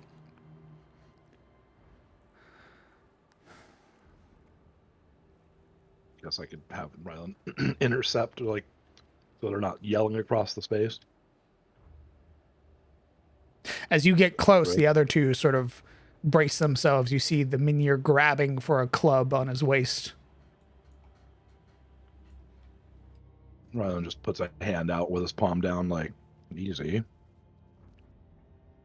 And then turns it to offer his hand to the cloaked figure.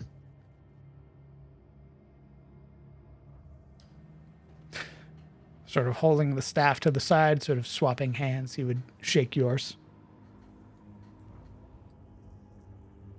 Rylan Aldane. Well met. Ezreal. Marin. Marin. This Good to here is meet you. Eben. That there is Taliesin. You're welcome to the warmth of our fire if you wish, but you seem a little on edge. Is there anything amiss? Rumors, mostly. But we do often shy away from civilized folk. Our morals tend to rub against each other.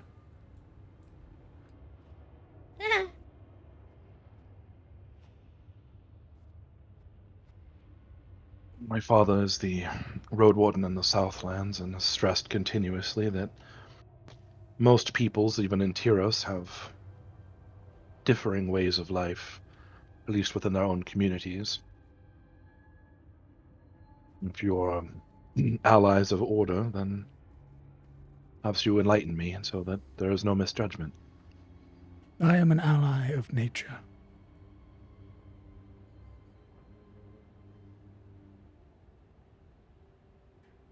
Mother always did say that nature has a very strict order to it.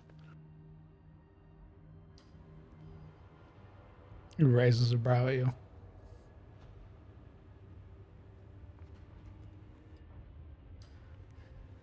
It's nothing you need concern yourself with, so long as you stay on the roads.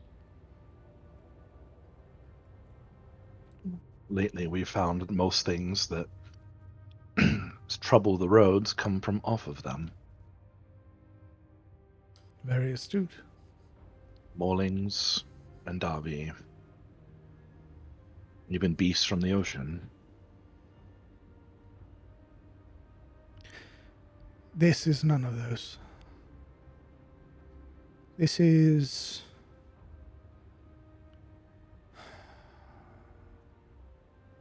a force. An entity from not our world.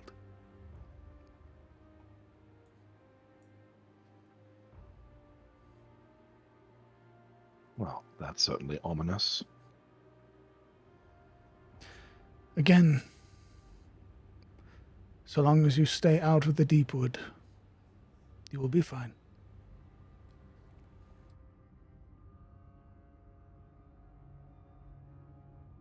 And if our journeys ever take us within, perhaps we should be looking for something in particular. A way out. And if the thread is so deep in the woods, what brings you so close to the road? We are merely traveling. Heading beyond the road towards the river.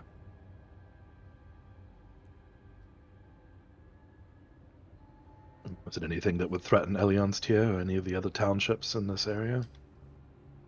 Perhaps. If it grew bold enough. But we are attempting to see that it doesn't.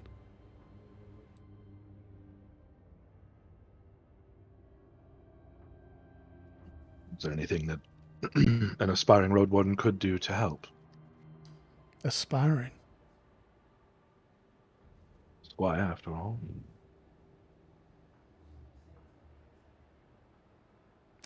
He sort of looks you up and down, taking you in now.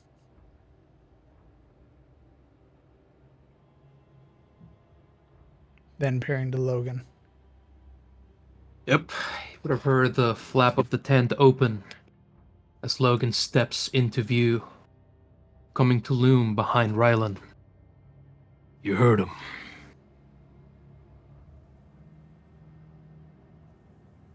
You see his eyes narrow at you, Logan.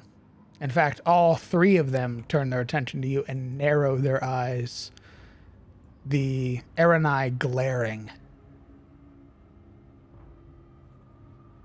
I should hope that wherever you plucked those from, you left the rest. We're right. And that's when he realizes, reaching up to touch at his hair. Oh, I didn't pluck these, they grew there. Wait, does that mean that Rylan's just glowing like a candle in front of them? Yeah, probably. Correct. And inside my tent, there's just. No wonder these guys are so off put by us. They're like, who That's are these so fucking funny, freaks? dude. Probably should know if they're as naturally inclined that we've been fucked around with by the Fae, because of course we have. Big difference between our nature and Fey nature. Yeah. I'd avoid your ass if I knew you were touched by the Fae. I'm just gonna be real with you. Would avoid my ass too.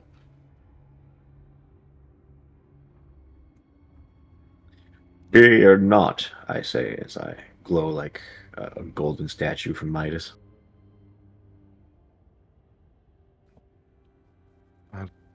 Logan doesn't typically go around plucking flowers left and right. We ran afoul of a strange body of water, and this glowing and the flowers and other things are a result of touching it.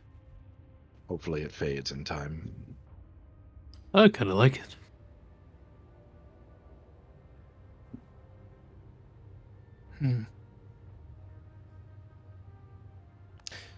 But perhaps it's best you stay to the roads then. Be thankful all it was flowers and light. Trust me, I am grateful for that. But you had something that looked like you were about to say. Unnecessary. You needn't worry about Logan. He's as closest to a brother as I've ever had. He can be trusted. I'm glad that you can trust him. But you are civilized people, with your roads and your cities. I would ask that you stay away from nature.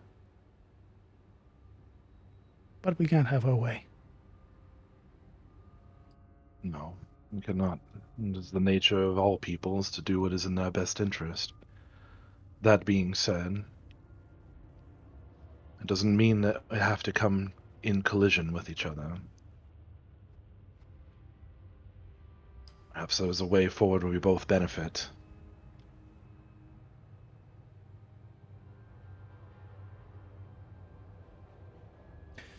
Roll me a persuasion check.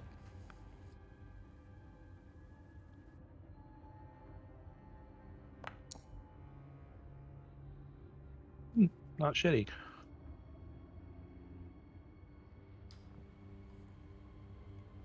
Turning his head somewhat to the side. Not tonight, at least.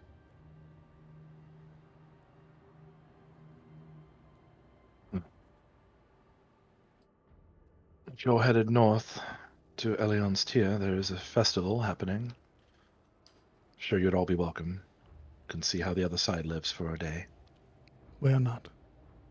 We intend to hit the river and follow it down in search of our quarry.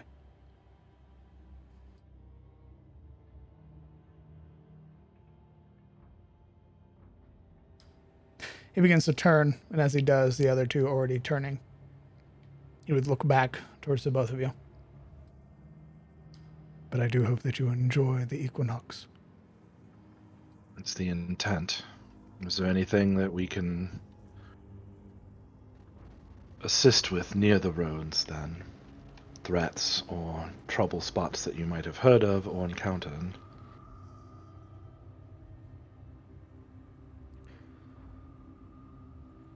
If you intend on making your way towards the ferry, be mindful of the roads. The beasts have been roused to anger.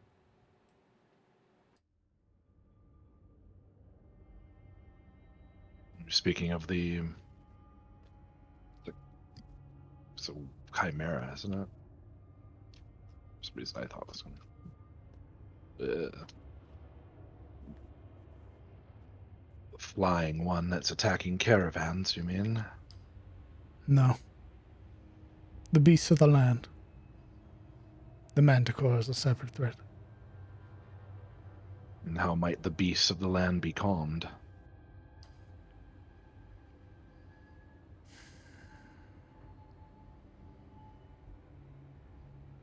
Perhaps they can be saved. Their rage quelled. We would need to know what has upset them. And if not, then it is survival of the fittest. It always is.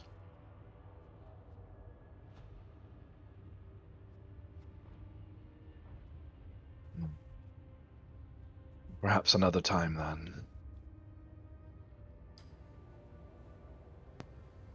Who knows? I won't keep you then, if you're intent on going. Gives a small dip of his head. One final glance to Logan. From inside the tent.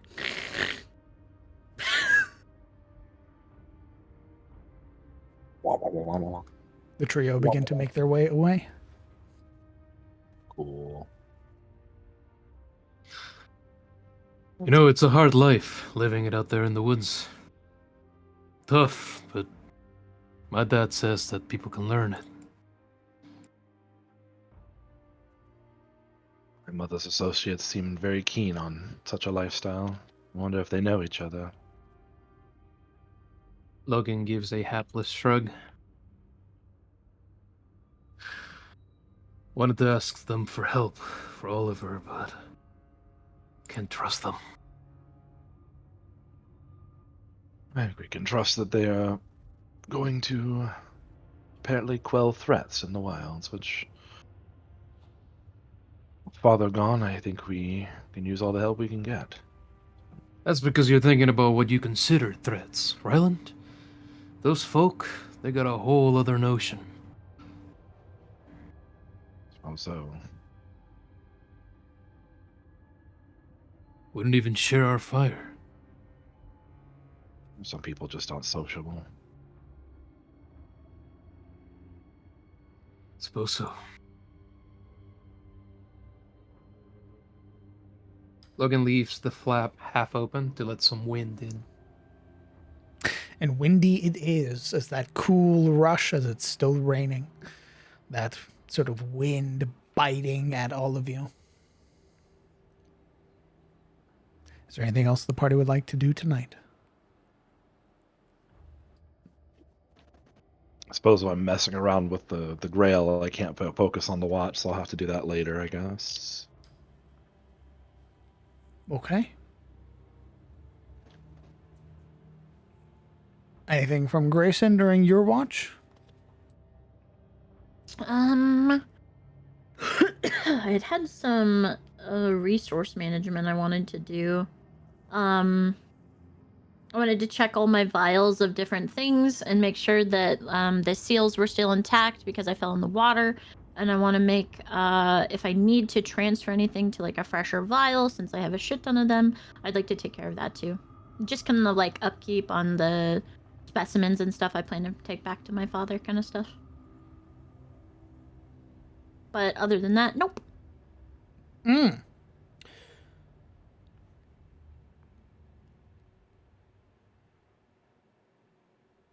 Check on the letter since I held the book out, that kind of just minuscule like upkeep on my equipment kind of stuff while I check over the different goops and oozes that I've contained. Okay. You would know during your sort of investigation while searching all of this that the oozes themselves, the remnants that you had captured, have lost some of their potency. They could potentially be reclaimed if you were to get them to an alchemist. But what if I cut my finger and like let blood drip into the jar?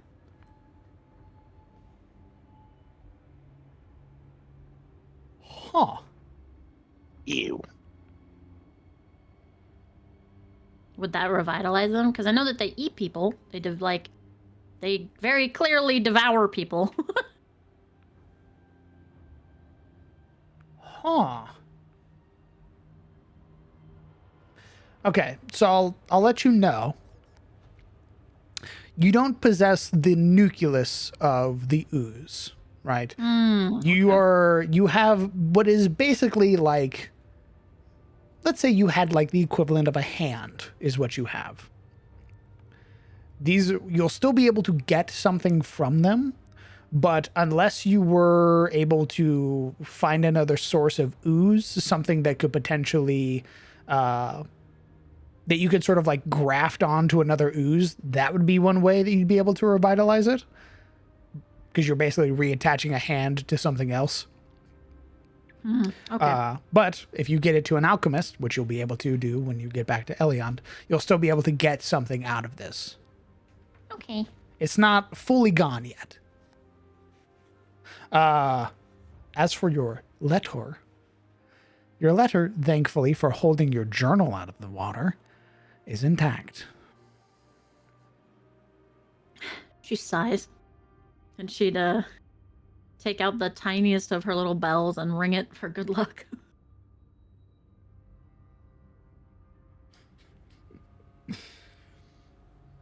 As you do, the air around you feels just a little bit colder than usual. I'm not looking over my shoulder. Don't look at it. I don't recognize the bodies in the water. Checking the rest of your equipment, all of your gear and loot that you've found. You feel satisfied that everything in your possession is hale and whole. Wet from having to sit in the rain, but hale and whole. You could do with some more throwables, but that's really it. Right. Yeah, I think she'd probably, inside her tent, she'd probably lay out like the sprigs and the different like herbs that she have and the monstrous parts or whatever, just to hope that they dry a little bit inside. Okay. Sort of preserving them from the elements. I can dig it. Yeah. That kind of thing that like you do where you lay them flat out in between like two pieces of fabric. Keeps the moisture on them, but not like directly soaking them kind of thing. Similar thing they do in baking. That's what she would do. Nice. Okay. Logan, anything for your part? No, you know what Logan is doing. That's right. Very, very tenderly taking care of Oliver. Yeah. Honkshoe. let's go ahead and let's move forward in time. Oliver, you're the only one who gets a long rest. Yes.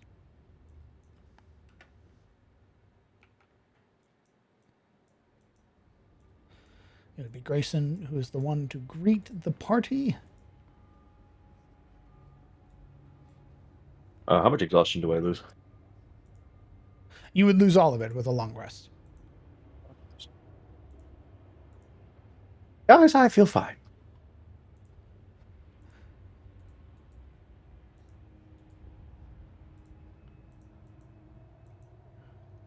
Yeah, so when you long rest, you lose all points of exhaustion. When you do a restless slumber, you'd only lose 1 point of exhaustion. Okay.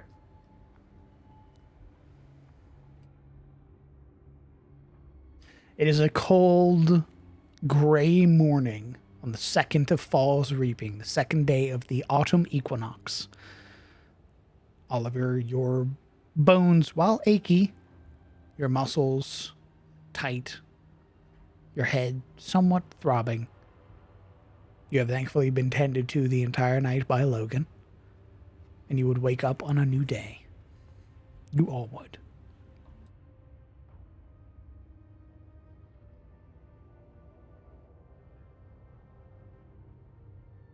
Not sure waking up is the right word. You got Logan hovering over Oliver, all bleary eyed. On occasion, changing the bandage he wrapped around his head. Sitting there looking groggy for a lack of sleep.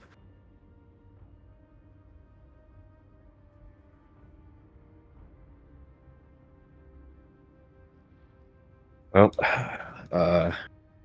Oliver would wake, eyes peeking open as he was basically forced to lay on his back through the night.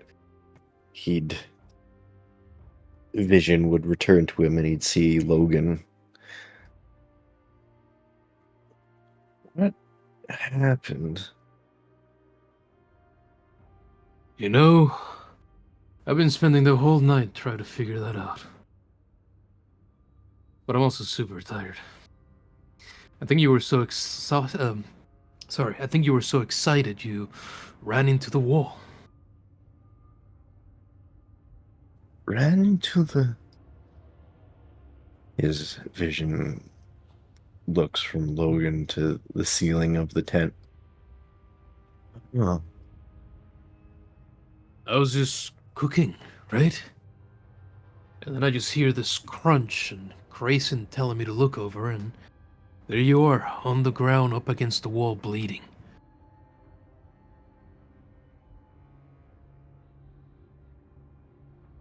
everything felt like such a blur after the waters. Hmm. You got really annoying after you drank it. All jittery, bouncing all over the place. Wouldn't shut up. More than the usual. His ears wilt. Oh, I'm sorry. Logan gives a shrug of his hands.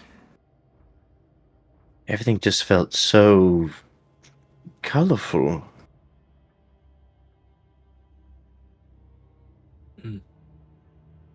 Like everything was happening at once and at the same time happening much too slowly. And then there was a cup. No, 2 cups. Alice. Yes, chalice. I think Rylan asked me to do something. And I Oh. remember a beach and then Bane. He's right outside, Oliver. Why don't you go ask him? You seem alright. I feel like I've already been to the festival. The day after, actually. No, and it's waiting for us too. I'm good.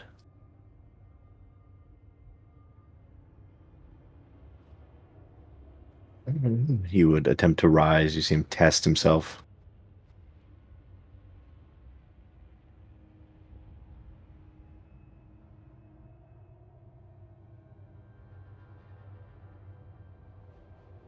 Even through this attempt, he's got Logan's arm stretched towards him, hand hovering by him.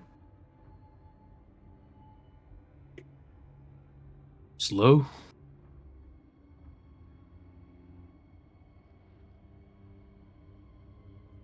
I feel all right. Just a little sore. I'm glad. You busted your head real bad. He straightened himself, sitting up. I think if it wasn't for the chain shirt, I don't. Where's Rylan again? Logan, rather than answer outright, with that same arm towards the tent's flap, he'll whip it open and let the sunlight filter in. Oh. He blinks a few times before his eyes It's adjust. gray. Never mind. Never mind. He blinks a few It's times. still raining outside, you dorks. You shut up. It's gross. I thought the map is all golden. That's still Yellow sunlight hues. though. Like the sunlight still filters through the clouds. Natural light. It's how you can still see. Yeah.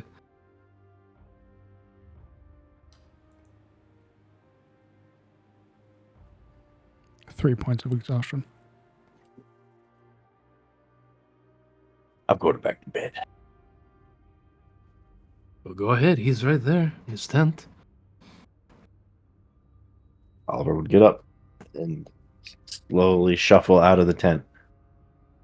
As you come outside, you'll see the back of Grayson, who's leaning over the fire, and she is singing something quietly.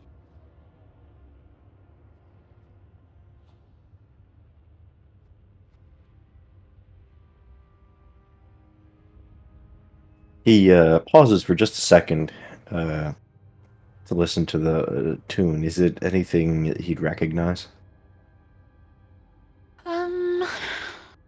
Judging by, I mean, is he a traverser of hopeless romantic songs?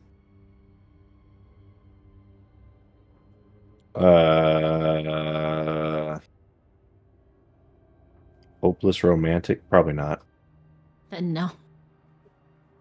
He also, No. it's like never left Elion, so if it's anything outside of Elion, he probably hasn't heard it.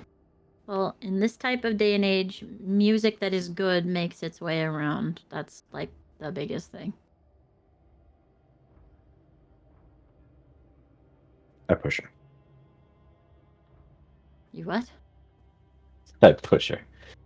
I don't. Rude. Morning, Grayson. Yeah. Good morning. She stops singing.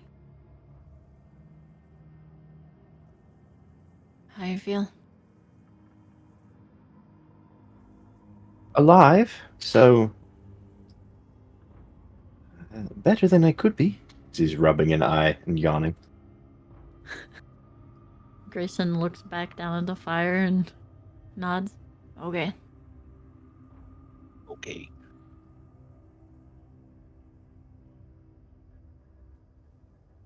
Right. He'd shuffle on over to Ryland's tent, peek through the flap. Are you dropping it in there? Yes.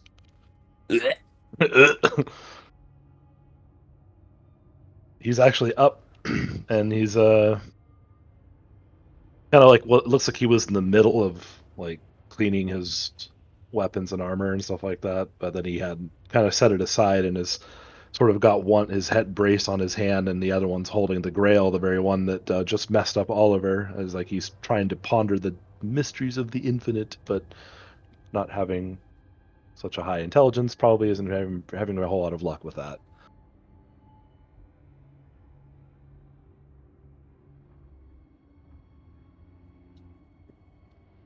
Good morning, Ryland. Morning, Oliver. Feeling better? Markedly so. Not quite as energized as yesterday, but alive, if a little sore. I guess normal again. Um, what was it you had me do last night? It was a bit of a blur. Well, you have an interesting ability to read things, the history, the past, meanings, whatever. I was hoping to maybe see if you could find out what this is all about, and it seemed to have a very bad reaction with that. What is this? Holds up the grail again just to show him. Oh, Didn't seem to appreciate your investigation. oh. You see him once he sees the Grail. You can see the recognition in his face as what happened sort of returns to him. Right. Yes, I tried to peer into its experiences. Not sure why though. I wasn't sure what I was expecting to see. I really should have seen nothing. It's been with you this whole time. Before that, though. Well, I never have seen anything beyond a few hours. And what I saw was definitely not what I was expecting. What did you see? A beach. Oh. Neat. Just a beach. With crystal clear waves lapping against the sand. What I heard was a voice. It asked me who I was before I was unceremoniously thrust upon the ramparts.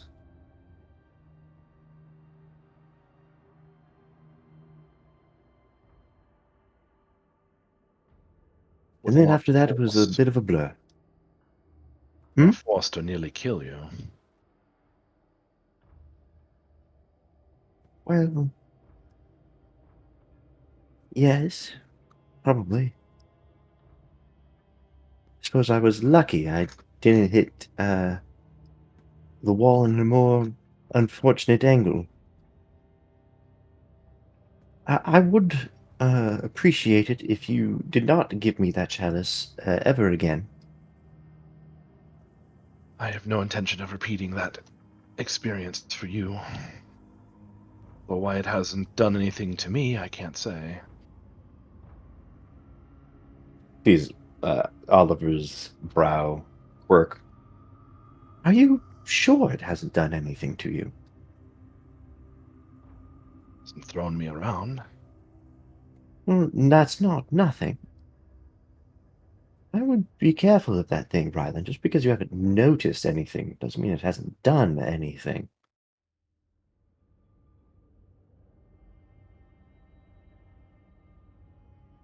Do you know of anything that it might have done?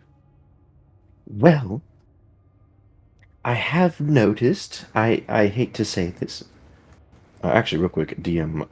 I'm assuming we've all seen the Spectre that has decided to help us for no You're reason. asking now?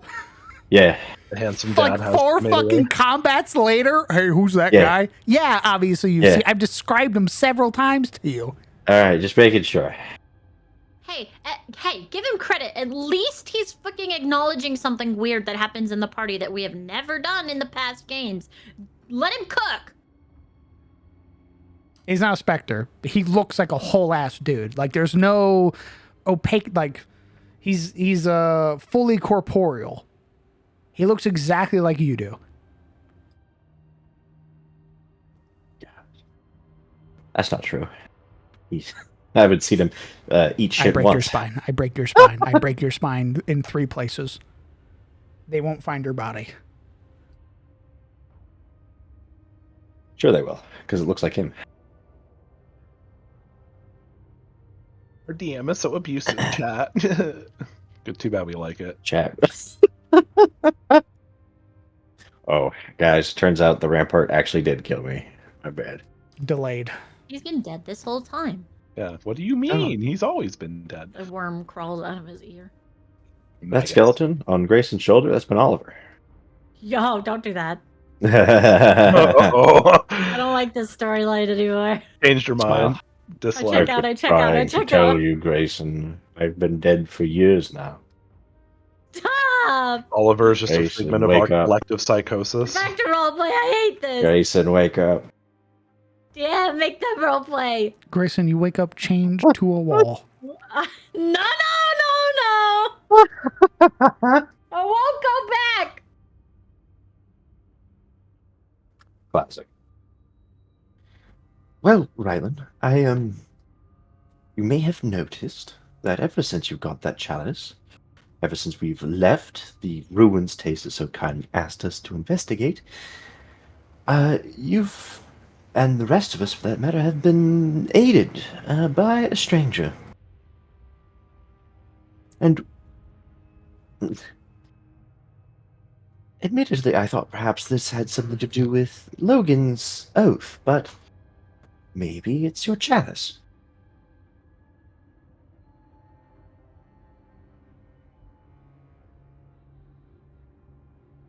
Either way, neither one of you have really been forthcoming in what you've been experiencing as far as your experiences in the ruins.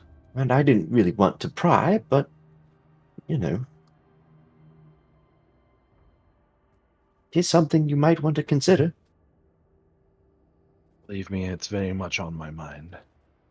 Just, I don't know what to say about it. Have you asked the man his name? He doesn't really speak much. He only seems to come out when we're fighting. I tried to bring him forth once before, and he didn't come.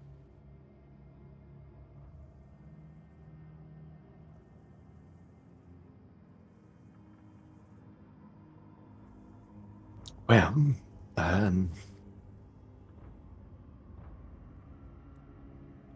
let us know if you find out anything new. Obviously, you'll forgive me if I don't feel particularly inclined anymore to help with your investigation. It does not seem to like me very much, whatever your chalice is doing. I believe it's a grail, not a chalice. I don't think you're necessarily supposed to drink from it. Well, whatever your magical cup is doing, just keep an eye on it. I intend to, hoping that I'll have some answers when we get home.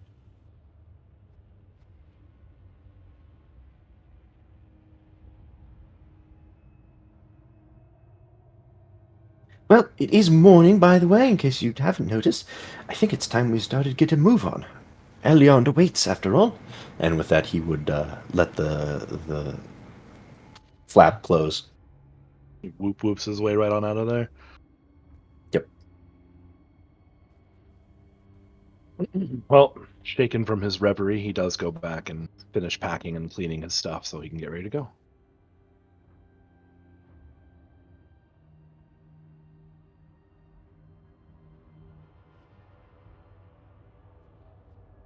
I think that at this point, Logan would step out of his tent. He'll pass a downward look at Grayson, still seated, I imagine.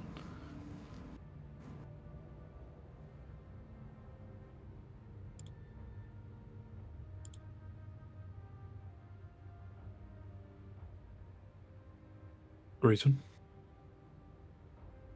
Oh, hey, morning. You need help with your tent?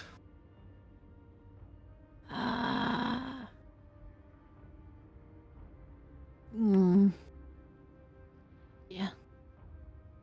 Ideally, I'd like to not pack it up while it's wet, but I don't think we're gonna be afforded that, kindness. She looks up at the rain.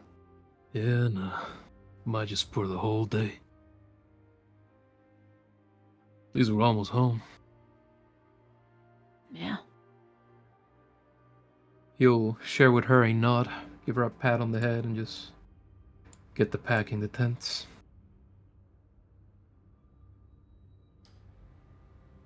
Okay. Is there anything else the party would like to do before I transition us back to the hex map? I'm good. I believe I'd like to be transitioned. Me and my highlighter ass will also like to be transitioned. Bwam. Time to And they go. were No all bathing in the river yellow. while I'm glowing. That's for fucking sure. Why not? Okay. All Next right. thing I need is fucking fish. Oh, what's this? I can tell you already, you don't need to roll on anything because passing into the border of Elion proper, it goes from rainy to a beautiful sunny day. Logan, you would understand why. Having lived with a woman for as long as you've been alive, Oh God, Mom. your mother does Yeah. have an uncanny knack and ability to actually Control the weather. I'm sure Wait, no one so he- finds this strange. So when he told Grayson that yeah, it's probably gonna pour the whole day, it's like a little joke, because he knows that the moment they cross the verge into his mother's pseudo realm, the rain's gonna be gone. There ain't no way.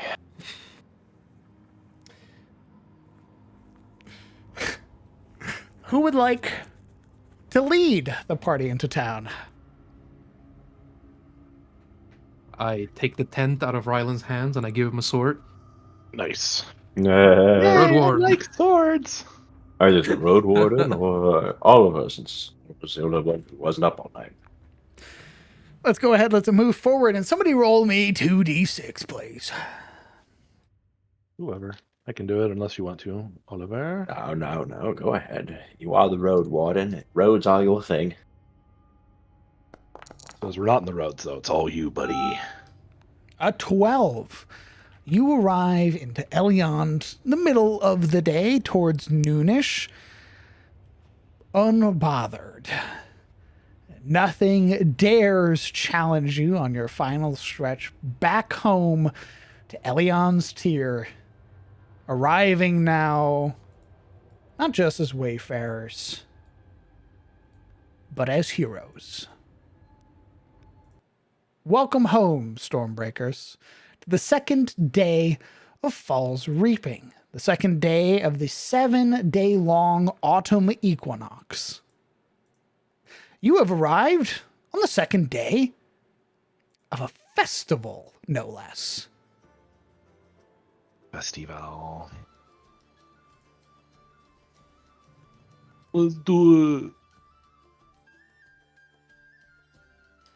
The map is yours to navigate, to traverse as you wish. You would note almost instantly as you arrive the towering smoke plume that rises near the center of it all. A familiar sight to all of you having celebrated Fall's Reaping before. That is the town pyre, which will burn for the entirety of Fall's Reaping until the very end, in which the final day it'll be put out. It is the town's obligation, everybody's obligation, to keep the pyre burning, lest a bad omen follow. As well, because it's your second day, you arrive on the day that the new Fall's Reaper will be appointed. It hasn't happened yet, but on the second day of Fall's Reaping is when the final harvests happen of the land. A person will be picked by last year's Fall's Reaper who will leave their plot unharvested. Boys and girls who wish to compete can ask permission to harvest, and whoever harvests the last crop of the land shall be dubbed the new Fall's Reaper, adorned with a crown of flowers and given a mantle made of autumn leaves. They are considered the guest of honor for the entirety of the festival, but they must wear this for the entire festival until the final night when the moon settles upon the land at its highest point. If at any time you remove any of these articles of festivity, It'll be considered a terrible omen, and you will bring blight onto this land into next year's harvest. Don't do it. As you Yeah, no traverse the white cobblestone roads, you would see the street lamps. Familiar sights to all of you have all been turned off, as paper lanterns hang from them and are still flickering with small lights. As well, the same paper lanterns which are decorated in the various homes and windows of the houses that you pass by.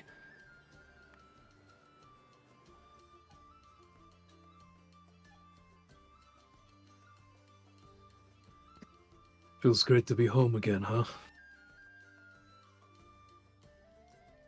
Yeah. Oliver breathes in the autumn air. It really is.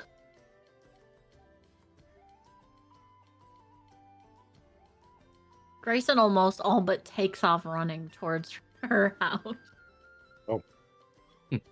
Bye. There she goes. I'll see you in the bed. Catch up at you at the tier.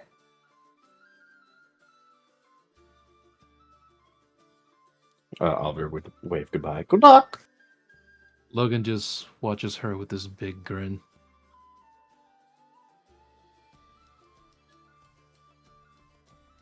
Right.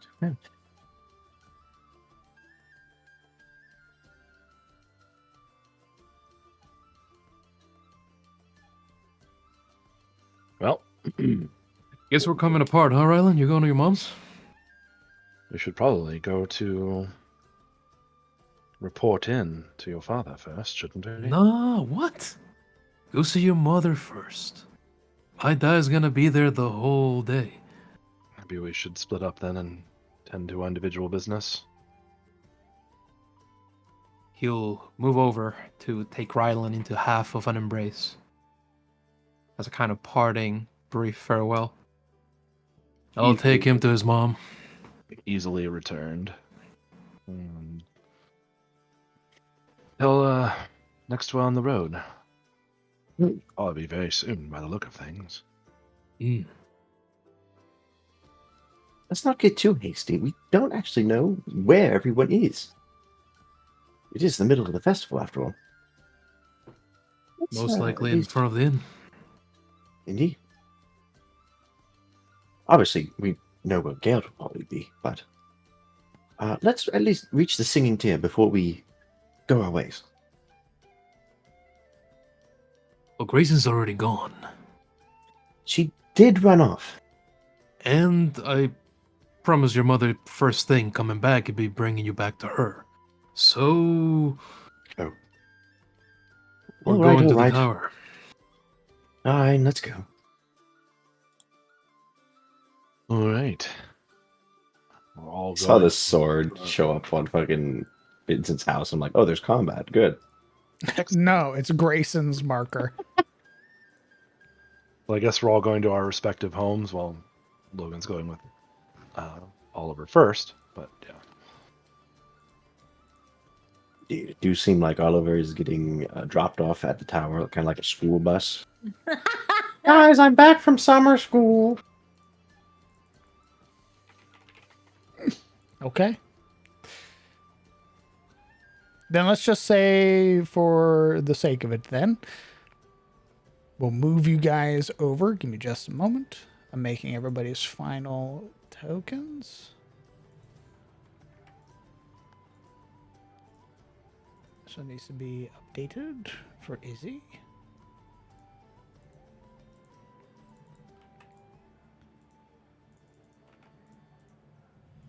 We'll put Izzy there for now. He is Lord. Okay. We'll go ahead and we'll move the party. And as you all are traveling, at least the bulk of the party is traveling through the streets of Elion's Tier, you would be greeted by many people who smile, and some of them even recognizing you, sort of not even just as locals, but almost with this bubbling anticipation of knowing you as the Stormbreakers.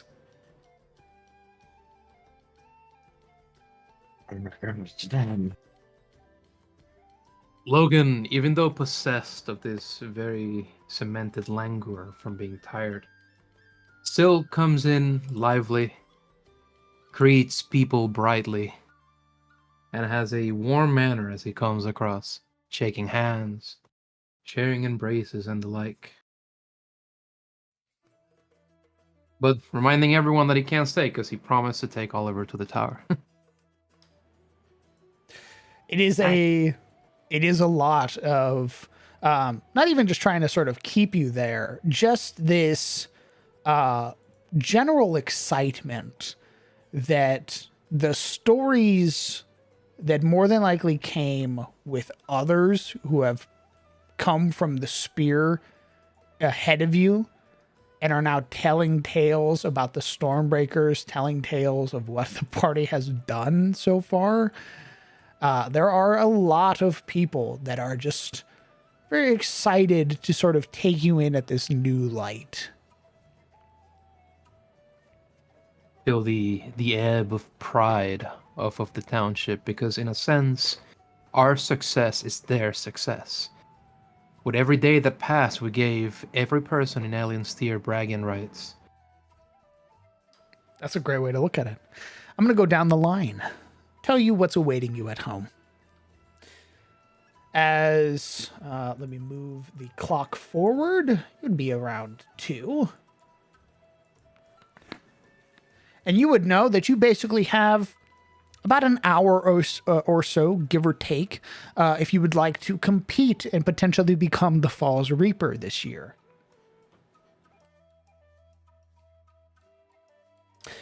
Starting with Grayson. Grayson, you would arrive home, your home on top of the hill. You would see the bustle of your familiar animals, the horses that share the field, as well as some of the smaller coop of chickens and the large sort of ram that exists. Calling it contained or fenced doesn't really fit given how large Baron is.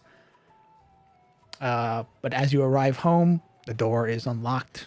Stepping inside, you would see the familiar sight of your father sort of hunched over his desk, and in the process of flipping through a book. A rather large tome sat in front of him, and as the door opens, his head snaps up to look at you, bright teal eyes, a sort of rigidness that's present, but then upon recognizing you, it all sort of sloughs off, and he would push himself up to stand.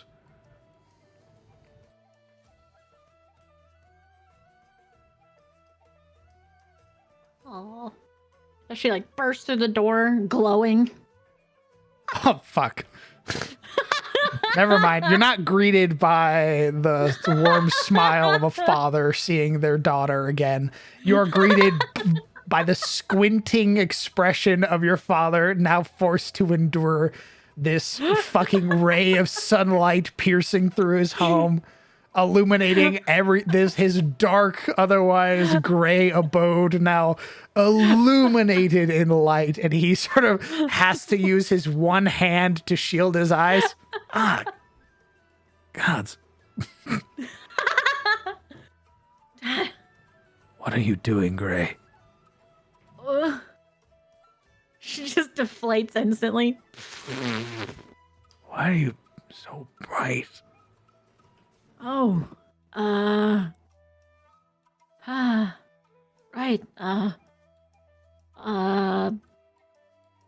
Oliver pushed me into an enchanted spring. His shoulders rise. They relax. I'll kill him later. And he would, sort of rounding the desk, still needing to keep his hand up so his eyes can adjust to the light, you would eventually be embraced by your father, sort of held close against his chest. We're home. It's very good to see you.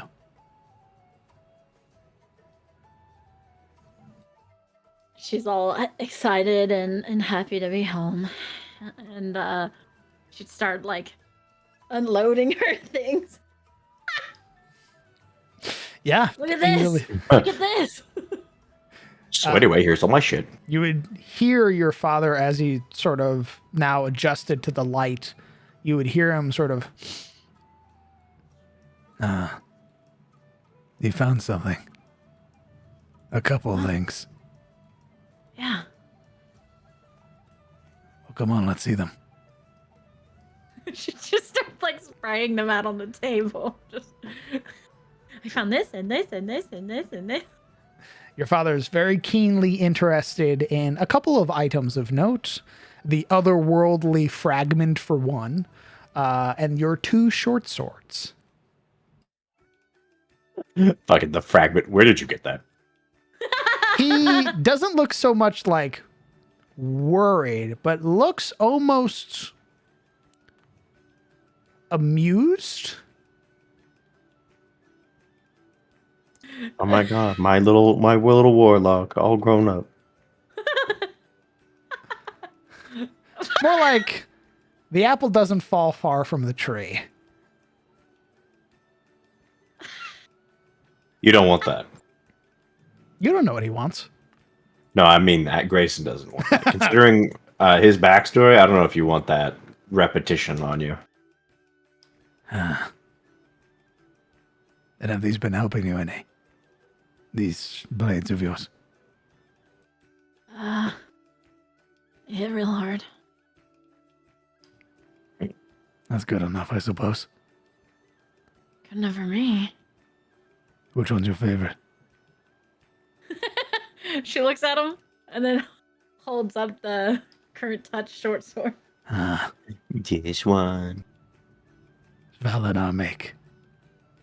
Can't go wrong with an elven blade.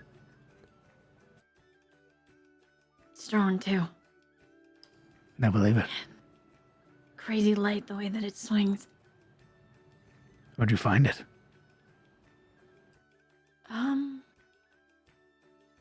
Player has forgotten. You found it in the hold of a dead lieutenant who betrayed his order. Right. We went down in search of helping somebody out down in the spear. And this lieutenant, some militia or so, he basically betrayed everybody and had left it behind.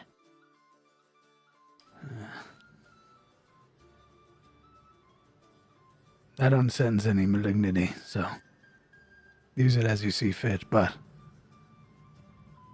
you feel anything on with it, you bring it back. You think there could be something wrong with it? Sometimes spirits, they hold on to anything that they can. And weapons, items, things that are touched by the current, they tend to be a nice little place for them to hold on to and anchor. I don't sense anything, but who knows? Okay. She like looks at it with like scrutiny. I'm on to you.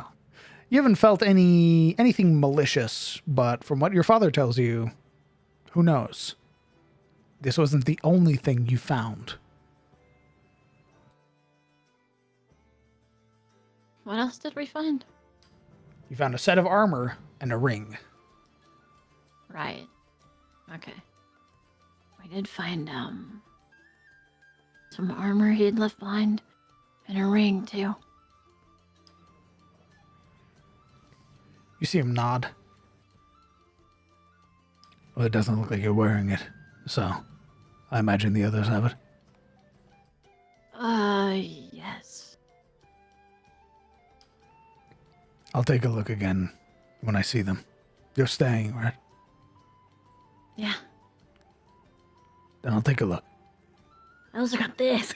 She pulls out the vial of like the different oozes and like the monstrous parts and all the like the sprig and like I got this. I got You this. would watch as he takes both of the vials that are offered up to him and sort of turns them towards himself. And you watch as it takes no more than just a look at either one of them before going, Ah. A gray ooze and a black ooze. Where'd you find these? Same place. One attacked me. Not bad. I'm working on something right now, but if you leave these with me, I think I can make you a poison. Okay. It's if you want it. Otherwise, keep it as a trinket or a trophy.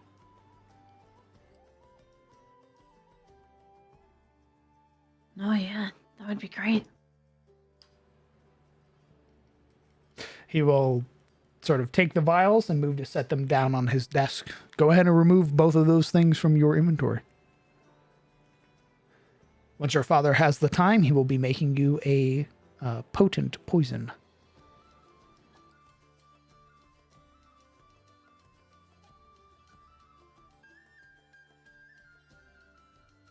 All right. Oh yeah, baby. What Is there- about the otherworldly fragment? Ooh. What about this one? You'll watch as he plucks it free and sort of holds it up for you to see, sort of holding it between the two of you. And you'll watch where his fingers touch. You can see the crystal almost begin to turn to liquid, as if it's melting. Oh, This is a little bit more rare, but sometimes when demons die on our side of the world, their blood becomes this.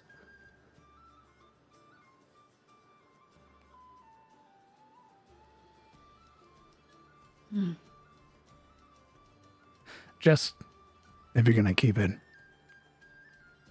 make sure you don't touch your mouth or your eyes afterwards. what are its uses? Well, you see how it melts. Give enough force behind it when you throw it, and you basically cake a creature. They'll burn.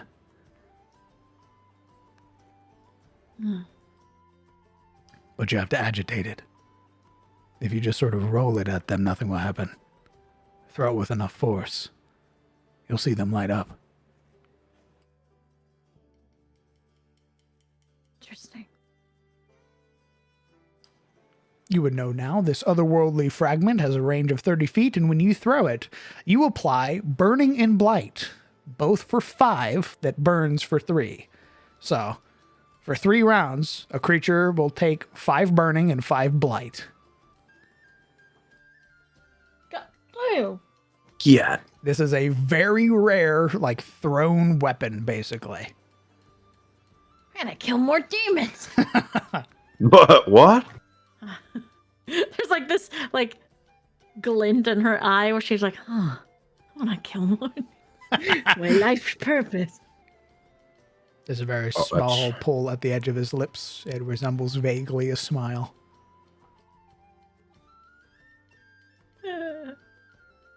Oh, that's my girl.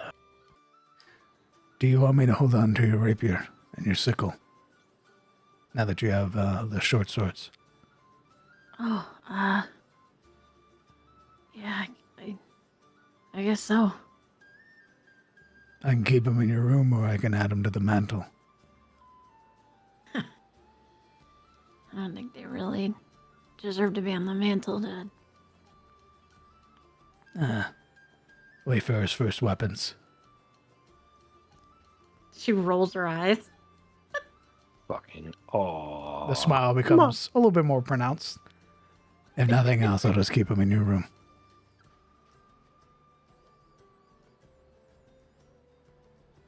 Neat, neat. Neat. Okay. This is the time where if you want to drop anything off, it'll basically be held at your house.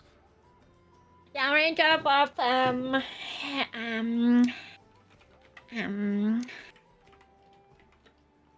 The rapier, the sickle, um, um, heck, I need everything else. That's fine. Oh, the thief realizing she's an item user. I need this. You'll eventually this be too. able to go visit the shop in which you'll be able to sell any of the treasures that you've had with you. Can I buy a bigger backpack? Not currently. That was something I was working on, potentially being able to up your carry weight. That's not something I currently have, I'm afraid. Dang it. So just the rapier and the sickle? Yeah, I need everything else. Okay. Just a moment.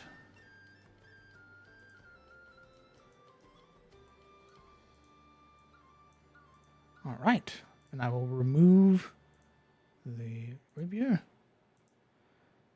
And the... What about these? He pulls out the plague grenades. Where before you had seen your... There's almost a look of familiarity with the plague grenade. And he sort of nods his head. Just be mindful. If you're going to throw that at a person, be ready to hear him scream. It's not a pleasant sight.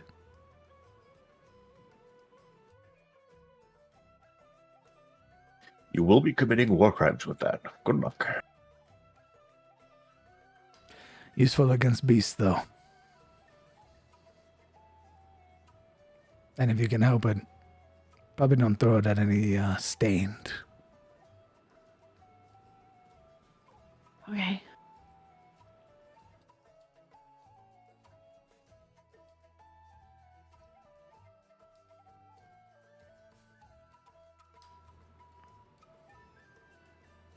Any other questions for your father, Grayson, before I move over? She would look at the kitchen and like the stove. Does it look like it's been used? It has not. You would note a familiar set of coffee rings around his desk, the bundled up blanket on the couch. He's been door dashing. Your father has been working. Thought we agreed that you would at least cook. You see him raise his chin, not peering at you, but peering up towards the ceiling for a moment as if trying to find an answer. Well, you see, no. I've had to do a lot of reading and a lot of binding of chemicals. I haven't been able to cook as much as I would like. Shane and his wife have been kind enough to invite me over for dinner most nights. She squints. I'll have to tell them thank you. I'm sure they'd love to hear from you.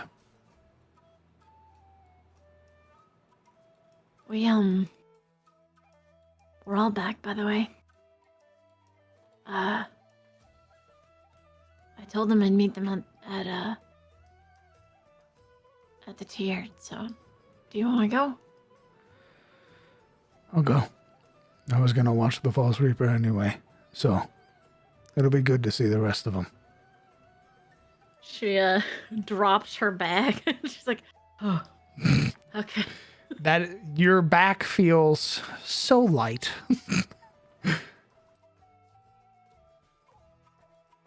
All right. Pokes a little bit and prods. Yeah, someone like you definitely couldn't be the Reaper. Just step out the door, laughing. There's a moment where he sort of stands there. I go, I can't harvest anyway. He sort of follows after. What the fart? There's this like what the fuck, and then he sort of thinks about it for a moment. He's like, oh, maybe I could. Walking with your father now through the paper lantern laden streets, you would be met by the bright smiles and wide-eyed expressions of the people who know now not only is Grayson home, but has returned home from wayfaring and returned home as part of the Stormbreakers. And not only that, seeing your father out and about, the recluse that he is, here to participate in the Falls Reaping Festival. As you begin to make your way down the streets, next would be Rylan. Arriving home, Rylan, to this familiar abode, opening the door, you would be met with the warm scent of food that is cooking. You would hear what sounds like soft humming coming from the kitchen.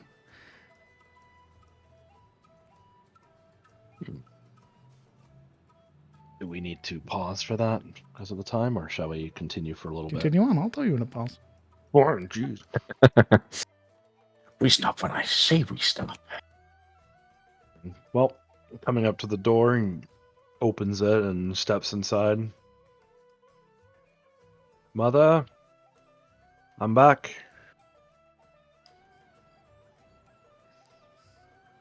Stepping inside, Rylan, roll me a deck save. Fucking shot with Yeah, I knew it.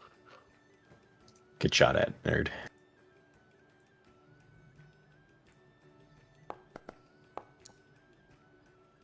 Right. The humming continues unabated within the kitchen because your neck is seized. A wide, burly arm holding your head to his chest as you peer up and look at the visage of your father. Aaron Aldane, the road warden of the Southlands and Elion's Tier, has returned home for Falls Reaping. now choke holding his child. And that's where we're going to call it for tonight. Ah, there it is. Ah! Fair enough. Like, got snatched up by Dad. Thank you guys so much for playing. As I have found out, if the party would like, I thought that Rylan would not be able to make it on the 24th. He will be able to make it on the 24th. So would you guys like to play on the 24th, which would be our third game for this week, and then we take off the 1st? Oh no, maybe we should consider. Yes. If there are any objections, you don't have to tell me now. You can tell me either in DMs or in our chat. But for right now, I'll slot us into the 24th. And then if anything happens, we'll discuss it during the week. But thank you guys so much for playing. And thank you, chat, for coming out and supporting the games. For as long as the players wish to stick around, feel free to ask any questions you may have pertaining to the game, the characters, or anything like that, by highlighting your questions with channel points. We do not have any fan art this week. That's fine. I know a lot of people were busy out celebrating with their families, as well as enjoying vacations and the like. As always, thank all of you lovely fan artists for all of your glorious pieces that you give us. I appreciate them very much. We love fan art. We love fan art. We love fan art. We really do.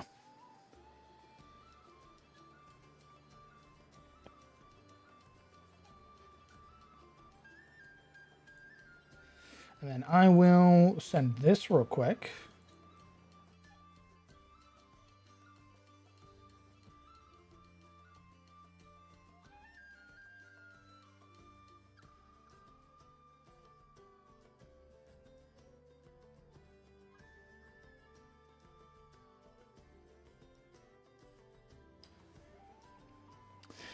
Fubar, you will see a picture of Aaron Aldane next week.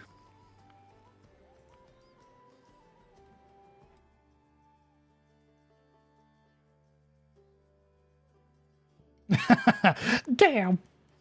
Sorry, brother. But the road warden is returned. Oh boy. He must have known he was coming and was just waiting in ambush, like, oh, I'm gonna get his ass. Well, like you said, your mother knows what comes in and out of the borders of this place. Yeah, like one cloud crosses the border of Elion's sky. She's like, It's gonna rain. Hot your slipping, son, as he breaks Ryland's neck. Ooh, I thought your AC was bigger, huh? yeah, that's cool, but my attack bonus is plus 50. Like, Gotta keep him calm. That's right, Lore. That's right.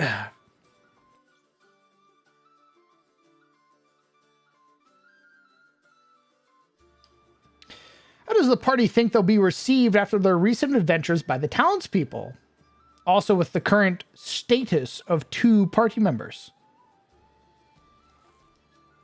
Status of 2 party members. What does that mean? What does that glowing. mean? Oh, what do you mean by that? they're glowing? Oh, So here's the thing. Rylan, about halfway on the trip to Elion, into the border of Elion, would stop glowing. The only person glowing right now is Grayson, because Grayson's glowing for 3 days. 60. Look, okay, I'm a glower, not a shower, okay? Leave me alone. It lasts a while. How do you guys think it'll be received by the town as the Stormbreakers? some embarrassingly awkward praise. We'll just be like, thanks. think- Thanks, guys.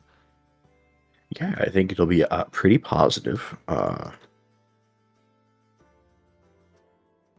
think, you know what? Obviously, there's going to be like a rival band of Elion kids who's going to hate us because we always were cooler than them. Yeah, fuck those guys. Yeah. Yeah, I can't wait to be the We evil come around the Pokemon corner. trainers. Oh, it's Isaac. Yes, yeah. So glad to see you. So, Yeah, you know- What's up? there is something to be said that you're not the only wayfarers in the world. And I have teased before the idea of rival wayfaring parties trying to beat the party to helping people. You're such a tease. Yeah, no, we need to meet them at the middle of some like unimportant crossroads, so we can have this fabled battle where we kill the shit out of them, and then they name the crossroads after us. What the? Oh my god. That's how they put names Huh? on roads, dude. Didn't you know? They Pretty name sure. them after battles. From just some dorks in a bureaucratic chamber say we're going to name the road this thing. Oh yeah, after failing. We weren't gonna presidents kill and you, what the fuck? stuff. Is there no like spirit of cooperation or like, oh hey, we're both here. Why don't we both kill the shit out of this bad It really thing? depends. There are some that are like, it really depends on the party. You can get wayfarers that are on the side of order. You can also get wayfarers that are on the side of chaos. Wow. Who might be there to get glory for killing a dragon you're trying to save. Yeah. Imagine somebody else gets the same contract as us to get the Manticore, for example, and we're coming back with its big ass head hanging from someone's belt, and they see that, and they were all happy with like a chest full of hope, going off to kill the Manticore and be us, the guys coming back with the head. What if they decide they want the head? What if they're like, we're better? Why would Well, you get the fucking contract? Should have asshole?" been there faster. Nerd. Look, knowing Tyros, my thing is, imagine like we slay a dragon, right? We finally slayed a dragon. We're like, yes, we did it. And then we meet wayfarers coming into the cave that we just came out of, and one of them goes, "Where's my dad?" Oh fuck. Listen, son, your dad was a bad The- man. The other draconic sorcerer looks at us and looks at the big ass head, and you see a single tear fall down their face. And we know at that point, we've made a permanent rival.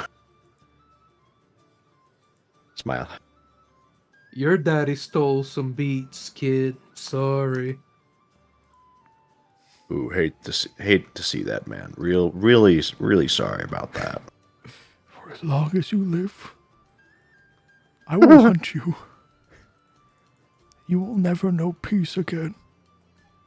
Who the fuck are you? All right. I'll give it a little bit more. If anybody has any other questions pertaining to the game, the characters, lore, anything like that. As well, if you think of a question and you want to get it answered, you could also pop that question in the lore discussion tab in the Discord. Nice. The Discord.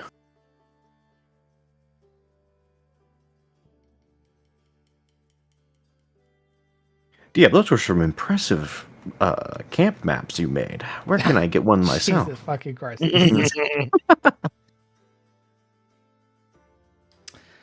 can get them on the Patreon. Wow. What's the Patreon? You use exclamation Patreon.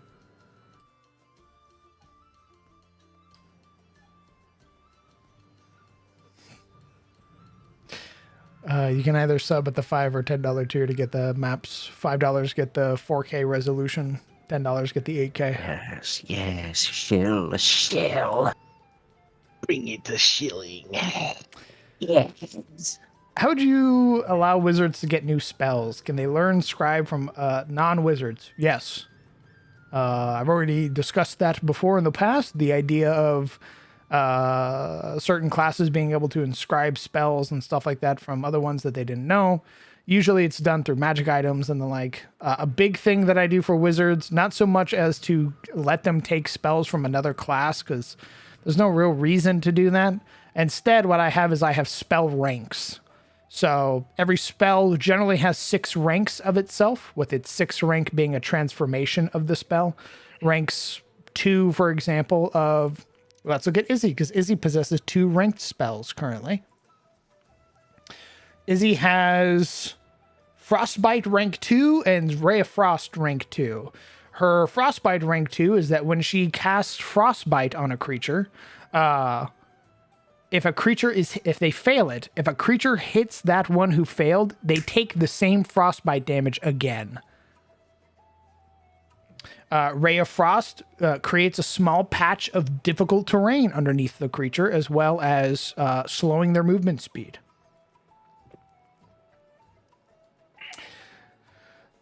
Ninth level spells do not have ranks, mostly because 9th level spells require a lot of things to set up in my setting. And they have a 1-year cooldown. Oh, Lord. Wow. Assuming each rank also represents an increase in spell. Nope. They're all rank. So all of her cantrips are still, like, her rank 2 cantrips are still cantrips. Now the ranks increase like damage and effects is what that does. So for example, a rank 2 fireball applies burning as well as its 8d6. A rank 3 fireball increases itself to 9d6 and applies burning. A 4th level fireball applies burning, superheats the air. So you have to now you tie like a con save to it. You do 9d6 damage.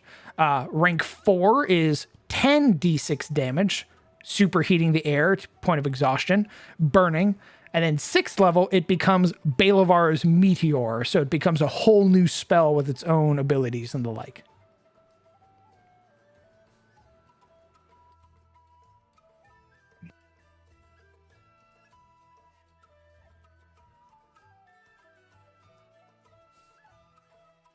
And that's still just a 3rd level spell.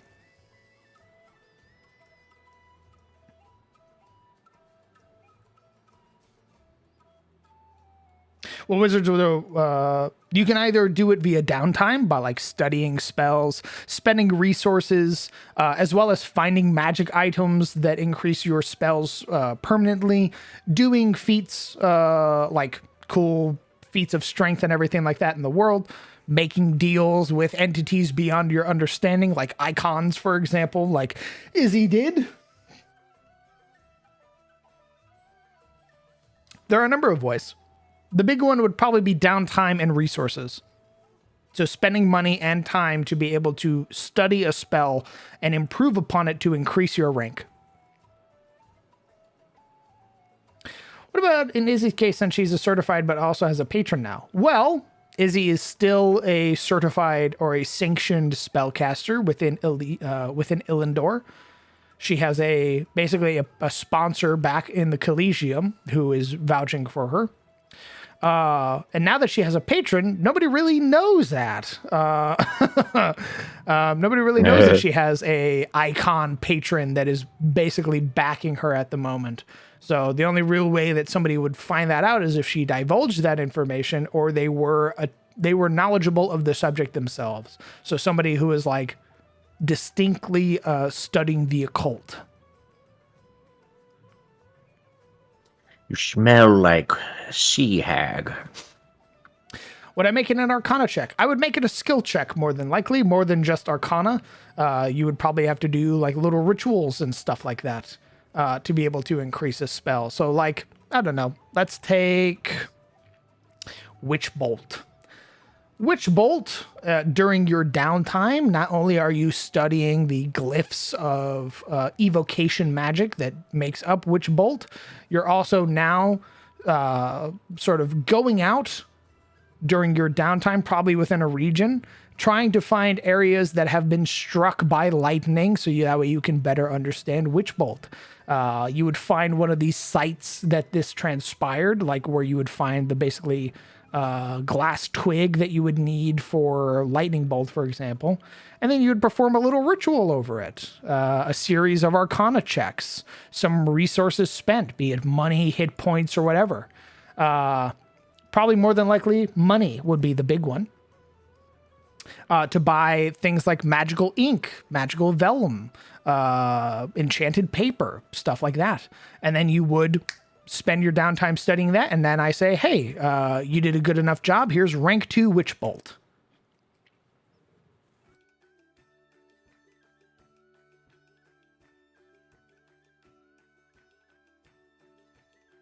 The party had found a magic item previously, but they gave it up to the Arbiters, which are the the Inquisition within Tyros. It was a grasping staff. It was a staff made of blackened elven bones, and it have ranked up her Ray of Frost, and it have ranked up her Chill Touch to rank 2. Oh, sorry. It would have also ranked up something else, but they don't have that anymore because they understandably saw that it was very evil coded and gave it over to the Inquisition. Just a little bit. Just a little, small little bit.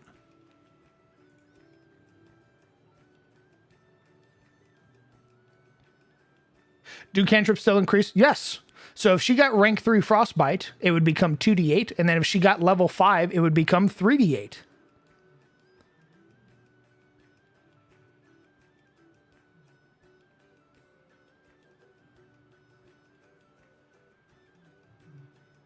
Are there any similar activities the marshals can do? I haven't planned anything like that for marshals yet. The reason being is that I gave marshals weapon abilities.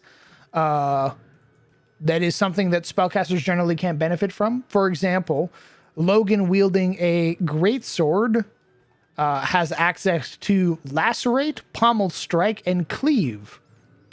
Lacerate allows him to apply the bleeding status effect as part of his attack. Pommel Strike lets him daze a creature as a bonus action. Cleave lets him attack up to 3 creatures in a cone around him. So I haven't come up with anything yet for marshals, just because I've given marshals so much already. But who knows? Maybe we'll make it something a subject of one of the streams. Maybe like upgrading them to more uses per day or something would be interesting. Maybe. Like train really good with it.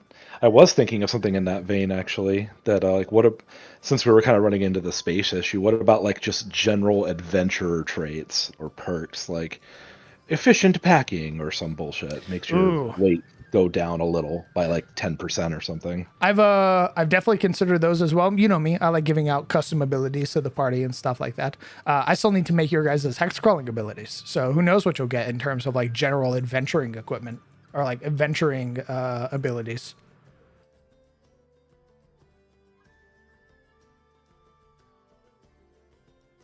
Be fun little nifty passives that just sort of make life a little easier. Mm-hmm. I also plan on you guys fighting more elites, which are also ways that the party can get like bonuses and stuff.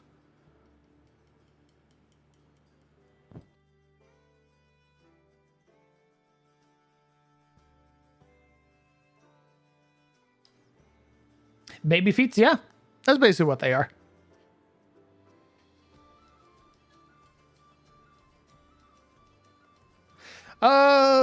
What I've done before in the past, this will probably be the last question. What I've done before in the past is I've given out abilities like, let's take Siluril. Siluril had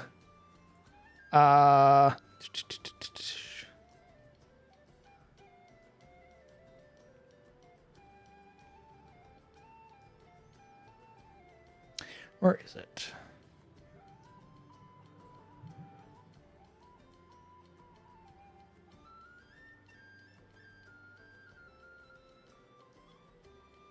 She had Wounded Dragon, which was a passive feature. The first time you become bloodied in a combat encounter, you can use an immediate interrupt to unleash a bellowing roar. When you do so, all allies within 30 feet of you, excluding yourself, gain a +2 bonus to attack and damage rolls until the start of your next turn. So that was something that Siluro had. And that's like a feature that I've given out to her and only her.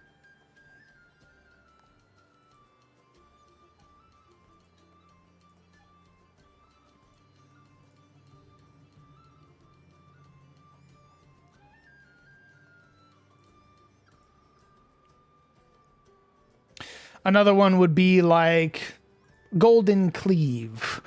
As a bonus action, you assume a cleaving assault stance. It lasts until you end it with a bonus action or you enter death's door. Until the stance ends, whenever you hit a creature with a basic attack using a weapon, one enemy adjacent to the target that you hit takes damage equal to your Constitution modifier. This effect ends at the end of the encounter. So they assume a stance. They swing at a goblin. The goblin beside them gets cleaved by the same attack, and they take 3 points of damage because that's the total score of somebody's Constitution modifier. And those are little abilities that I hand out to characters.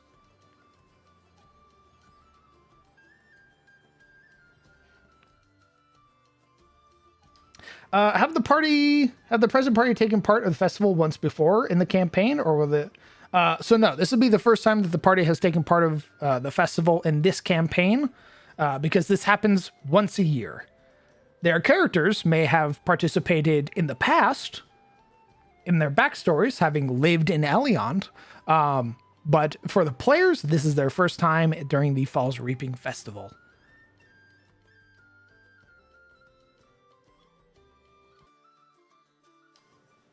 What if our hex ability affected the kinds of rumors we hear?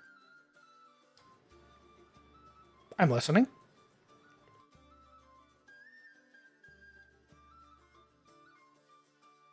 So, like,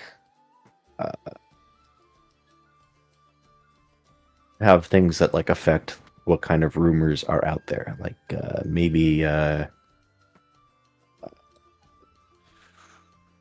Like Ollie hears Archotech specific rumors?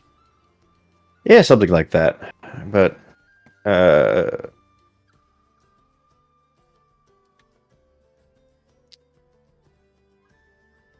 yeah, something like that. I'll think about it. Or having abilities that affect rumors, because you're probably not going to make rumors that no one's interested in. Let's be real. So like having like Grayson can like re-roll for like what kind of rumor it is. So like say there's like a combat rumor right in front of us that we need to pass, and it's like she's well inundated with like tavern gossip, so she has a thing that says that's like you heard that wrong kind of thing, and she can like roll to see what if it's a different kind of rumor. Oh, interesting.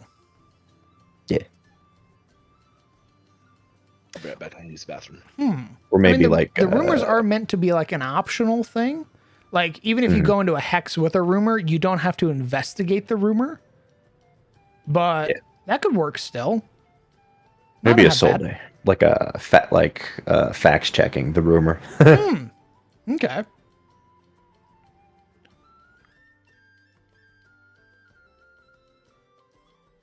I like it. I'll think about it. Maybe that'll be a subject of one of the streams coming up this week. Duh. Okay. I think that's a great place to call it. I know Rylan just stepped away to go to the restroom, so why don't the rest of you guys go ahead and say goodbye to chat?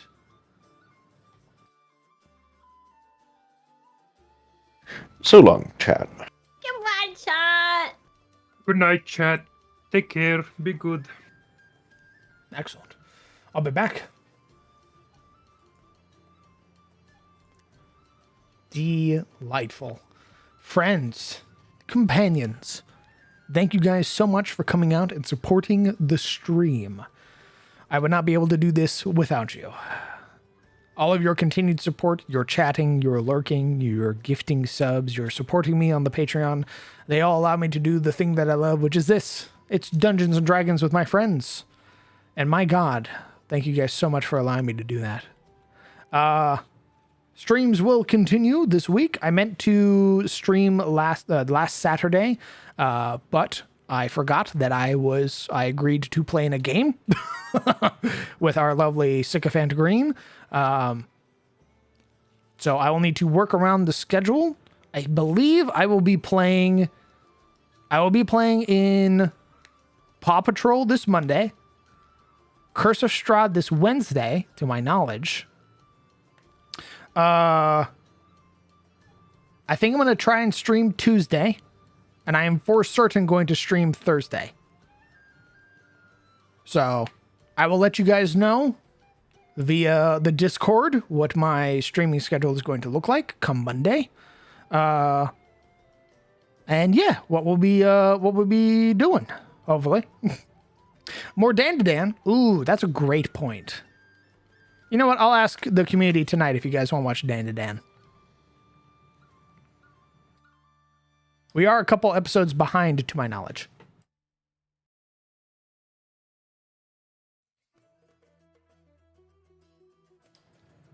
So yeah.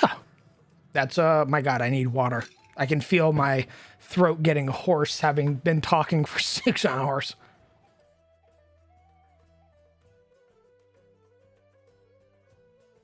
No, I need water, Lord. All I have is ice right now.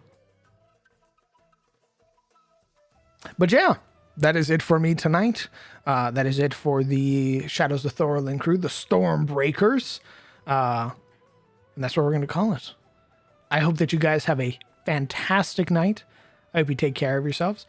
I will be working on, probably during Monday, I will be working on a couple of things within the Kanka, so look forward to that. The last one I was working on were the Dragons of Atis.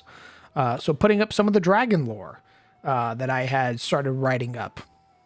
And sort of just overall applying more information to the Kanka. So that way you guys can, to read it, to learn a little bit more about Atis. So yeah.